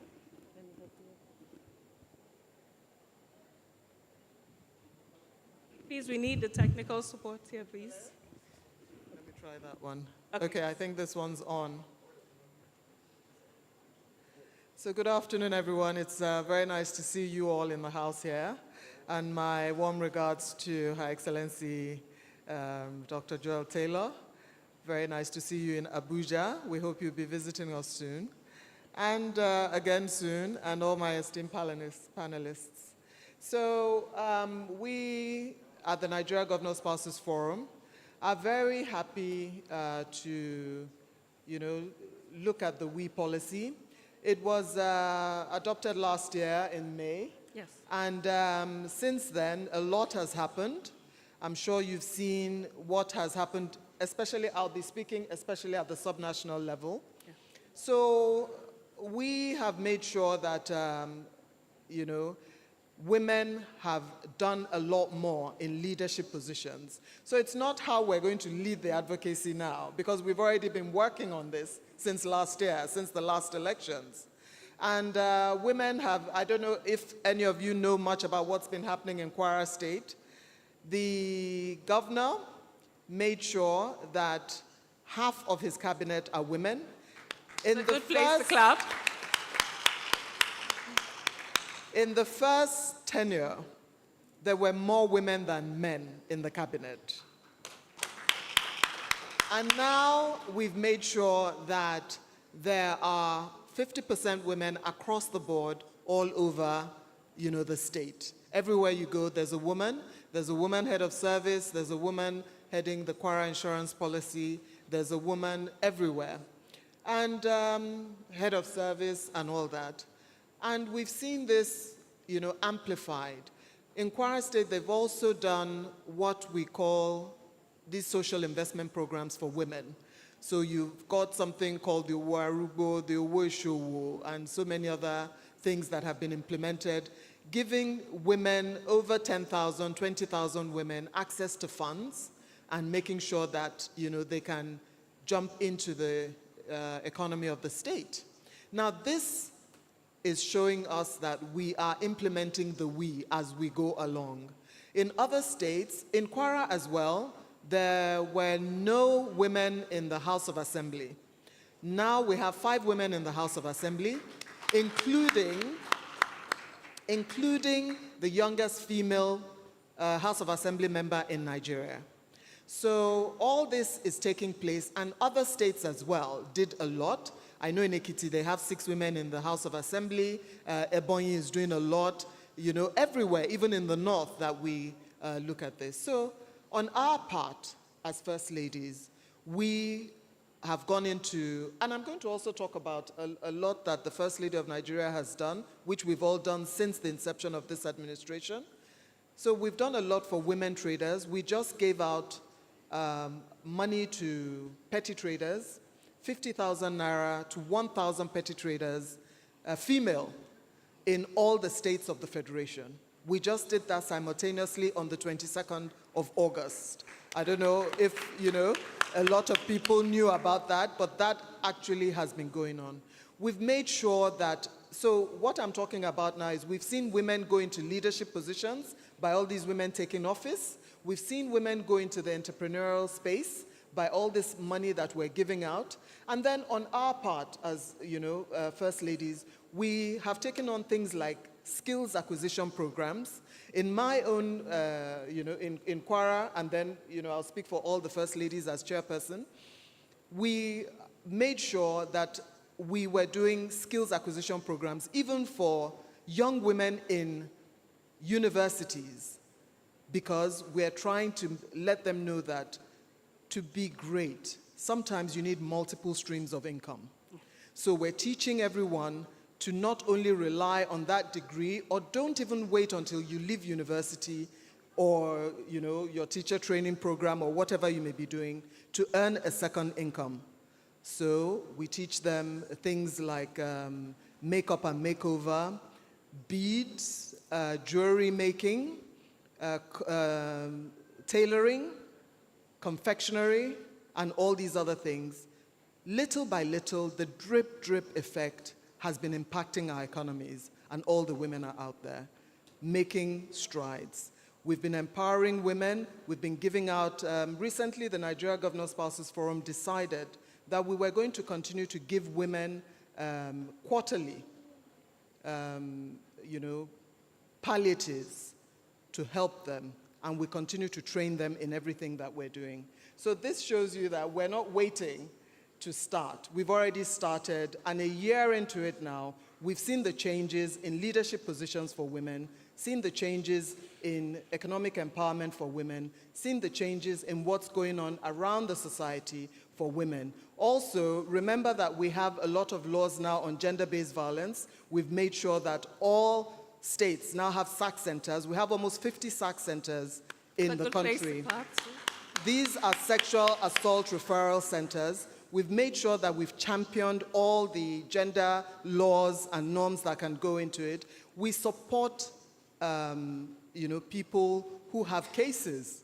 We, the First Ladies, we sponsor lawyers. We make sure that we get them to court, all these offenders, and we make sure we stand by the survivors. We don't call them victims anymore. We call them survivors. We make sure we stand by the survivors till the very end to make sure that they get justice. Now, if I want to talk about statistics, I'm not one to really quote such statistics a lot, but I'll tell you one. The Owo that has been going on in Kwara State has meant that, because we also get women into cooperatives to work together. So Owo has meant that productivity has improved by 30%. We have more cooperatives now, because, before women used to not want to come together. The last speaker said something, about this impression that a woman, is probably the problem of another woman. But now women are working together. They're in cooperatives. They're working all across the state and all across our states. And with these cooperatives, productivity has gone up. The farmers were trained in drone technology and all these other things that we've been doing. So, you know, as I get to speak to you, maybe one-on-one a bit later, I'll tell you more things that we've been doing, but let me not hog the stage. We could go on and on listening to I could go on and on. Yes, listen to the great things that Kwara State is doing. In fact, Kwara is our exemplar state for gender equality in Nigeria. And I'll go straight to, a round of applause, please. Thank you. So I'll go straight to you, Ms. Folu Storms.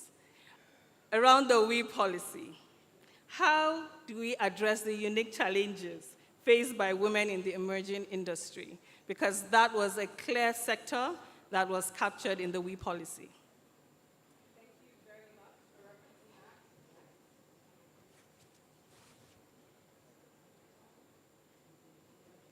that. We might need.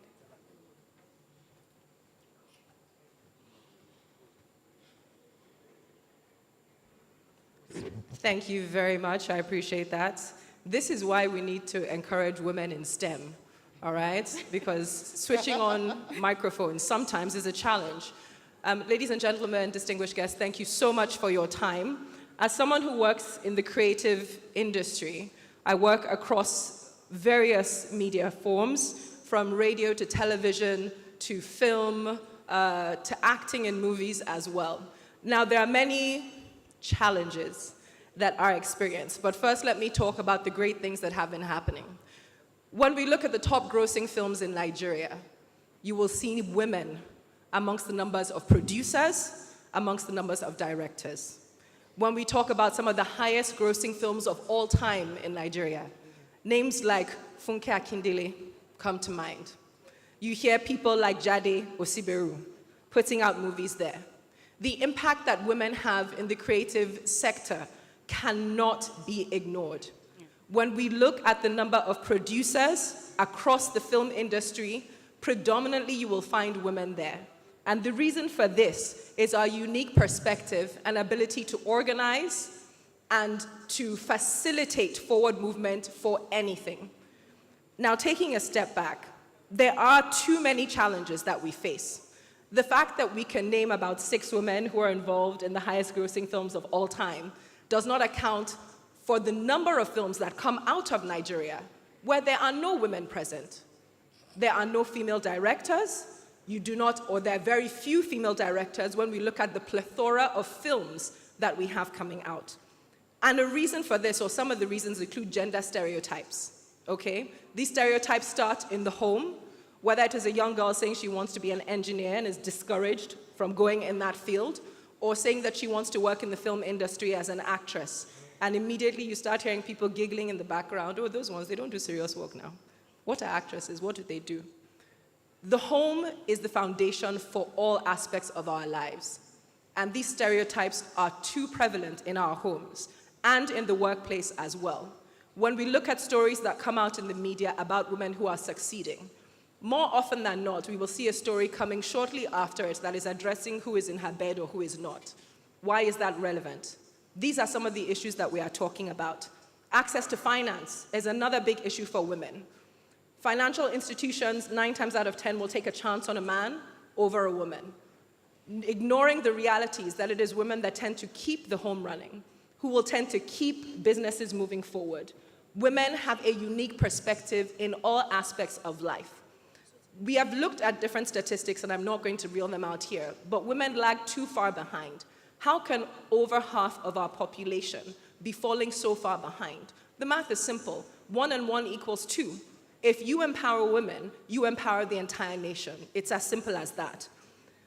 In the creative field as well, we can look at labor protection. I had a very simple example of a movie I was on earlier this year that was the executive producer was a young woman by the name of Nora Awolowo. Nora simply spoke to the sound department when there was miking involved. And for anyone who's seen a film production, when you need to be mic'd, sometimes that microphone has to be placed in very sensitive areas. So typically you would have the male recordist or the sound technician asking permission to touch you. And she made a very simple statement. She says, why don't you have any women in your sound team? I tell you that it had never once occurred to the leader, the head of the sound department, to involve a woman. The next day, we had a woman on set who was proficient, who was efficient, and who was diligent at her job. If in our workplaces we are able to simply point out where there is a gap, we can really do a lot of change on a large national level. We offer a unique perspective. And for too long, our perspective is being ignored as not relevant. It doesn't make sense. When we talk about the home, quite often, a number of you here sitting before me who are relatively successful individuals in life, look at your mothers. Look at the women in your family. They are typically women who were empowered or who desired to be empowered. That is how you have productive members of society. Because men and women are different. That is the truth. But the stories we tell ourselves, the stories we see in our mothers, in our sisters, in our daughters, it has real, tangible, movable impact. So don't think of woman as a word that you need to ignore. Don't think of feminist as a dirty word. To give to women, to empower women is not to take from men. It is to grow your future. Just before I close, I will also say that in a previous forum, I spoke about how I personally, as young as I appear and as young as I am, have made peace with the reality that I may not see the nation of my dreams in my lifetime. But I am determined, whether I have children or not, to work and do my part to make sure that future generations do not sit and say, what were they doing? If we become comfortable with this reality, it will be so much easier to make these incremental moves in the right direction. Change is not overnight. It is not sudden. It takes a very long time, but when we look back, I hope that each person in this room can be proud of the small changes that they have made in their own way to push this agenda forward. Thank you. Thank you so much, Ms. Folu Storms. And thank you for mentioning that the first socialization, we find it in the home. Thank you. So I'll go to you, Mrs. Hanseto Adebite. You're going to be having 2 caps today because you were involved in the whole We Policy dialogue. We were engaging your office then when you were the CEO of WIMBIZ, and also you are a member of the High-Level Advisory Council, and also representing the Honorable Minister of Youth. So I would like you to talk about the complementarities of the We Policy and the Youth National Strategic Documents. So good afternoon, everybody. First of all, let me express the apologies of the Minister of Youth, who is unavoidably absent due to other national assignments. But I think it's also a privilege to be sitting with the First Lady here because, again, she is from Kwara State. So you can see that Kwara is leading the youth and the women of this nation. So well done, ma'am. Thank you. I just want to say that we all know that when you look at Nigeria, 60% of our citizens are youth. And that automatically means that this is a very critical sector when we're talking about national development and then also looking at the women's economic empowerment policy. But it is important for us to also know that there's a national development plan. And of course, with our national development plan, which ends in 2025, we already believe that at least we should have over 30 million youth, if I may say, of our population leaving that realm of poverty into an economic level. And in order to achieve that, there are certain things that have to be put in place. So first of all, when we look at our young girls, we need to get more women, as my previous speaker had said, in the area of STEM.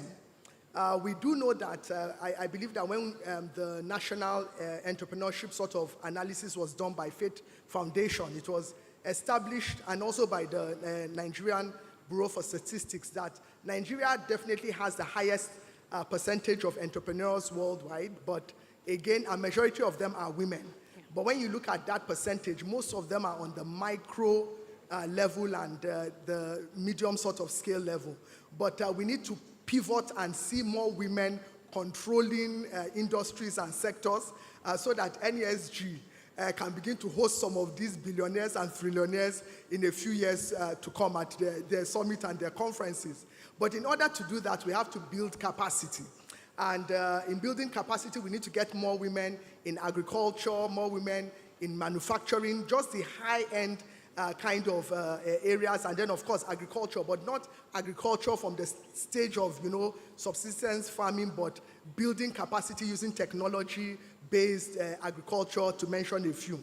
It's also important to note that through the Ministry of Youth, there are various programs and interventions they're putting in place for entrepreneurial growth too. We have to see more female entrepreneurs, and so in order to achieve that capacity building, trying to get interventions for them through private and public sector partnerships, and then partnerships also from the development sector. And I know that there are quite a lot of conversations around that ongoing, and there are certain interventions that are about to kick off. So we're looking at skills development, but not skills development in the small spaces, but things that are global talents that people can pivot and scale up into. And we're looking for collaborations that are going to work also.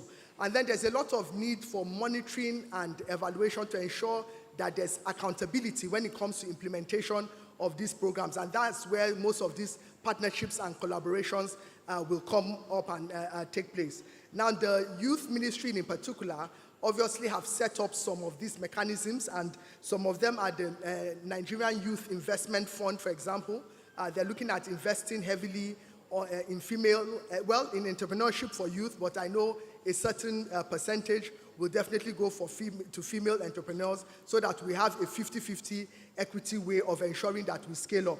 And then also the National Youth Skills Program, which is going to be nationwide, but we're going to start with the 6 geopolitical zones. So these are some of the interventions that are being discussed, and in fact, some of them are going to roll out very soon, just to strengthen the capacity of the youth in this nation. And I want to encourage most of our youth in the room. I notice that most of the time, when some of these things are advertised, people don't apply, and especially women. So once those opportunities are there and they're circulated for application, please apply so that the voices of women will be heard, and we will continue to collaborate with critical stakeholders. Thank you. Thank you so much, Mrs. Hassett. And calling on all youth here to please apply. For the want of time, please, Your Excellency, I'll go straight.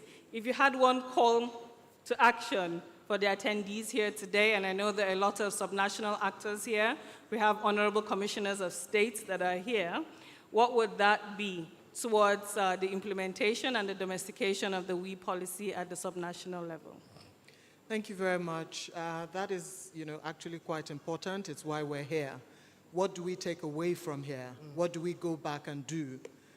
How do we take this forward? How do we make sure it's implemented to its entirety? How do we make sure we get more women on the table? How do we make sure everything is done? I think I've said it all. My call to action for individuals is to see how we can continue these conversations amongst ourselves, to make sure we go back and we're able to impact our communities and our, at the grassroots level. They talk about 7 degrees of separation in this world. Everybody knows somebody who knows somebody. So please reach out, try and impact the life of somebody at the grassroots level. We have to make sure that these conversations are held all the time. And I want to give kudos to the organizers of this conversation, because it is when we continue to talk that the ideas come forward and we're able to take this onward.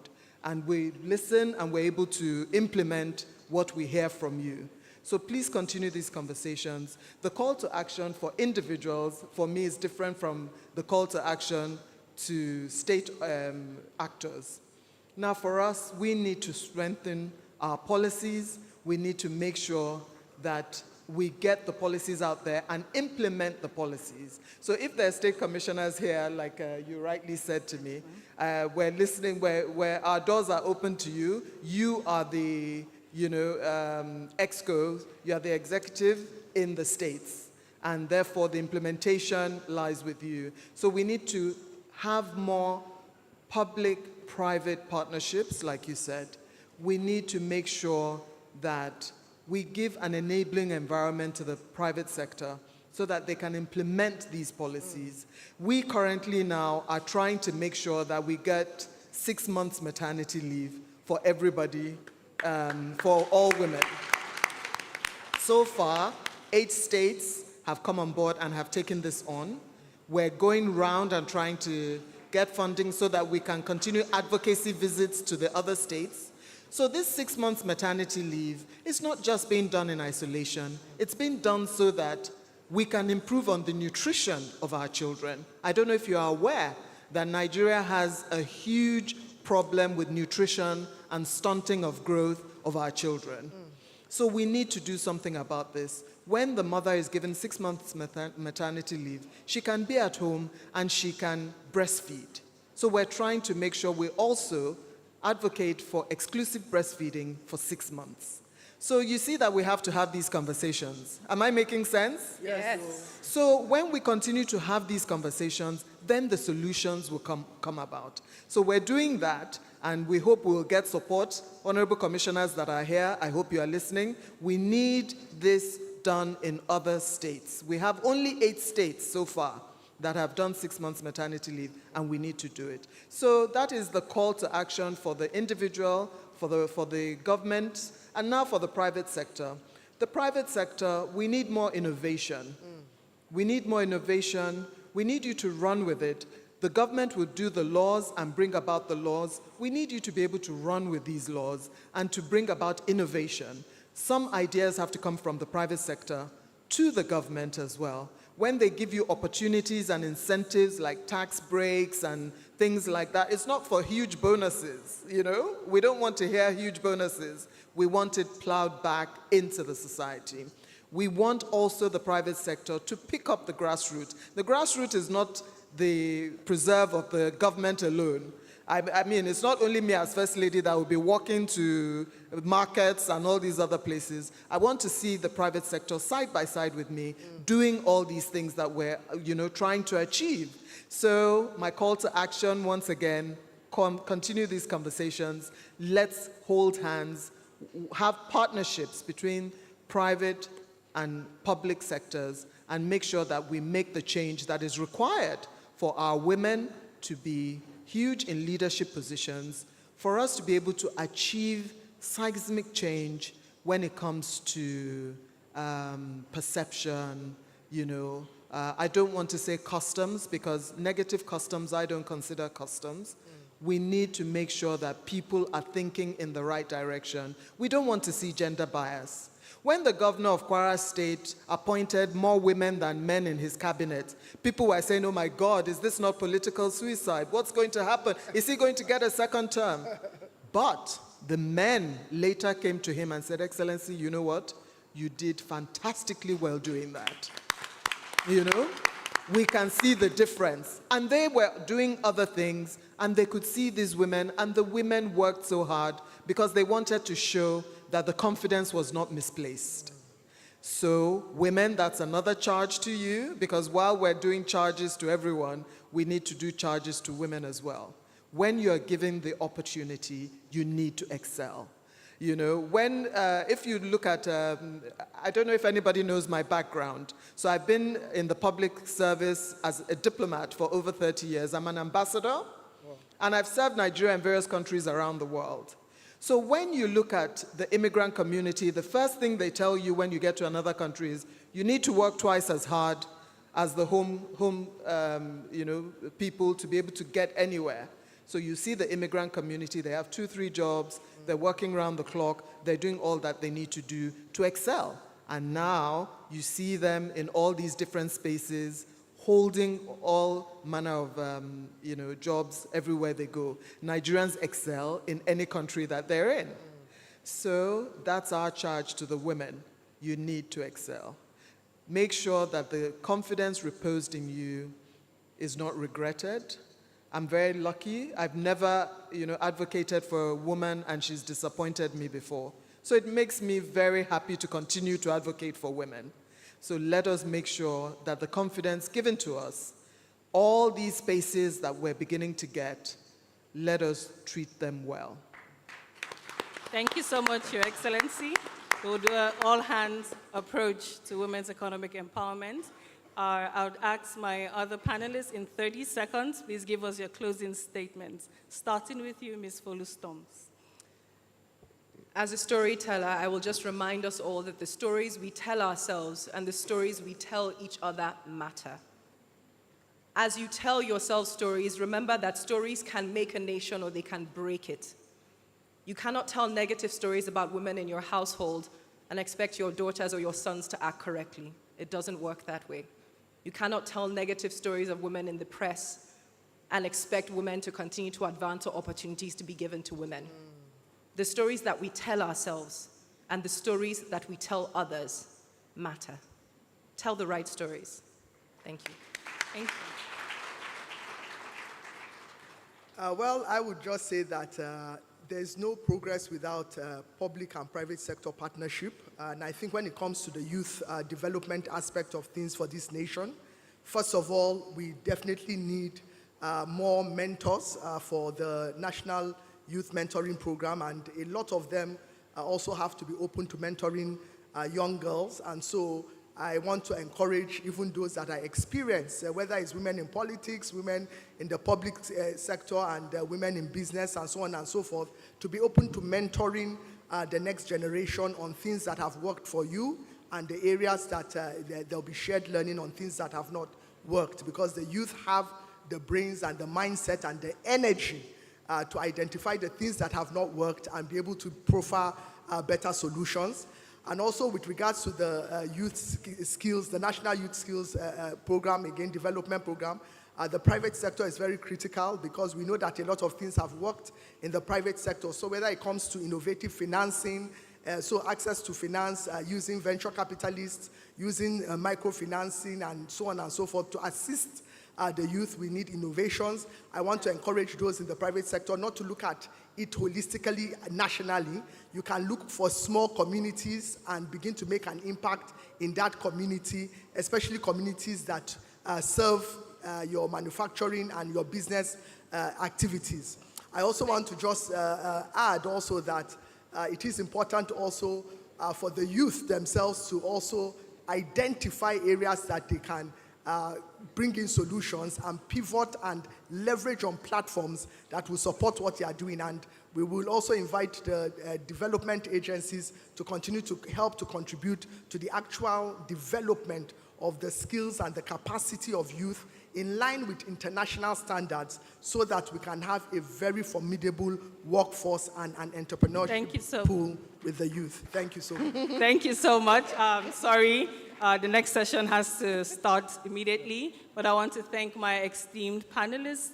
Thank you, Your Excellency. Thank you, Honorable Minister, ably represented by Mrs. Hansatu. And thank you, Ms. Folu Storms. So we need to continue the conversations to make the women's economic empowerment policy a reality. Thank you, and have a good evening.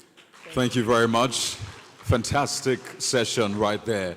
From session to session, plenary after plenary, the Gender and Inclusion Summit just keeps getting better and better.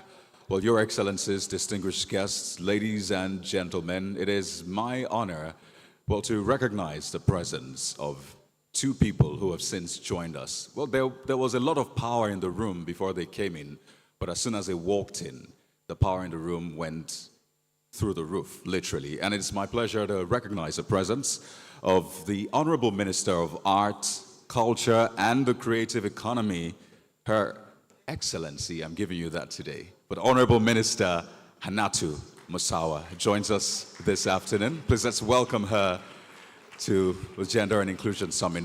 Right next to her is the Honorable Minister of State for Health and Social Welfare, His Excellency, right? For the Honorable Minister, Dr. Tunji Alaosa. Always good to see you, Honorable Minister. Thank you for joining us today.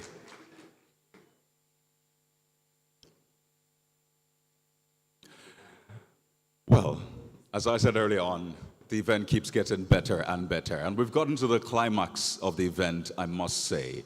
It is now time for the high-level ministerial plenary. This is a moment we've all been waiting for. And this plenary will focus on financing SDG 5 in Nigeria, addressing gaps and opportunities for gender equity. Just in case you're wondering, what is SDG 5? SDG 5, your guess is as good as mine, is on gender equality. But we need to set the stage for this conversation. And I'd like to welcome to essentially set the stage as to what this plenary will be all about.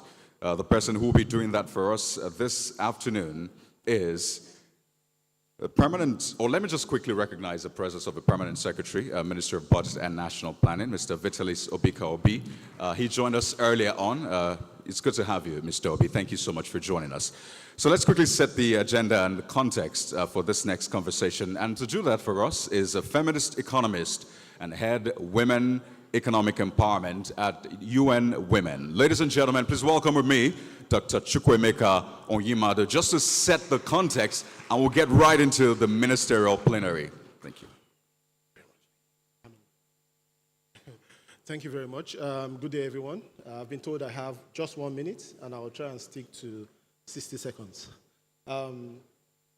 What is very important for achieving the SDGs goes beyond just programming for the SDGs.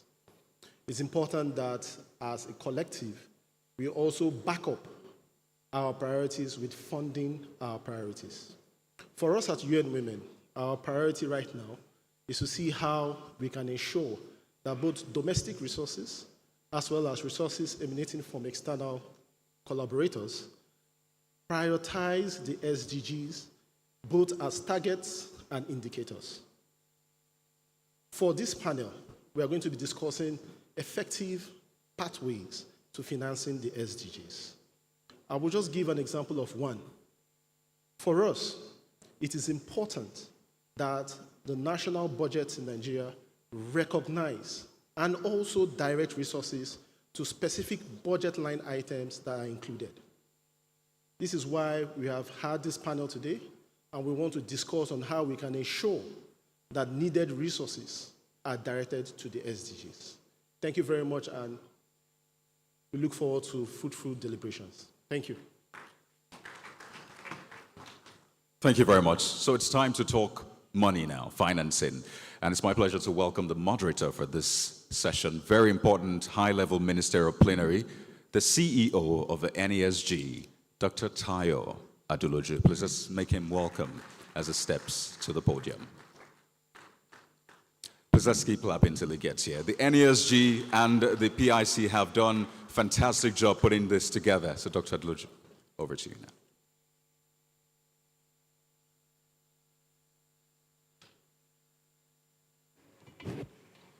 Your Excellencies, Honorable Ministers, distinguished ladies and gentlemen. So you're welcome to this high-level ministerial forum this evening. The team is financing SDG 5.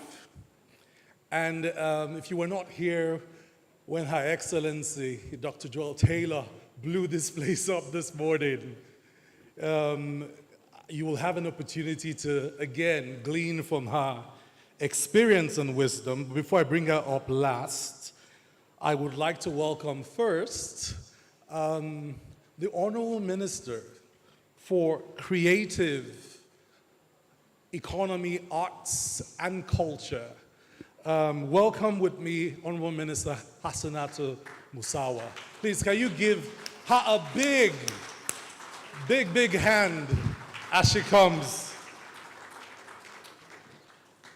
Our star-studded panel also includes a man, even though we are discussing financing the SDGs, the SDG 5, the Honorable Minister of State for Health, Dr. Tunjo Alausa. Please, can you give him a big hand?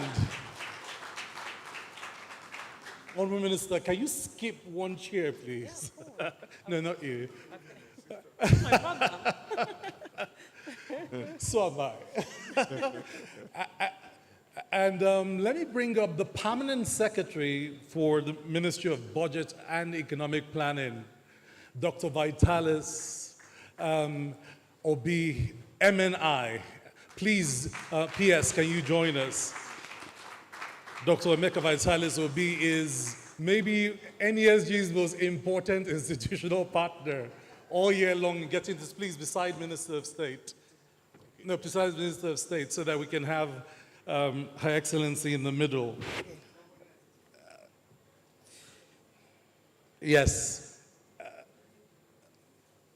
Let's bring up Her Excellency, the powerful, the profound, the totally unbelievable, enigmatic Dr. Joel Taylor, the former Vice President of the Republic of Liberia. Give her a big hand, a bigger hand, for just being so powerful. This platform has been burning all day since her keynote.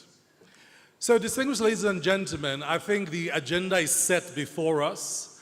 There is a scripture that says, where your heart is, there will your treasure be also. And the fact is, when you look at the numbers, both globally, across Africa and in Nigeria, we are under-financing gender equality initiatives and women economic empowerment. That's what the numbers say. So, big question, maybe to get started, is what are the drivers? What are the big drivers of this under-financing? And what do we think are the root cause of the difference in shift? H.M. Musawa, do you want to take a shot? I mean, the data already tells us that. So what's driving this? Hello, good afternoon, everyone. First of all, I'd like to thank you for inviting me to this very important high-level discussion.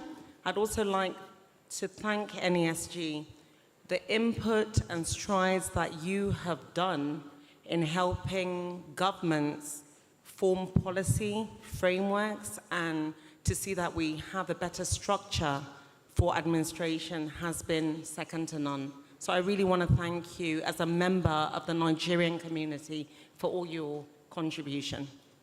And again, I'd like to acknowledge my sister, Her Excellency, the First Lady of Kwara State. You know, I think it is a given now that all the most beautiful and elegant First Ladies seem to come from Kwara State. Am I right? Absolutely.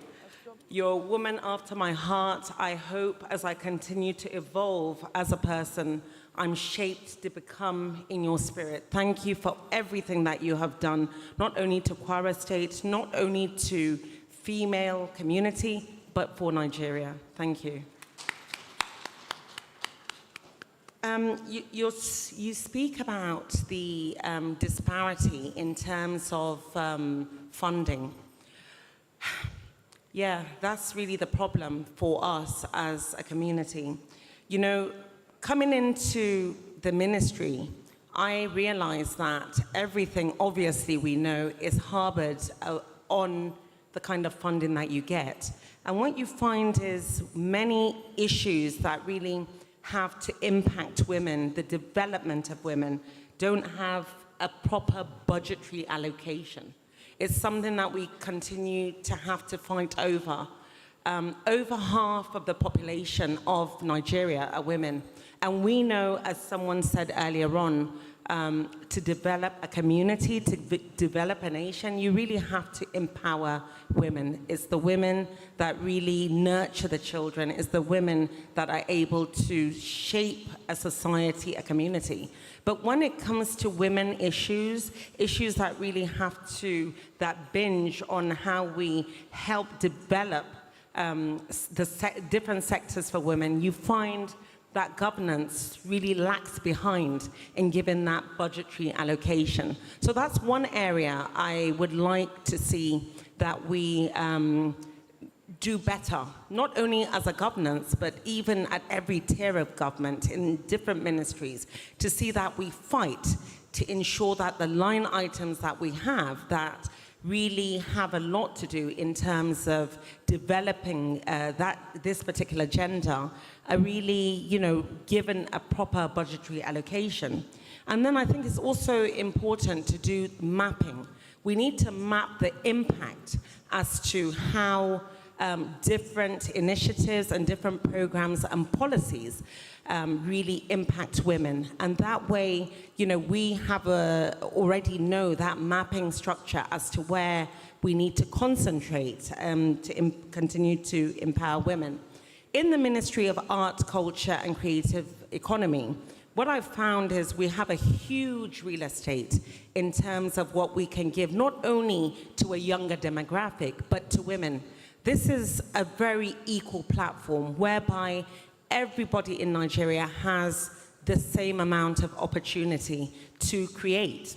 I keep on saying, when they say that this ministry or the creative industry is the new oil, I think it's better than the new oil, because not everybody has the opportunity to work in an oil company, but every single Nigerian has the ability to create content in the privacy of their bedroom. So there's a huge power in that. So what we are doing in my ministry is putting up a structure that is going to be available equally, both to men and to women. We're coming up proposing a fund very, very soon. It's going to go to FEC. Hopefully, when we get approval for that particular vehicle, it will be a vehicle that will allow women to access funding in a way that they will use it as a resource to create, to really tap into that great potential that we talk about abound within the creative and cultural space. So I think really the issue of increase in budgetary allocation, I know that the Permanent Secretary of Budget and National Planning is here. So this is really a nod for you to ensure that all the line items, the different initiatives, the different programs that really can impact the development of women are given a real consideration in terms of giving them enough budgetary allocation that will allow and give women the kind of equal opportunity that women tend to have. So I'll stop at that. And we'll get to the Permanent Secretary in a minute. But Your Excellency, Dr. Taylor, since 2015, the rounds of African protocols and consensus and commitments to scale up gender-based budgeting to target the inequalities has risen. Practically every meeting has now has a subsection of the report. I was looking at almost 29 reports between AU and other Pan-African protocols, all have a section that says fund gender equality and women empowerment. But the gap is so huge that we are funding across Africa at less than 1% of the total African budget is really going to SDG 5. What's going on? Well, as I said this morning, let me first of all say thank you to NESG and PIC for this amazing two-day conference that puts at the center of all of our discussions as we look at the new Africa that we are developing, how we look at the issues that are important, especially gender equality. You know, there is a perception in the minds of most people that the issues that women have are not as important. And I've been on the budget committee as a senator for more than 12 years. And when you come to the issues of gender-sensitive budgeting, nobody cares. They will look at providing vehicles for government, for example, travel allowances to go to Beijing and other places, and all of the other things that the men think are important. But when you look at a national budget and you look at how much money is given for maternal mortality issues, less than 0.5% of the budget. In fact, what I've found over the years is that it will only be enough for salaries for those in that unit, but there is no money for implementation. And the world usually says, put your money where your mouth is. So if a government stands up and says, for example, we're interested in youth development in the arts, and there is no money in that budget, then it's just talk.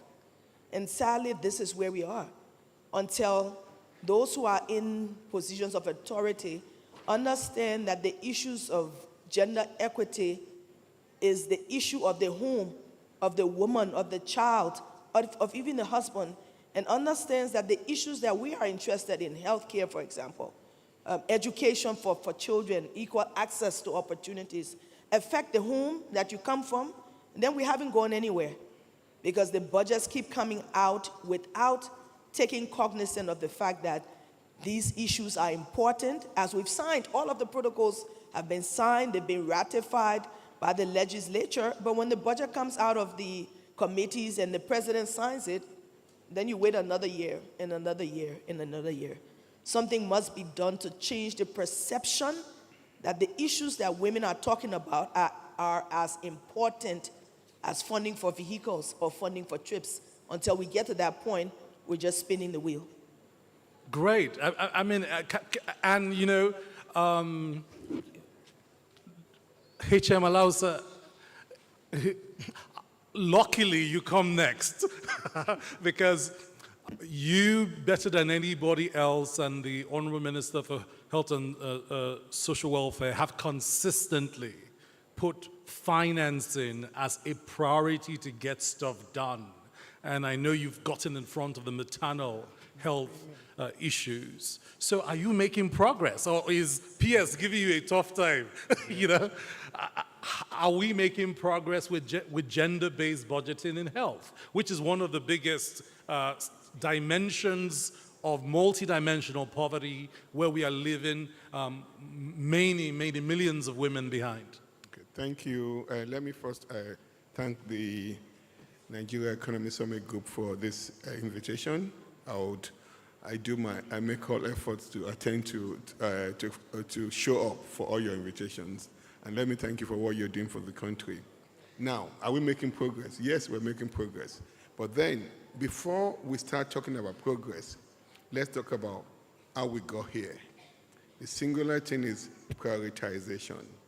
We haven't done the right prioritization. The World Economic Forum Global Gender Gap Report of 2023 shows that Africa accounts for 16 of the 36 lowest performing countries in the world, with Nigeria ranking 130 out of 146 countries. That's not where we want to be. Now, SDG 3, 4, and 5 are all inextricably linked together. SDG 3, it's about health, 4, education, and 5, gender equality. And when we're not prioritizing a budgetary allocation to health, education, this is what we get. Remember, in our country, we have over 50% of our population women. So whatever we do, if we do it well, we will be impacting more women. Today, we have almost 20 million out of school children in the country today. Guess what? Of those 20 million people, over 10 million are women. Girls, girl child, women. And as a country, the most smart thing to do is to educate women. Once you educate women, you give them financial access to capital, access to good education, the entire society flourishes. That's what this President Bola Ahmed Tinubu, is set out to do, and we're already doing that. And I'll tell you several things. If you look at the antecedent of this president when he was in Lagos State, I was glad when the First Lady of Kwara State said, my dear brother, Governor Abdurrahman Abdulrazak, when he constituted his cabinet, he had more women in that cabinet. When this president was governor of Lagos State, he was one of the only governors that had more women in his cabinet then. And he believes firmly in that. Fast forward as a president, this president has the most women in his cabinet, not just women, but more younger generation women. So that's leading by action. And what this president has done again today at the Ministry of Health, we have the highest budgetary allocation to health ever in this 2024 budget. So what would this do? It will crush high mortality, high maternal mortality rate, under 5 mortality, high under 5 mortality, the stunting we have, the poor nutrition we have. Which as a sector-wide approach program, we're mobilizing more funding into our primary health care system. We're getting our development partners to spend with us, to align with us, to coordinate with us, so that we're directing this budgetary allocation to where we need it most, at the PHC level. And as we do this, once we start, and we're seeing slow, gradual decline in a high mortality rate, which is maternal mortality rate, which is the worst in the world, we're beginning to see the number come down. We're spending more money, we're aligning more money, we're directing more money to these PHCs. As we do this, we are enhancing those PHCs to buy more, to improve their infrastructures, employ more manpowers, and also buy more commodities. When we started, we set out to train 120,000 frontline health workers. I'm happy to report today that we've trained about 36,000 of those health workers already. So if you look at education as well, we have more budgetary allocation to education. So the key here is that to close the gender gap, to increase, the key here in closing the gender gap is to increase opportunity for our women in health, girl child, give them more access to education, educate them more, and women give them access to capital. And once we do this, the most important thing to do is to empower our women. Once that's done, there will be reduction in poverty. This multi-dimensional poverty plaguing our country today will go down. We will cause more economic emancipation for our people. Thank you. Thank you. Can we give the Honorable Minister of State a hand? Because he committed that in 2024 we'll see maternal mortality go down significantly, and we will be tracking to celebrate new lower milestones of not being again the worst country on earth in terms of maternal mortality and leaving women behind. Permanent Secretary, Dr. Obi Emenai, listening to this conversation, that I know you're new, you're minted, brand new Permanent Secretary in the Ministry of Budget and Economic Planning. But within the context of the SDGs, 2 commitments were made by Nigeria from a budgeting point of view. One is the integrated financing framework for the SDGs, including SDG 5. And the second was a commitment to gender-based budgeting. Under your watch, how do you see gender-based budgeting, how we better track? I think Her Excellency spoke about tracking, and HM Musawa spoke about the need to be able to evaluate impacts and outcomes. How does the Ministry of Budget begin to prepare or prep itself within President Bola Ahmed Tinubu's 8-point agenda of the renewed hope to get us to where we are really seeing this integrated financing framework, and we are seeing gender-based budgeting mainstreamed in such a way that citizens can see some accountability for outcomes? Thank you, everyone. Like he said, on behalf of, first of all, I wish to thank NESG for inviting the Federal Ministry of Budget and Economic Planning to this high-level ministerial dialogue. And we recognize the levels our partnership have gone to be able to drive goals in the national space. The subject of discussion is dear to us at the Federal Ministry of Budget and Economic Planning. We, as coordinators of government policies, programs, and projects, have everything we have to be able to drive the budgetary allocation, direct line fundings, and tracking of approved government program policies and projects across the national space and subnational as well. The issue of gender-based responsive budgeting, it's key to us. In our process of strategic step of creating the national budget, we take into account the very importance of aligning adequate funds to be able to meet the roles that gender-based programs play in promoting gender inclusion, gender equality as in SDG 5, women empowerment, girl-child education, and all issues that track and support the growth of the gender-based or gender issue that is being discussed at the national space. At the same ministry, we uphold this via ensuring that there is a national gender policy. There is a bill at the National Assembly that we're currently giving our backing and support. That bill has to do with Nigerian Gender Equal Opportunities Bill that seeks to eliminate all forms of discrimination against women and ensure equal opportunities for every person. That bill is yet to be passed by the National Assembly.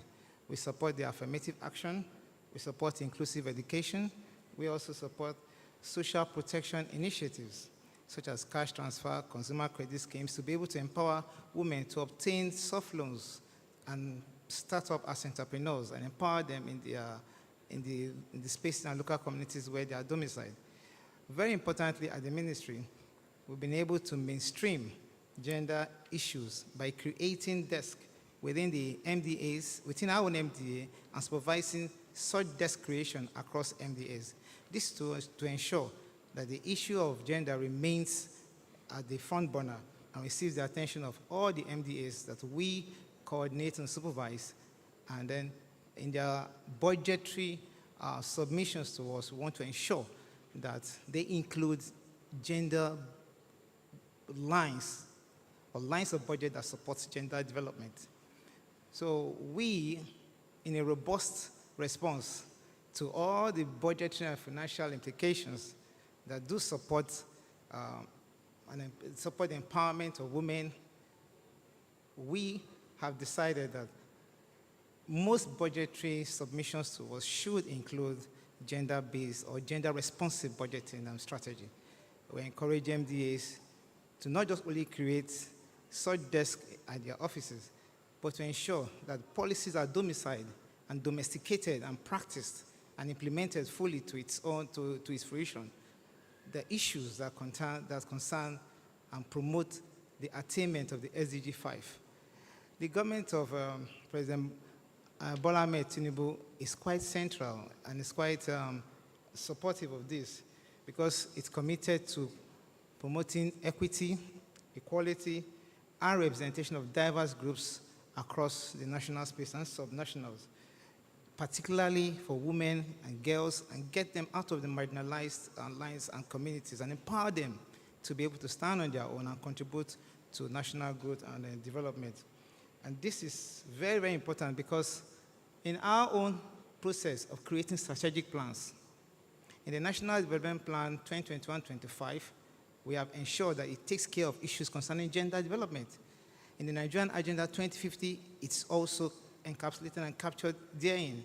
So we encourage that across MDAs, where we monitor and we want to see that they do this, in implementing the content of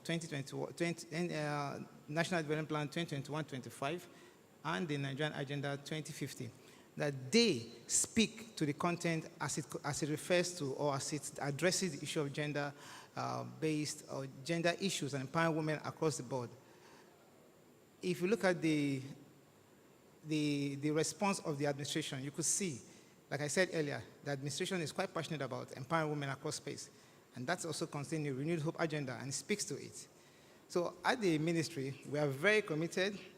We have listened across board to various groups that have approached us. We had a strategic meeting with the UN Women before some weeks back. And when we pledged our commitment that they should do the needful, in submitting their proposal, but we are to ensure that the lines that address gender empowerment, women empowerment, girl child education, social safety net inclusion, and addressing the issues of marginalization where the females are would be totally resolved or addressed by adequate lines of budgeting, just like the Her Excellency earlier spoke. So we are supporting lines that promote financial inclusivity and empowering them across space. Thank you. At the ministry, we are very committed. I can actually pledge on that. Thank you so much. Thank you, Permanent Secretary. Permanent Secretary, can I leave a question with you to think about a bit before I come back to you? We understand your commitment to the budget. We understand the government's commitment to the budget, but there's something Her Excellency raised, which is we send a budget proposal that we've made an input to the National Assembly.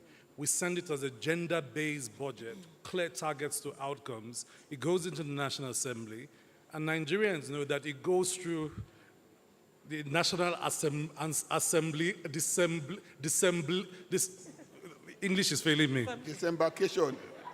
Dismemberment of, so what we send in then becomes broken into pieces, sliced into parts, portions that does not reflect the strategy we sent in. And when that budget comes back, sometimes under pressure of time, presidents are compelled to sign a budget that now has earmarks all over it, constituency projects that are not aligned necessarily to this gender-based mainstreaming protocol that we spend the whole planning process drilling through.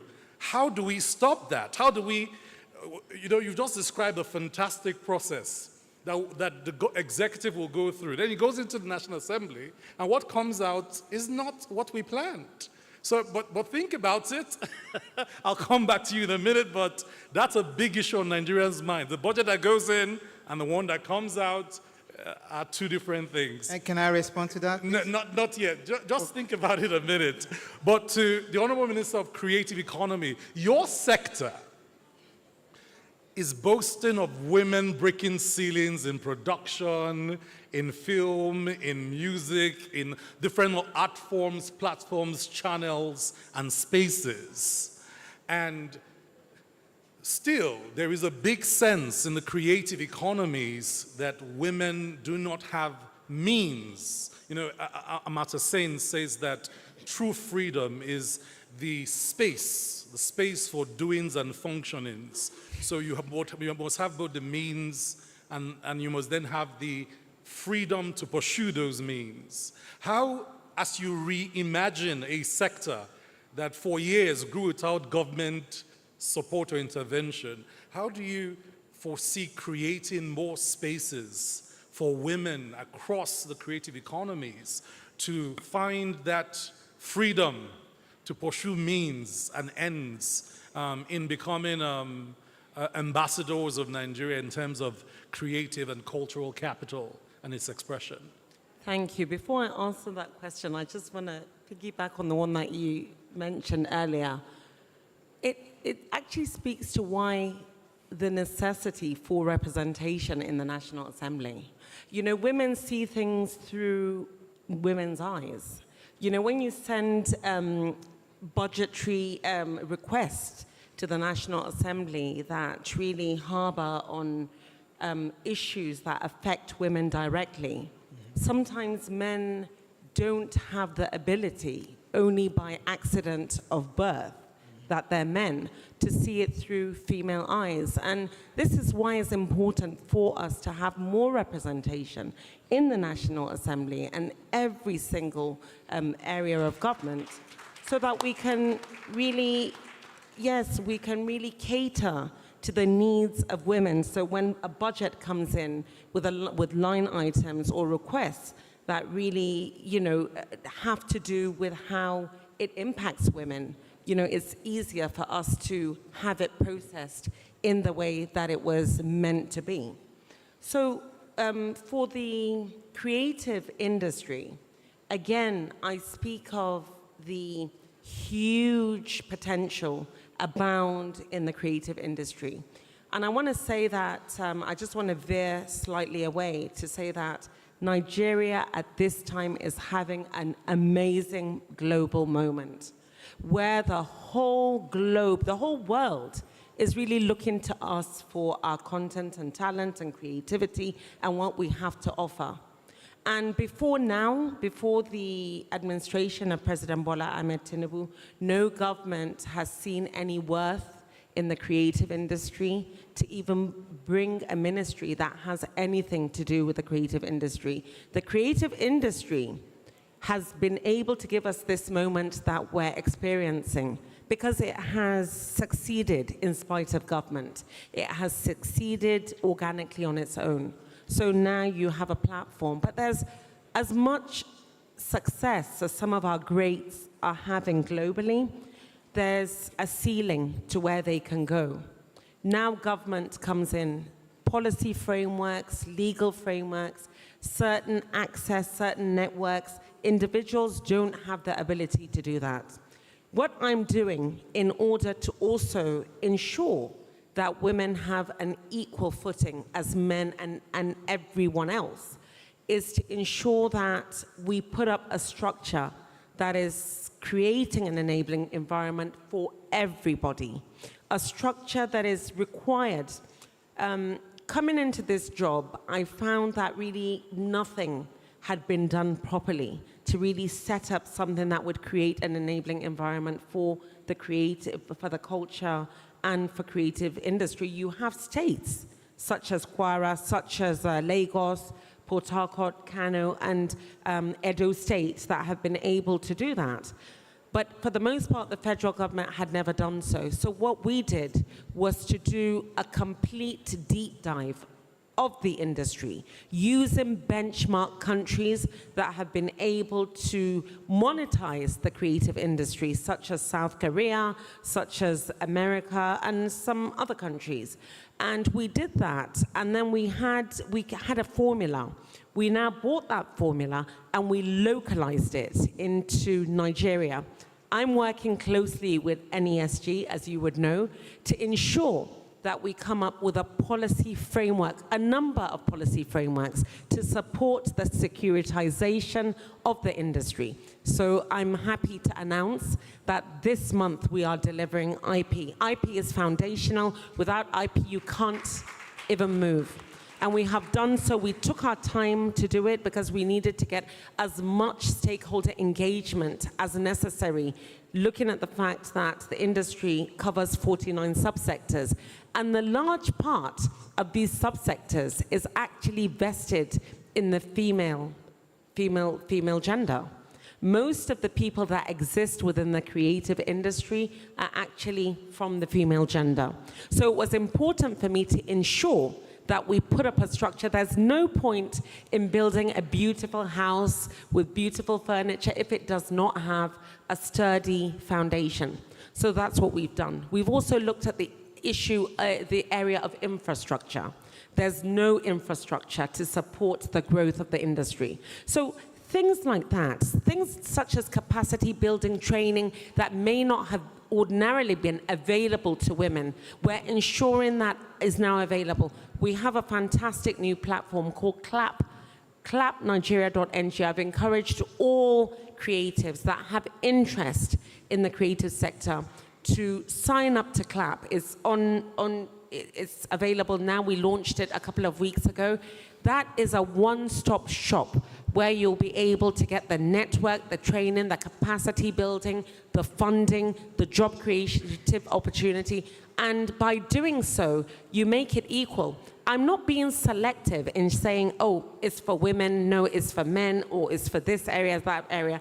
Once you create a very formidable force and an enabling environment, one that is available to everyone, then it's easy for women to be able to leverage on that and take that specific opportunity.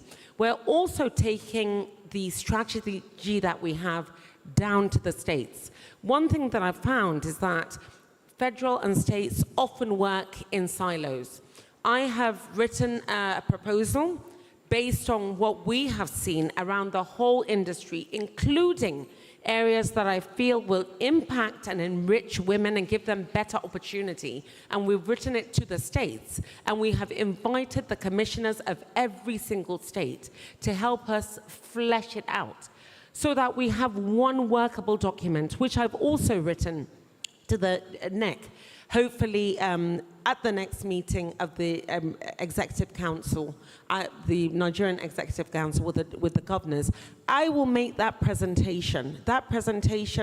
That document that has been developed from the federal and the states, and I can assure you that that particular document will ensure that the inclusion of women and giving them the enabling environment and the same opportunity that men have is going to be included in that document. It's going to be taken directly to the states so that women will have the same opportunity as men, and as they say,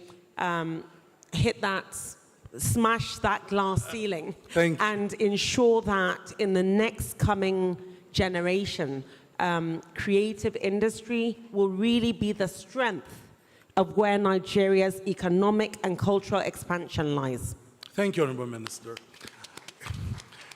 Your Excellency, if you had a chance to sit with all the heads of states in Africa to provide a way forward in terms of a collective consensus on accountability for financing economic empowerment, what would be the factors that will not be missing in that advocacy statement?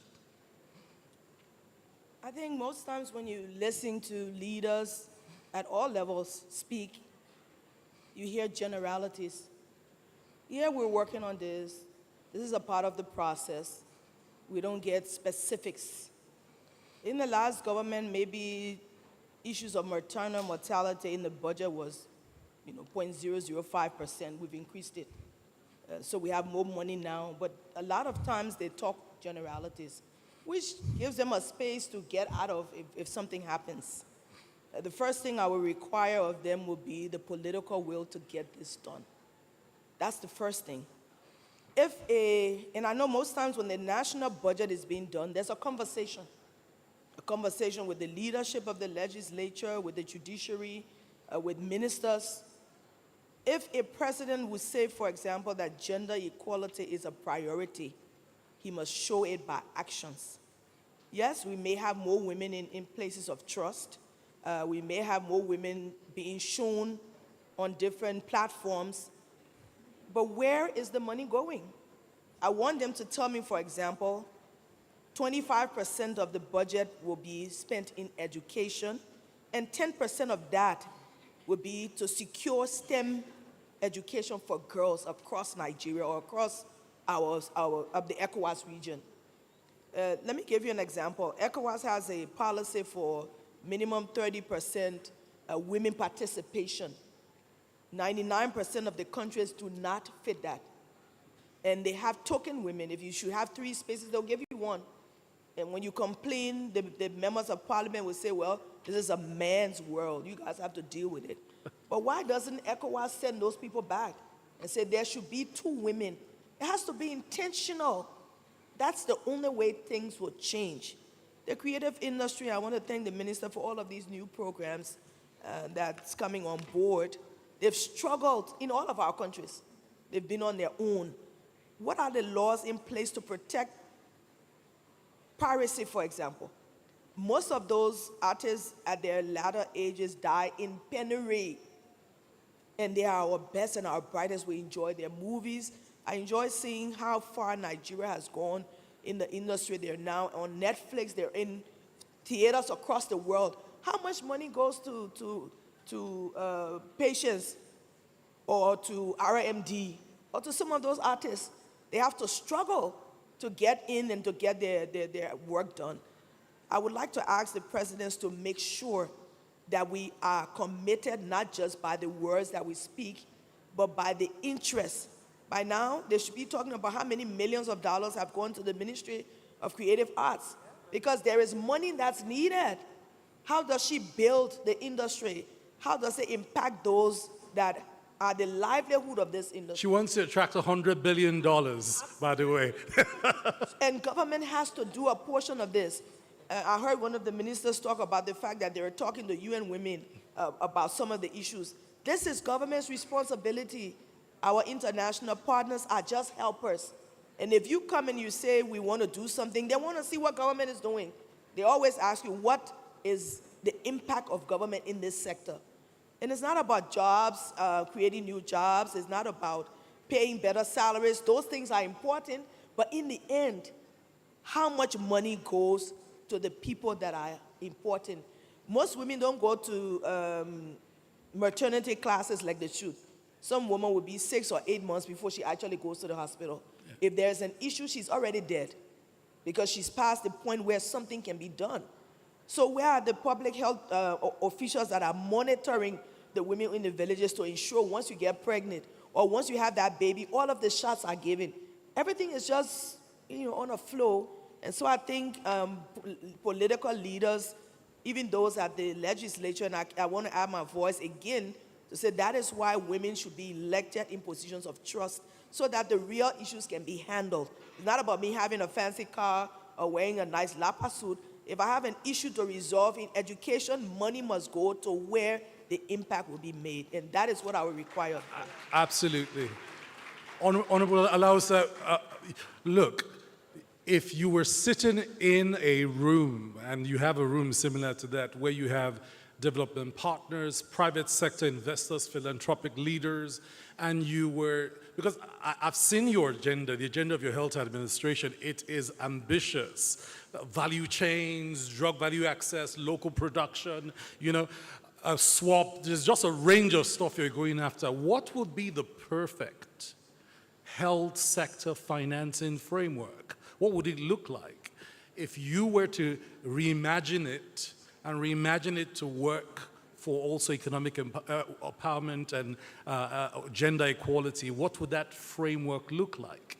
And if you were pitching this to those that could jump in and put their money where their mouth is, what would you say? Thank you. There's a reason, I said earlier, there's a reason why we have SDG 3, 4, and 5 all linked in a continuum. 3, health, 4, education, and 5, gender equality. The smartest thing to do, the smartest investment to do, is to educate a girl child and layer it up with a comprehensive healthcare system. Once you do those two things, the gender gap will close. Education, comprehensive healthcare to a girl child and to a woman will lead to more employment, financial freedom, and economic growth. And when that happens, what happens? The girls and the children they have, they will become educated. You will continuously eliminate this multi-dimensional poverty. Absolutely. In the health sector, we've been very careful and very pragmatic in what we're doing. That's why we launched the most successful HPV vaccination in the world with almost 85% coverage. We also, as I said, we're gradually crashing the maternal mortality rate, the under 5 mortality rate, the infant mortality rate, and we're reducing stunting in our children. As we continue to do this, we also need to spend more on education. The way out of this quagmire is to educate a girl's child, to empower a woman. And as a government, what I will just list a few things this president has done. We've done the conditional cash transfer. We've done the nano business financing, where a lot of our women benefited from this. $50,000 was sent to them. $50,000 was sent, 50,000 naira given to each person to enhance their business. We have the NER Fund, the student loan program that I'm encouraging our women, our students, our female students to latch on this opportunity. Is real. You can get funded, so not going to school is not an option again. Once you get educated, once we do that, then we're erasing this gender gap. We also, specifically in the Ministry of Health, we've just gotten $7 million World Bank grant for our HOPE PhD program. human capital opportunity for prosperity and equality. This will also help free up a lot of our girls' child, a lot of our women, to give them more opportunity so that we can, it's just empowerment. That's what we need, women empowerment. Thank you so much, and well said. Okay, to the key, the gates, the door, to all our resources. Dr. Obi, do you want to jump into my final question? And then, in kind of rounding up the panel, just speak to what you and the minister's vision of the budget and economic planning going out will be towards just seeing us achieve, and I like the way HM Alausa laid it out, a sequence of development that guarantees comprehensive alleviation of multidimensional poverty amongst women in a way that has a transgenerational effect on future generations. Over to you, Doc. As strategic as we are at the ministry, we undertake strategic budgeting and the strategic process of creating plans for the development of the nation. And in doing this, we are intentional about it, we are committed to it. That we encourage MDAs to also be intentional about their requests of including lines that support the issue of gender empowerment and gender inclusion. And in doing this, we are speaking to the second chapter of the Constitution, where we speak to the consensus that the nation has to have an issue of gender. And we are happy that policy discourses across the board have all supported that the issue of gender should take a front burner. And to the extent that it has been actualized, as seen in different climes, having the national gender policy, supporting the affirmative percentage for gender representation at the national space, empowering children, empowering women across board, and also providing adequate funding that speaks to the indices that mitigate the negative effects as we see in maternal and child health, and also potentiates the positive indices that speak to these SDGs, that's Sustainable Development Goals, especially Goal 5. We, like I said earlier, are quite intentional about it. Now, we are also overarching, speaking to the fact that when budget lines are placed at our front and we approve and we actualize them, we expect that the end users, or those who are implementing these lines in our policy document, in their defense, speak to the legislators and defend the stand why they need to drive these programs that speak to gender inclusion. And Her Excellency mentioned it, that sometimes when it gets to the legislative end, the tools of debate tend to whittle down what has been presented before the House, and what is achieved does not represent exactly what comes out. But we also expect that ministries, departments, and agencies speak intentionally to their claims. We, as a coordinating, support and verify and give vent to what has been submitted before us. To give it a very powerful impact, the submission that it could be brought to NEC is quite germane. We are also the National Secretariat for the National Economic Council that comprises of the governors and the vice president chaired by the president and the seat governors. At that space, policies brought at that space could be adopted and approved and devolved to the subnationals who now get to their own areas and implement to drive the same policy. That is why across each state, we also have ministries of budget and economic planning in all 36 states to ensure that what comes down from us at the federal gets implemented at the subnational space. Really, we would not at any point deviate from supporting even the international non-governmental organizations and the national non-governmental organizations that come up with programs that support this cause of gender inclusion. We get them registered, we give them a level playing field to ensure that they speak to what we want. And in giving them that leverage, they go down into the subnational space, and we provide a national monitoring and evaluative framework that we observe and get all the indices and that speak to the desired goals that should be achieved at the United Nations area, in the Charter of Convention, as also the Sustainable Development Goals, as it were. Going further, we are very, very committed, I reiterate, and we are quite intentional about it, that our budgeting process going forward in 2025 will be gender responsive, and we'll expect that agencies, departments, ministries take advantage of this to be able to speak to this cause. Can we give PS a hand? PS, we will hold you to that commitment. But just one more thing in support of PS is that civil society and citizens, when they see the budget proposal that is gender sensitive, need to be on their toes to hold lawmakers accountable to pass the budgets and the items that has been put forward.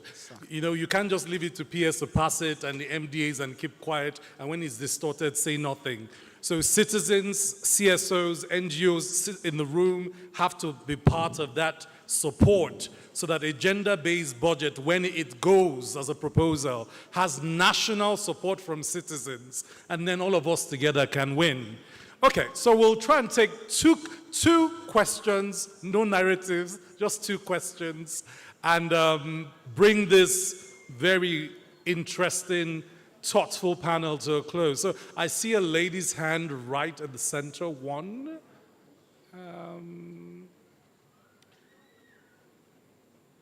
And I see a hand right at the back there. So, okay, so let's try three. 1, 2, 3. Okay, so yes. Can we take the three at once? And if you want to direct it to a particular panelist, please do so. If not, the panelists will just take a shot at it. Good day. Thank you very much for this summit. It's been really educating. There's been a particular topic on my mind. This is a Gender Inclusion Summit, and also we have Policy Innovation Center here. A very important aspect of gender, in my opinion, is sexual and gender-based violence and protecting people from perpetrators and trying to end SGBV culture. The VAP Act, which is the most important law that we have in Nigeria that protects survivors and victims and also accordingly punishes perpetrators of crimes, is currently on its way to being repealed. And this repeal has been proposed by Senator Jibril and already has passed its second hearing. This is a very big issue, and I am a bit surprised that we've not really broached this topic. And I am really concerned, and I want to ask the personalities here today, the ministers, the lawmakers, the policymakers here today, what are the steps you are taking towards stopping this? Because if there is an issue with that act, I believe that an amendment is just enough, but a repeal is taking us back and also taking the right to be safe from victims and survivors of sexual abuse violence. Thank you very much. Okay.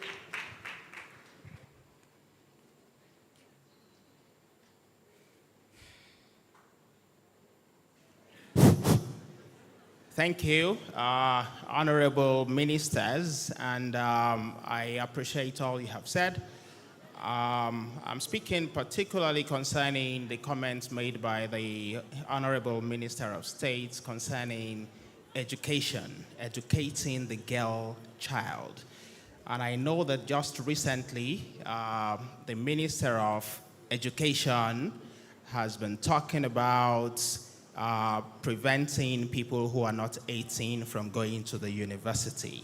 That is, the information we have is that from next year, they can't even write UME. Now, I know that there are hundreds of thousands of girls who will get to SS3 by age 15, age 16, age 17. And so if that policy is implemented, the implication is that they cannot proceed. So my question, and I know that in Nigeria, at 14, at 15, depending on where you are, you may be married. And also in Nigeria, there is also, I'm a sociologist, and I can say that if nothing happens, those young children will become pregnant, and that will be the end when it comes to education. So my question is, what is the plan of the government for them for those 2-3 years? Thank you. We'll take the last hand here.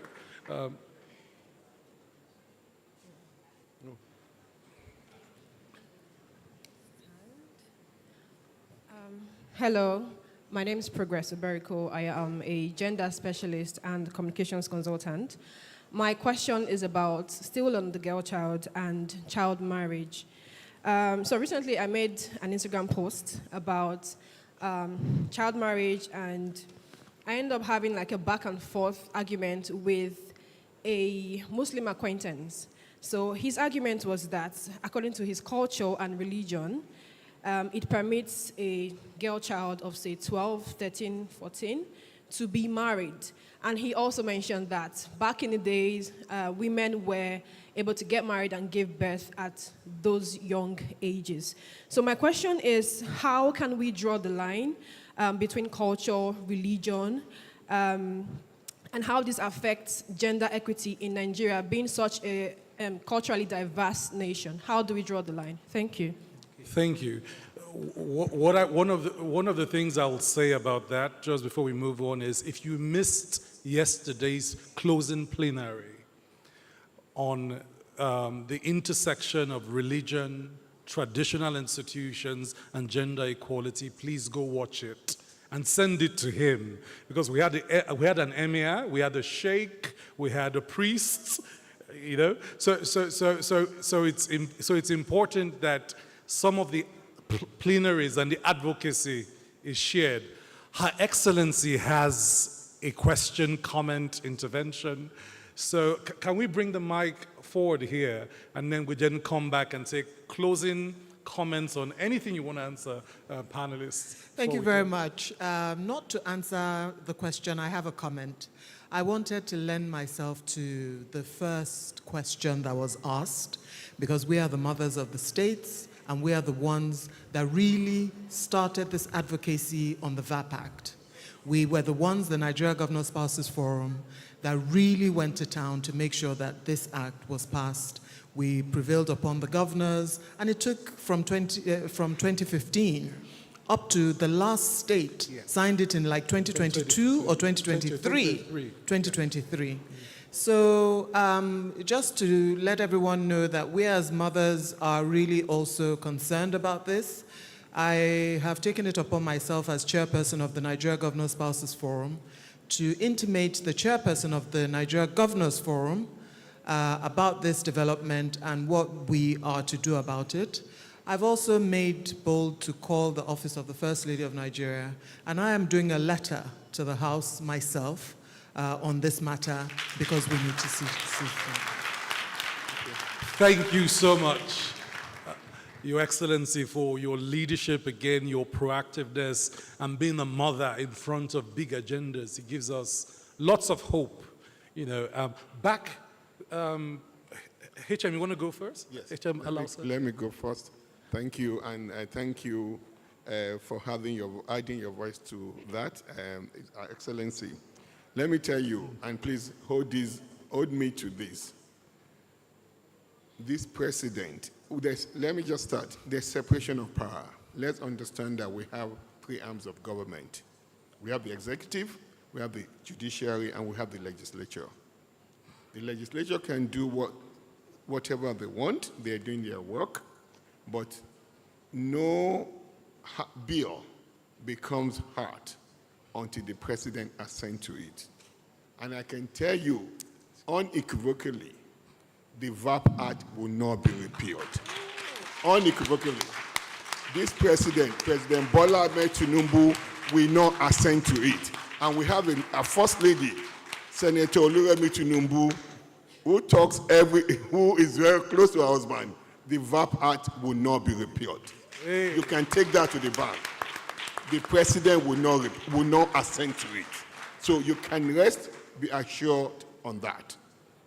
Now, With regards to the other comment about what was the policy from the Ministry of Education about under 18 years and below not being allowed to go to the university, I think that's a fake news now. The Ministry of Education has issued a rebuttal to that. That was the last I heard on that. So I don't think that's a policy of the Federal Ministry of Education, and indirectly and indirectly, that is not the policy of this government. So I'd like to just address those two things. Thank you. I think there's some relief in the room by those answers. Can you give the panel a big hand? Distinguished ladies and gentlemen, you will agree with me that our distinguished panel has executed and done immense justice to the subject. And I think we can say financing SDG 5 in Nigeria is in safe hands. Can we give them another big round of applause as they stand?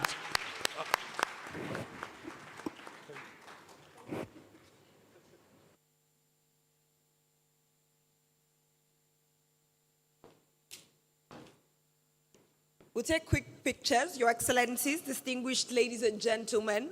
You know, at forums like this, we always get everyone to clap for the panelists. You know, the moderator is always making sure that you clap for the panelists. But who claps for the moderator? Please give a big hand to the CEO NESG, Dr. Tayo Aduloju, for moderating that conversation very skillfully. Truly, it was a conversation filled with so many valuable insights.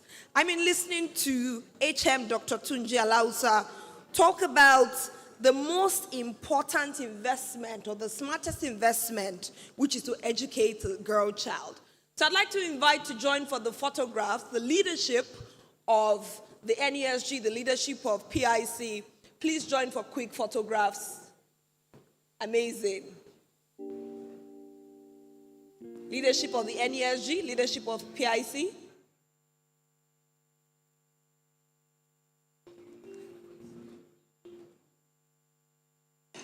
Thank you very much.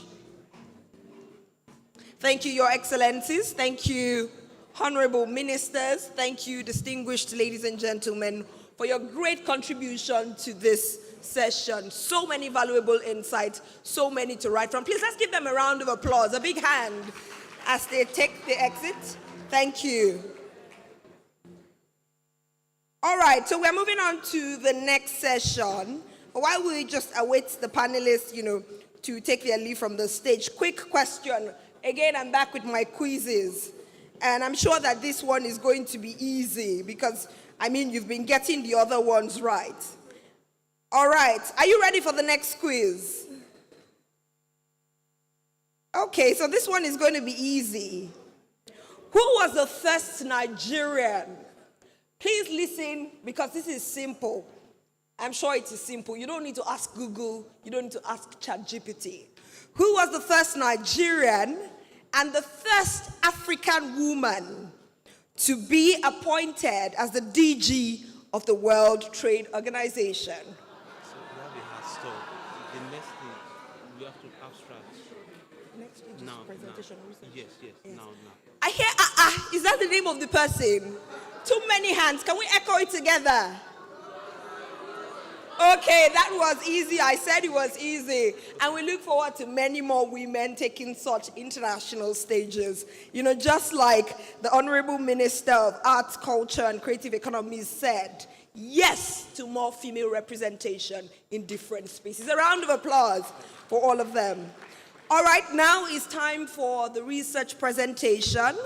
And I'd like to invite to take the stage for this next session, Dr. Michael Kunuji, Dr. Bukola George. A round of applause, ladies and gentlemen. Dr. Shesoma Kinde and Mayakun Adeniro. Time for the research presentation.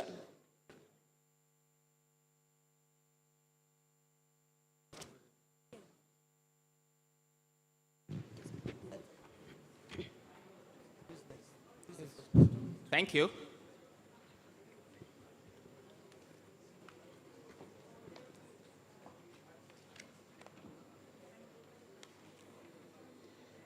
Good afternoon, ladies and gentlemen. Dr. Sheson Makinde. Okay. So, our presenters, please come up. Ebuka Ojiako. And please let us appreciate them as they come. As we said earlier, these are the top 10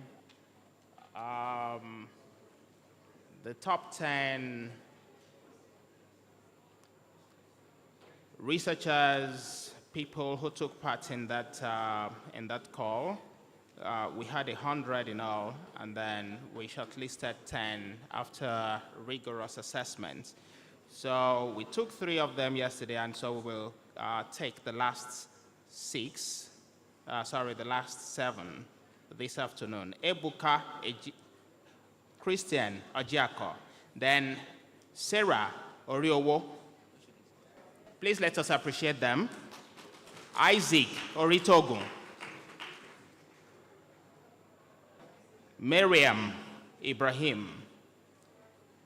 Oluyemi Theophilus Adioshun. Nwanze Olaoshebikan Olamide. And Ayoluwa Femi Aribisala.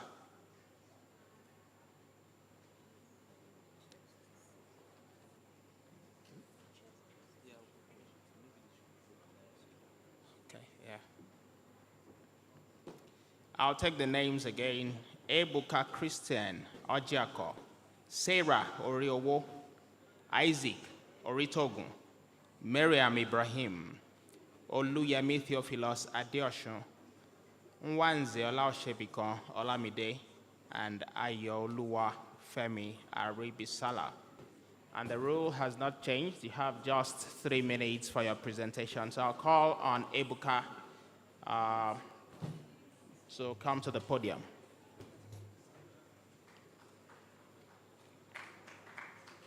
Please, let's appreciate them.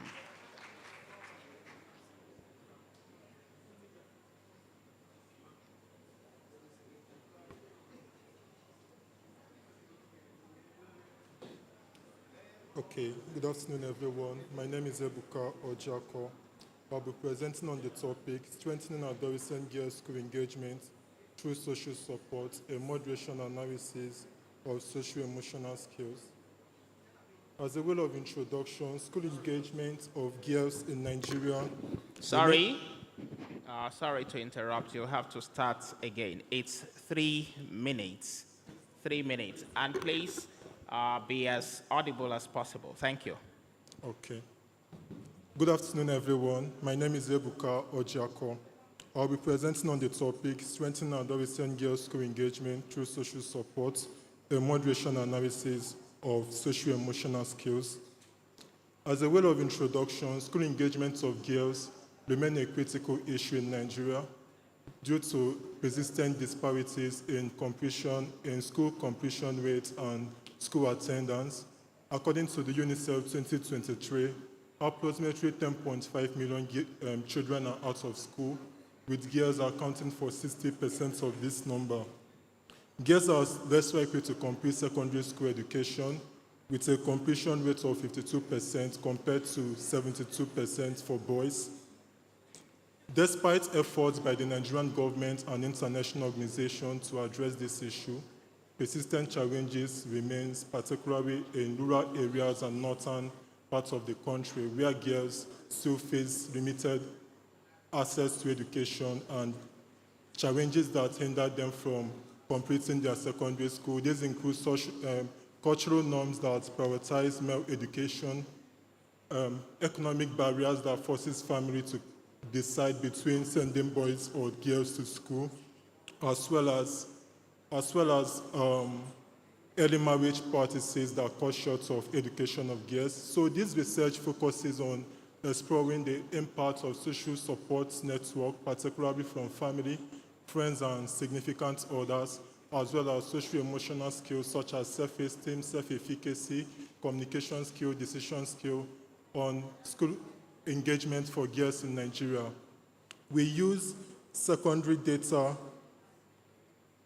We used secondary data from the World Bank Agile project that was conducted in 2023.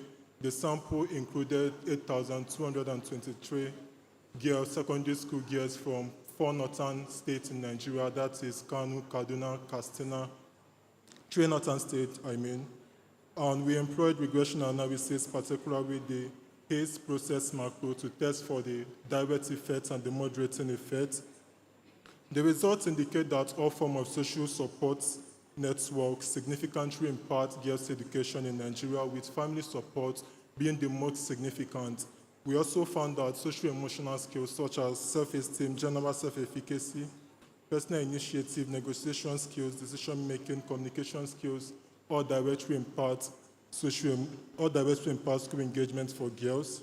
And the moderation analysis shows that social-emotional skills such as self-esteem, general self-efficacy, personal initiative, and communication skills directly moderate the impact of social support on school engagement. The implication of this study is that strengthening both external support system and internal social competence can significantly improve educational outcomes for girls in Nigeria. Time up. Thank you. Please let us appreciate him. Sarah Oriowo, over to you.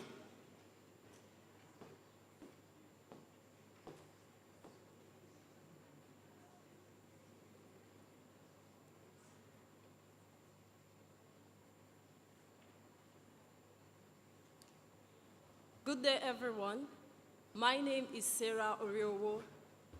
I'm the founder of the Mind Building Youth Care Foundation, and I co-authored this research work with Dr. Esein Emmanuel Olorunleke. And the topic is stakeholders' interventions on girls' reproductive health needs for equitable access to secondary education in Niger State. I believe that everyone here would agree with me that education is very important in the development of a nation. But despite its importance, most girls in secondary schools, especially in the northern part of Nigeria, do not have equal access to education as compared to their male counterparts. And that is why one of the aims of this research work was to determine the extent of stakeholders' interventions in meeting the reproductive health needs of secondary school girls. The survey design was adopted for this research, and 384 respondents were targeted. They were asked to fill some questionnaires and some to fill out Google forms, but only 354 responses were received. Now to the results. We can see that from the distance covered, all of the variables are significant except the sexual orientation. And from the amount spent, all of the variables are not significant except the age and the class. We can also see that the girls had high access to menstrual pads and very low access to technology. The stakeholders that had the most contribution in meeting the reproductive health needs of these girls were their parents. They had 75% contribution, followed by 10% contribution from private healthcare centers and another 10% from NGOs. We also found out that the major area of intervention received was through the provision of menstrual pads. The effects of unmet reproductive health needs are actually much, with 55% of the respondents saying they were unable to concentrate in class, and 2% had to repeat the class. 25% of the respondents also confirmed that they missed class a few times. The major challenges of these girls are cost of healthcare needs and inadequate facilities. In conclusion, it is safe to say that some students still have their reproductive health needs unmet, and stakeholders have low contributions in meeting them. Finally, it is recommended that the government should try to subsidize the cost of healthcare products so that the girls in secondary schools can easily afford them. Thank you. Thank you. Isaac Oritogun.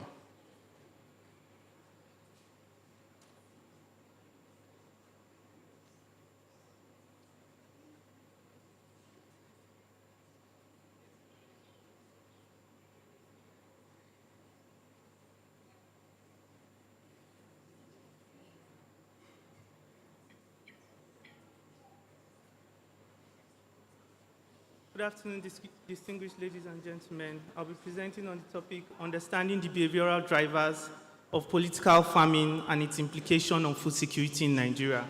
Political famine is an emerging concept that describes the practice of individuals who falsely claim to be farmers to gain unequal access or undue access to farming inputs or agricultural inputs and other incentives, just as to, make sure that those who deserve them do not have them. So consider Zainab, a 34-year-old farmer who depends solely on agricultural inputs from the government, but cannot access these services because of these political farmers. So in our methodology, we employed a qualitative approach utilizing participatory tools like vignettes, key informant interviews, and focus group discussion, just to be able to explore all of these that has to do with the political farming concept. And then we interviewed up to 10 farmer groups and about 10 to 20 farmer organizations. Our key findings was one, the study highlighted the significant influence of social norms that sustains corrupt practices or corrupt behaviors in the agricultural sector, with religious beliefs and gender dynamics playing a very key role.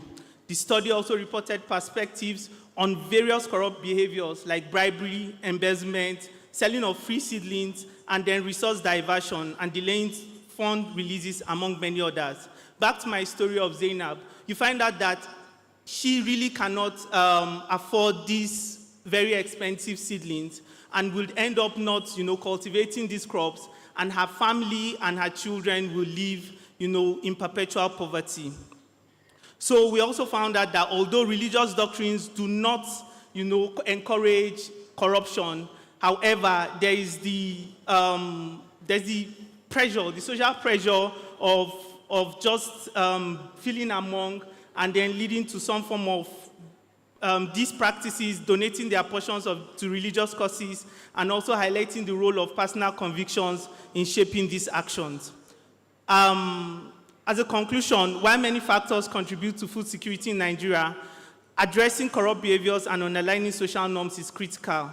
Without tackling these issues, national goals for food security and agricultural exports may remain unachieved. This study provides valuable insights into the complex relationship between social norms and corruption, offering guidance for policymakers to enhance food security and combat corruption in Nigeria's agricultural sector. We therefore recommend that strengthening community-led accountability mechanisms and focusing efforts on capacity building for local leaders alongside implementing gender-inclusive policies that ensure equitable access to agricultural resources is very important. Thank you very much. Thank you. Miriam Ibrahim.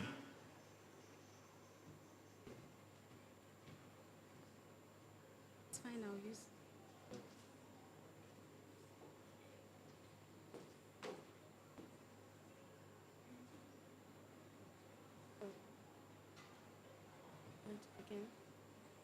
Good afternoon, ladies and gentlemen. My name is Miriam Ibrahim, and I'll be presenting an abstract evaluating the gender responsiveness of Nigeria's energy transition plan targets for the cooking sector.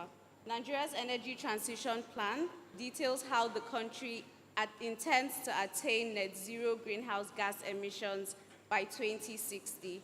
This study seeks to determine how these goals of the ETP correspond with the circumstances faced by Nigerian women in the cooking sector. The study employed semi-structured interviews and DEX research to gather data. This is what we found. Women are primarily responsible for household cooking, and most women want to cook with cleaner fuel sources.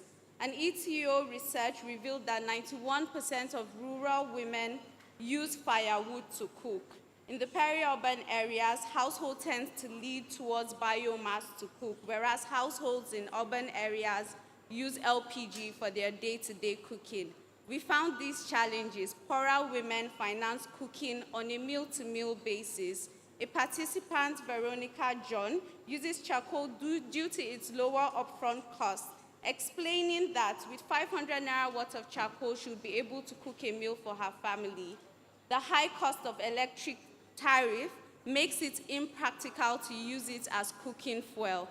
Also, stakeholders in clean cooking enterprises acknowledge the potential of LPG as a transition fuel, but highlight barriers such as poor supply infrastructure, high cost, and the lack of public sensitization to address safety concern. One participant claimed that suppliers often prefer selling natural gas to the international market. Most stakeholders were unaware of the ETP. Then they found it unlikely after learning about it. In conclusion, these findings indicate that the plan does not adequately address practical challenges faced by women, particularly in terms of cost and infrastructure of clean cooking technology. The lack of awareness among key stakeholders further undermines the plan's effectiveness. The recommendations we make is financial support to lower the cost of LPG and the enhancement of supply structure. Also, additional support for the development of sustainable and affordable cooking infrastructure that can adequately cater for the cooking needs of rural women. We also believe that addressing safety concerns associated with the use of LPG for cooking would help in this situation. Increased reliability of power supply is one. Time up. Thank you. Thank you.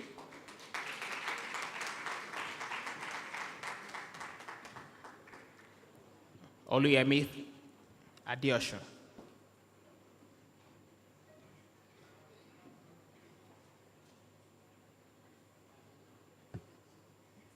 Good afternoon, ladies and gentlemen. Please permit me to stand on existing protocol.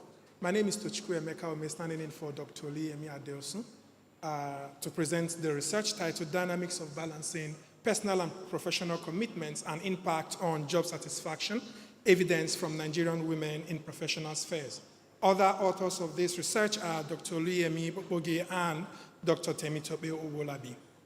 Ladies and gentlemen, in today's rapidly evolving world, we see that there is increasing challenge for people to manage, especially Nigerian women, the commitments of both their personal and professional demands, especially in their professional spheres. Research has also shown over the years that indeed, despite all the interventions, there still remains a gap, and these women continue to struggle with striking the balance between the various roles that they play in their lives, as well pursuing their professional and aspirations. Now, that is the reason why this study explores the strategies that Nigerian female professionals deploy in managing the personal and professional demands of their life and the impact it has on their job satisfaction level. The research adopted a predictive survey research design, collecting data from 412 professional women across various industries in Nigeria using the online survey questionnaire tool. The both descriptive and multinomial logistics regression analysis was used to analyze this data, and the results show that indeed Nigerian professional women deploy specific strategies to manage demanding work conflicts, and this leads to career progression. Some of these strategies are effective time management, physical exercise, family and social support system, as well as flexible work arrangements, among others. The research also found that more time for personal commitment is strongly associated with higher job satisfaction. However, higher job overall life satisfaction and more skill development are associated with lower job satisfaction. Based on this, the study recommends that individual female professionals should develop and continuously refine their personal coping strategies, advocate for themselves, and promote well-being. Organizations should implement supportive policies, challenge societal norms, and continuously collect and analyze this data, while policymakers are encouraged to support national policies, partner with various organizations in this quest, and more importantly, continuously raise awareness. Thank you. Thank you. Nwanze, Ola Oshebiko, Olamide.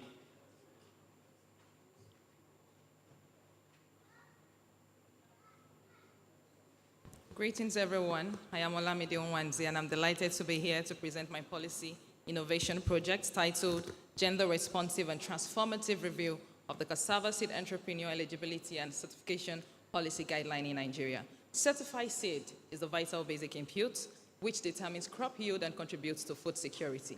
The sales of certified seed also generates income and contributes to poverty reduction. Certified seeds also strengthens the resilience of farmers to climate change and other forms of stresses. However, gender-focused research shows that there is gender differentials and gender gap in the sourcing, access, and use of certified seed among farmers, especially among women farmers and migrant farmers. In Nigeria, we have the National Agricultural Seed Policy. This policy, an updated and revised version of this policy, was published in 2022, and one of its focus is on the decentralization of seed production among rural farmers in rural communities across Nigeria, using two pathways. Number one is the outgrower scheme, and number two is the community seed producers initiative, a laudable initiative which is built on collaborative and strategic partnership with individual farmers and group of farmers across rural communities in Nigeria. For my PIP, I conducted the following. Number one, I conducted a narrative review of the eligibility criteria and accreditation guideline used to certify cassava seed entrepreneur. Secondly, I used the gender in agricultural policy analysis tool to assess the National Agricultural Seed Policy content to highlight opportunities and aspects where gender-responsive policy solutions and actions can be mainstreamed. Currently, I'm conducting a qualitative study. Based on my review, I identified 3 gender-based constraints. Number one is the minimum land size requirement of 2 hectares to certify cassava seed entrepreneur. This criteria is gender-blind and did not consider issues around women land ownership, migrant land ownership, bias, inheritance laws, and other forms of social norms. Number 2 constraint is the financial capital requirement, and third constraint is the rigorous inspection. This criteria disadvantage and limits women farmers, migrant farmers, differently abled persons who wants to participate as cassava seed entrepreneur in Nigeria. The gap analysis of the National Agricultural Seed Policy revealed that the policy considered 5 gender assessment indicators out of 15 gender assessment indicators. Based on this, I recommend the following. Number 1 is the use of a simple mandatory tool that can help to identify, map, involve, and include more women as beneficiaries of the cassava seed entrepreneur. And secondly is the use of less strict eligibility criteria that considers issues around women land ownership, women time use because of gender roles. And lastly is the use of a gender-sensitive language when formulating new policies and when revising existing policy. All I am saying is that with a gender-responsive and inclusive, policy, we can ensure that certified seed reach benefits and empower not just men, but women farmers, migrant farmers, differently abled persons. Thank you very much for listening.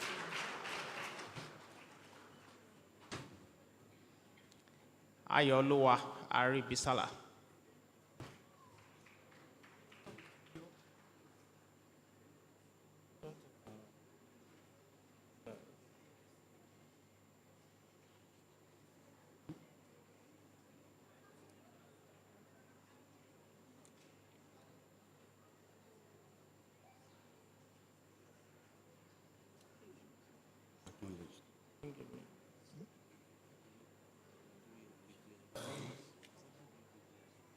I'm writing mine.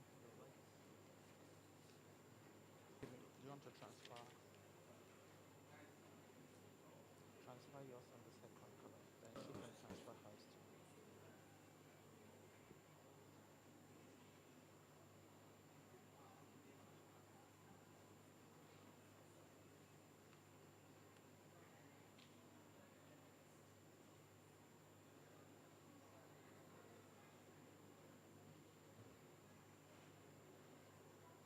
Good afternoon, distinguished ladies and gentlemen. Permit me to stand on existing protocols. My name is Ayoluwafemi Aribisala. It's a pleasure to be here today to share the findings of our study on women's economic empowerment and its impact on household poverty reduction. As we all know, women's economic empowerment is globally recognized as a crucial factor in reducing household poverty and promoting sustainable development. However, despite various initiatives, in Abuja, the capital city of Nigeria, the relationship between these two critical issues remains understudied. As a result, our study aimed to bridge the knowledge gap and is guided by two objectives. The first one is to examine the relationship between these two critical areas and also to identify the key factors influencing the effectiveness of women's economic empowerment in reducing household poverty. To achieve this, the study employed a quantitative research approach using Cochrane sample size calculation. A sample of 394 women was surveyed, and we received 202 valid responses. In analysis, multiple regression analysis and relative importance index were utilized to explore the relationship between key women's economic empowerment indicators like access to credit, education, entrepreneurship, and decision-making power. The results are quite enlightening. Analysis show that there is a significant relationship between women's economic empowerment and household poverty reduction. Specifically, we found that access to credit and financial services is the strongest predictor of poverty reduction. In conclusion, these findings clearly calls for a multidimensional approach that simultaneously addresses these multiple empowerment factors.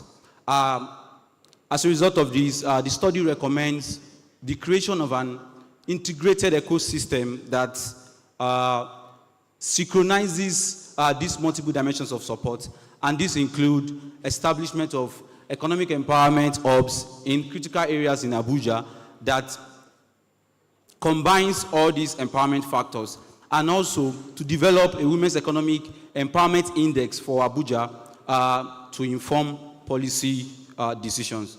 Thank you for listening. Thank you.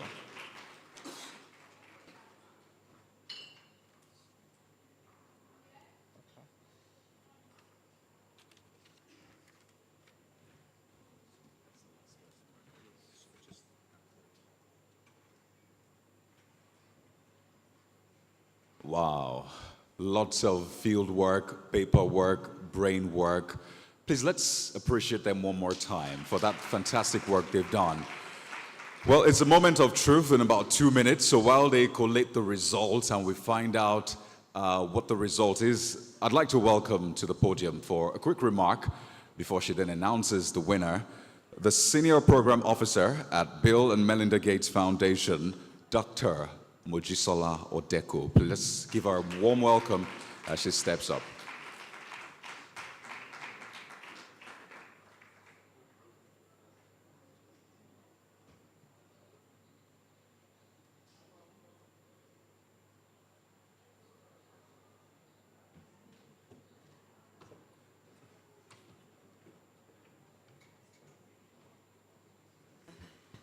Thank you very much for giving me the opportunity to give some short remarks.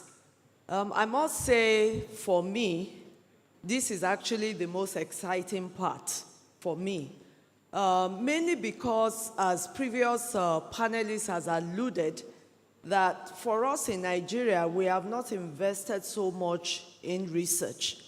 And most importantly also, we bridging the intergenerational gap of researchers. We do ask a lot of questions, and I think this exercise is encouraging because it will stimulate evidence-based analytics and enable us to continue to put action to the word we've always said, evidence-based. Usually, it's a tradition in our LOM to shift from oral tradition to documentation. So we do have traditional way of research, because if you ask anybody to use a product, the first question they'll ask you is, have you used it? How did you feel when you used it? Did you react to it? Do you like it? They start asking you even from the aesthetics. Do you like the color, the smell? But unfortunately, we translate that knowledge within the spoken word. And as we step out of there, we can only retain 10% of that experience. So this exercise, I was listening quietly, and I'm like, oh, even from the recommendations therein, from all the presentations, there are things we can tease out, whether as policymakers, as stakeholders working in our own little sphere, and most importantly, put it out there. So knowledge management is another area of work that we need to be intentional about. You can imagine the enormous research and learnings from the undergraduates, the postgraduates, and even for seasoned researchers who use oral tradition. So is there a way for us to do like verbal documentation? I'm just thinking out loud. I'm not an academician, but I've walked through the round of working in government policy and INGO and now in philanthropy, where we value evidence. It's like, give me the evidence to enable me design the innovation to solve the problem. You know, so this is my own reflection as we go through the analysis of the results. But from my own perspective, everybody's won. Because I've taken lessons. I've taken lessons. I don't know about you. If you were listening, everybody has won. But of course, within the players, there will be an outlier. And the outlier is not because of the content, but maybe you overspend your time. You were speaking, you didn't punch for us to follow. You were speaking faster than your PowerPoint was following you, all right? There were too many technical things that simple people like us can't understand, but researchers will understand. I'm not preempting the criteria of the panelists, but sitting there, I was looking at it and, you know, interesting studies that I think, I do hope that the PIC team would project that. All this research has learnings that we can take away on. So thanks for the opportunity to give the short speech. Thank you very much, ma'am. But don't leave just yet. We'll need you for the presentation of the prizes. So maybe you could just stay right here. So while all of the calculations are going on, it's a moment of truth. We'll just give them about 60 seconds. Do you need calculators there, judges? You're good. Oh, that's true. You're researchers. You have calculators in your head. Right.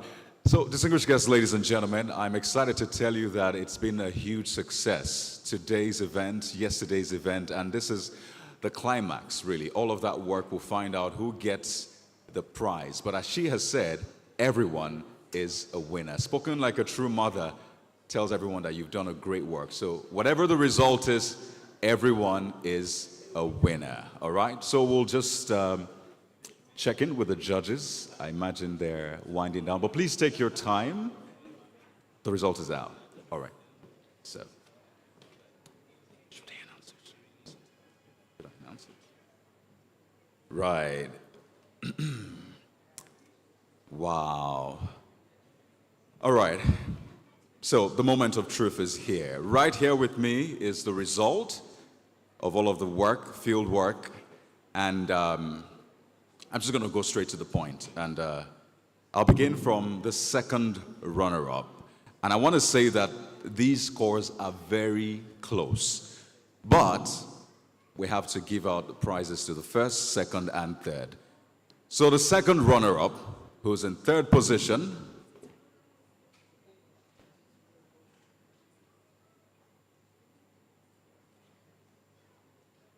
I told you, it's quite close. So we have a tie for the second runner-up. So at this point, we have 2 second runners-up. And it's my pleasure to tell you that the 2 research work, or at least the 2 people, are Sarah Oriowo and Isaac Oritogo, both of them with 14.6 points. Please let's put our hands together for Sarah Oriowo and Isaac Oritogo. I see they are fan favorites. Fantastic work, guys. Congratulations. Congratulations. And the first runner-up is... Do we know who the first runner-up is? I promise you that this has not been exposed to anybody. This is not Beavers or IREV or what have you. The first runner-up today is, with 15.5 points, coming in second place is Oluyemi Theophilus Adeosun, second place. You remember him with that blue jacket? Please let's put our hands together for him. Fantastic work done, and that has earned you second place with 15.5 points. And the very first position, ladies and gentlemen, is with 16.3 points. Yes, it's quite close. But ladies and gentlemen, please let's celebrate Oladuni Adenuga, who comes first in this. Let's put our hands together for her as she steps to the stage. Oladuni Adenuga is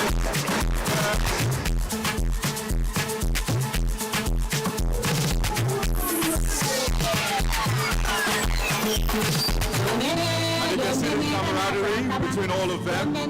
So, ladies, gentlemen, I think this is very gender sensitive. And I'm sure that was not the plan. 2 men, 2 women. But it's time for you to get your prizes. And I'd like to invite once more Dr. Mojisola Odeku for the prize presentation. Thank you very much. This is exciting. Would you want to go to the center stage? Thank you.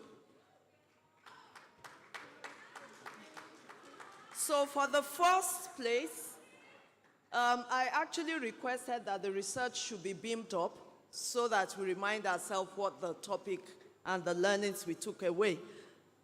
Well, I'm excited that the prizes are actually more than what we can fathom. It's not in the cost of the award, but the opportunity for greater learning. And I'm saying that deeper work and greater learning to what you've started. It's a full scholarship to the Gender and Development course that goes to the first place winner. Congratulations. And for the second place is 75% off from the same course. So you see why I said we're all winners. We all have opportunity, you know, for deeper learning through this Gender and Development course. And for both of you who are tied for the third place is 50% off for the same course. So congratulations.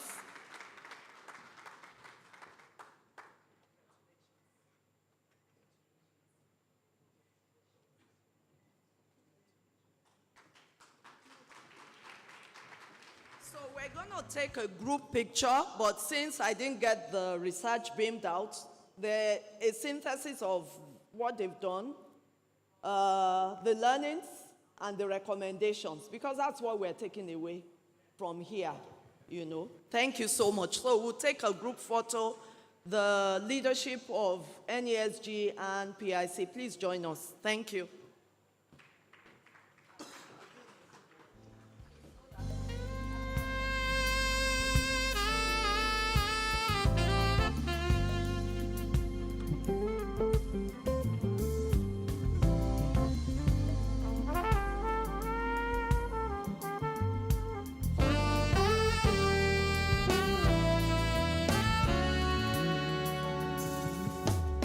Well, we'd also like to thank the judges for the amazing work they have done. This is not an easy job, I must tell you. So they've had to be very meticulous going through the research work and scoring them across the criteria. So please, let's appreciate the judges for the great work they have done in this. Thank you so much.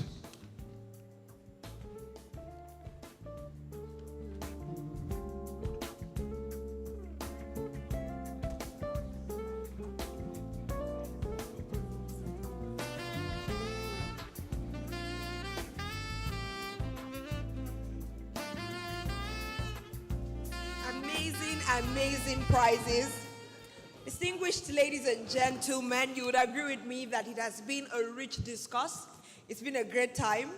Over the course of 2 days, you've celebrated the panelists, you've celebrated the speakers, you've celebrated everyone who has come on stage. But before we close and before we, begin to wind down, I'd like you to please celebrate yourselves. You've been here since yesterday. You followed the session. Please, a round of applause, ladies and gentlemen. Great, great, great discourse. It's been such an honor to co-host this event. It's been an honor to work with the Kayode Okikiolu. It's been an honor to work with you as well. Thank you so much. My name is Temi Badru, ladies and gentlemen. And before we close, we'd like to take a presentation. Oh, absolutely. And that will be the vote of thanks. It's been 2 days, 2 amazing days. And of course, I know the experience will stay with all of us for life. But we have to anchor at this point so we can rest to continue the work. And to give the vote of thanks. To give the vote of thanks, ladies and gentlemen, please welcome the ED, Policy Innovation Center, Dr. Osasui Drusi. A round of applause, ladies and gentlemen. I mean, who better to give the vote of thanks? I should tell you that this woman has not slept well in the past, how many days now? Come on. Please, let's celebrate her amazing work that the Policy Innovation Center has done. She has led the team and ensured that this event is a huge success. Over to you now, ma'am. Thank you so much. On behalf of the board and management of the Policy Innovation Center and the Nigerian Economic Summit Group, I want to say a massive thank you to everyone that made these 3 days possible. Some of us came into this hotel on Monday with our bags, on Monday morning, and we haven't left since then. Thank you so much to everyone who made it possible. I would like to especially thank our donors and partners. It's not a very long list. It's a long list, but I have to read them out very quickly. The Bill and Melinda Gates Foundation, UN Women, please let's just keep clapping. Ford Foundation, Union Bank, Luminate, EFINA, Michigan State University, Innovations for Poverty Action, Award, Sahel Consulting, Plan International, the World Bank, Gender Innovation Lab, We Lift Nigeria, HACI, AG Mortgage Bank, ACE Group, CARE, Ipsos, FSD Network, FinEquity, National Institute for Legislative and Democratic Studies, Self-Help Africa, Oxfam, MSI, WIPLA, CCSI, WGH, Gatefield, Solina, and Voices and Faces. Thank you so much for the wonderful partnership. I would like to especially thank our local organizing committee, led by the chairman, Mr. Afiz Olajire. I would like to thank our wonderful, wonderful compares for the perfect 2 days. And the band, I think they've gone to set up for the after party. If you know, you know. I would like to thank all the staff and management of PIC and NESG. Thank you so much. Thank you to our abstract committees. Thank you everyone for coming, for lending your voice and participating. In the coming weeks, we will come back together to celebrate some of the learnings in the Purple Book that would help to take this advocacy into the next year. I would just like to call on all the staff of PIC NESG to please come forward, and the LOC members to come forward for a Shakara group photograph. And I will also invite my ogas at the top to join us. Thank you. Thank you so much. If you know, you know. What does that mean, guys? You need to let me in on that. Say it again. If you know. Right. Thank you for initiating me. Absolutely. Fantastic team here. So let's please come forward with our best smiles and take a group photograph.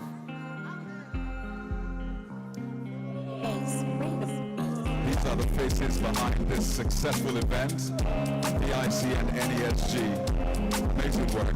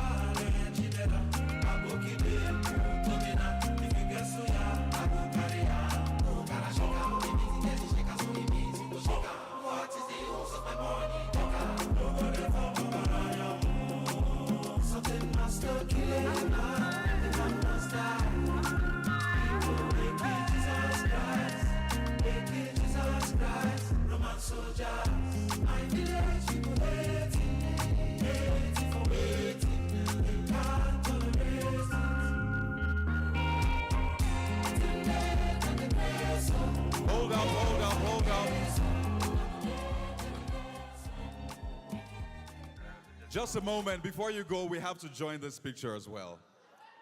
So Temi, no, you cannot go without us. We have to join in this photograph. Because if you know, you know. So Temi, do you want to stay? If you don't get it, forget about it. I love that. So let's join in the photograph.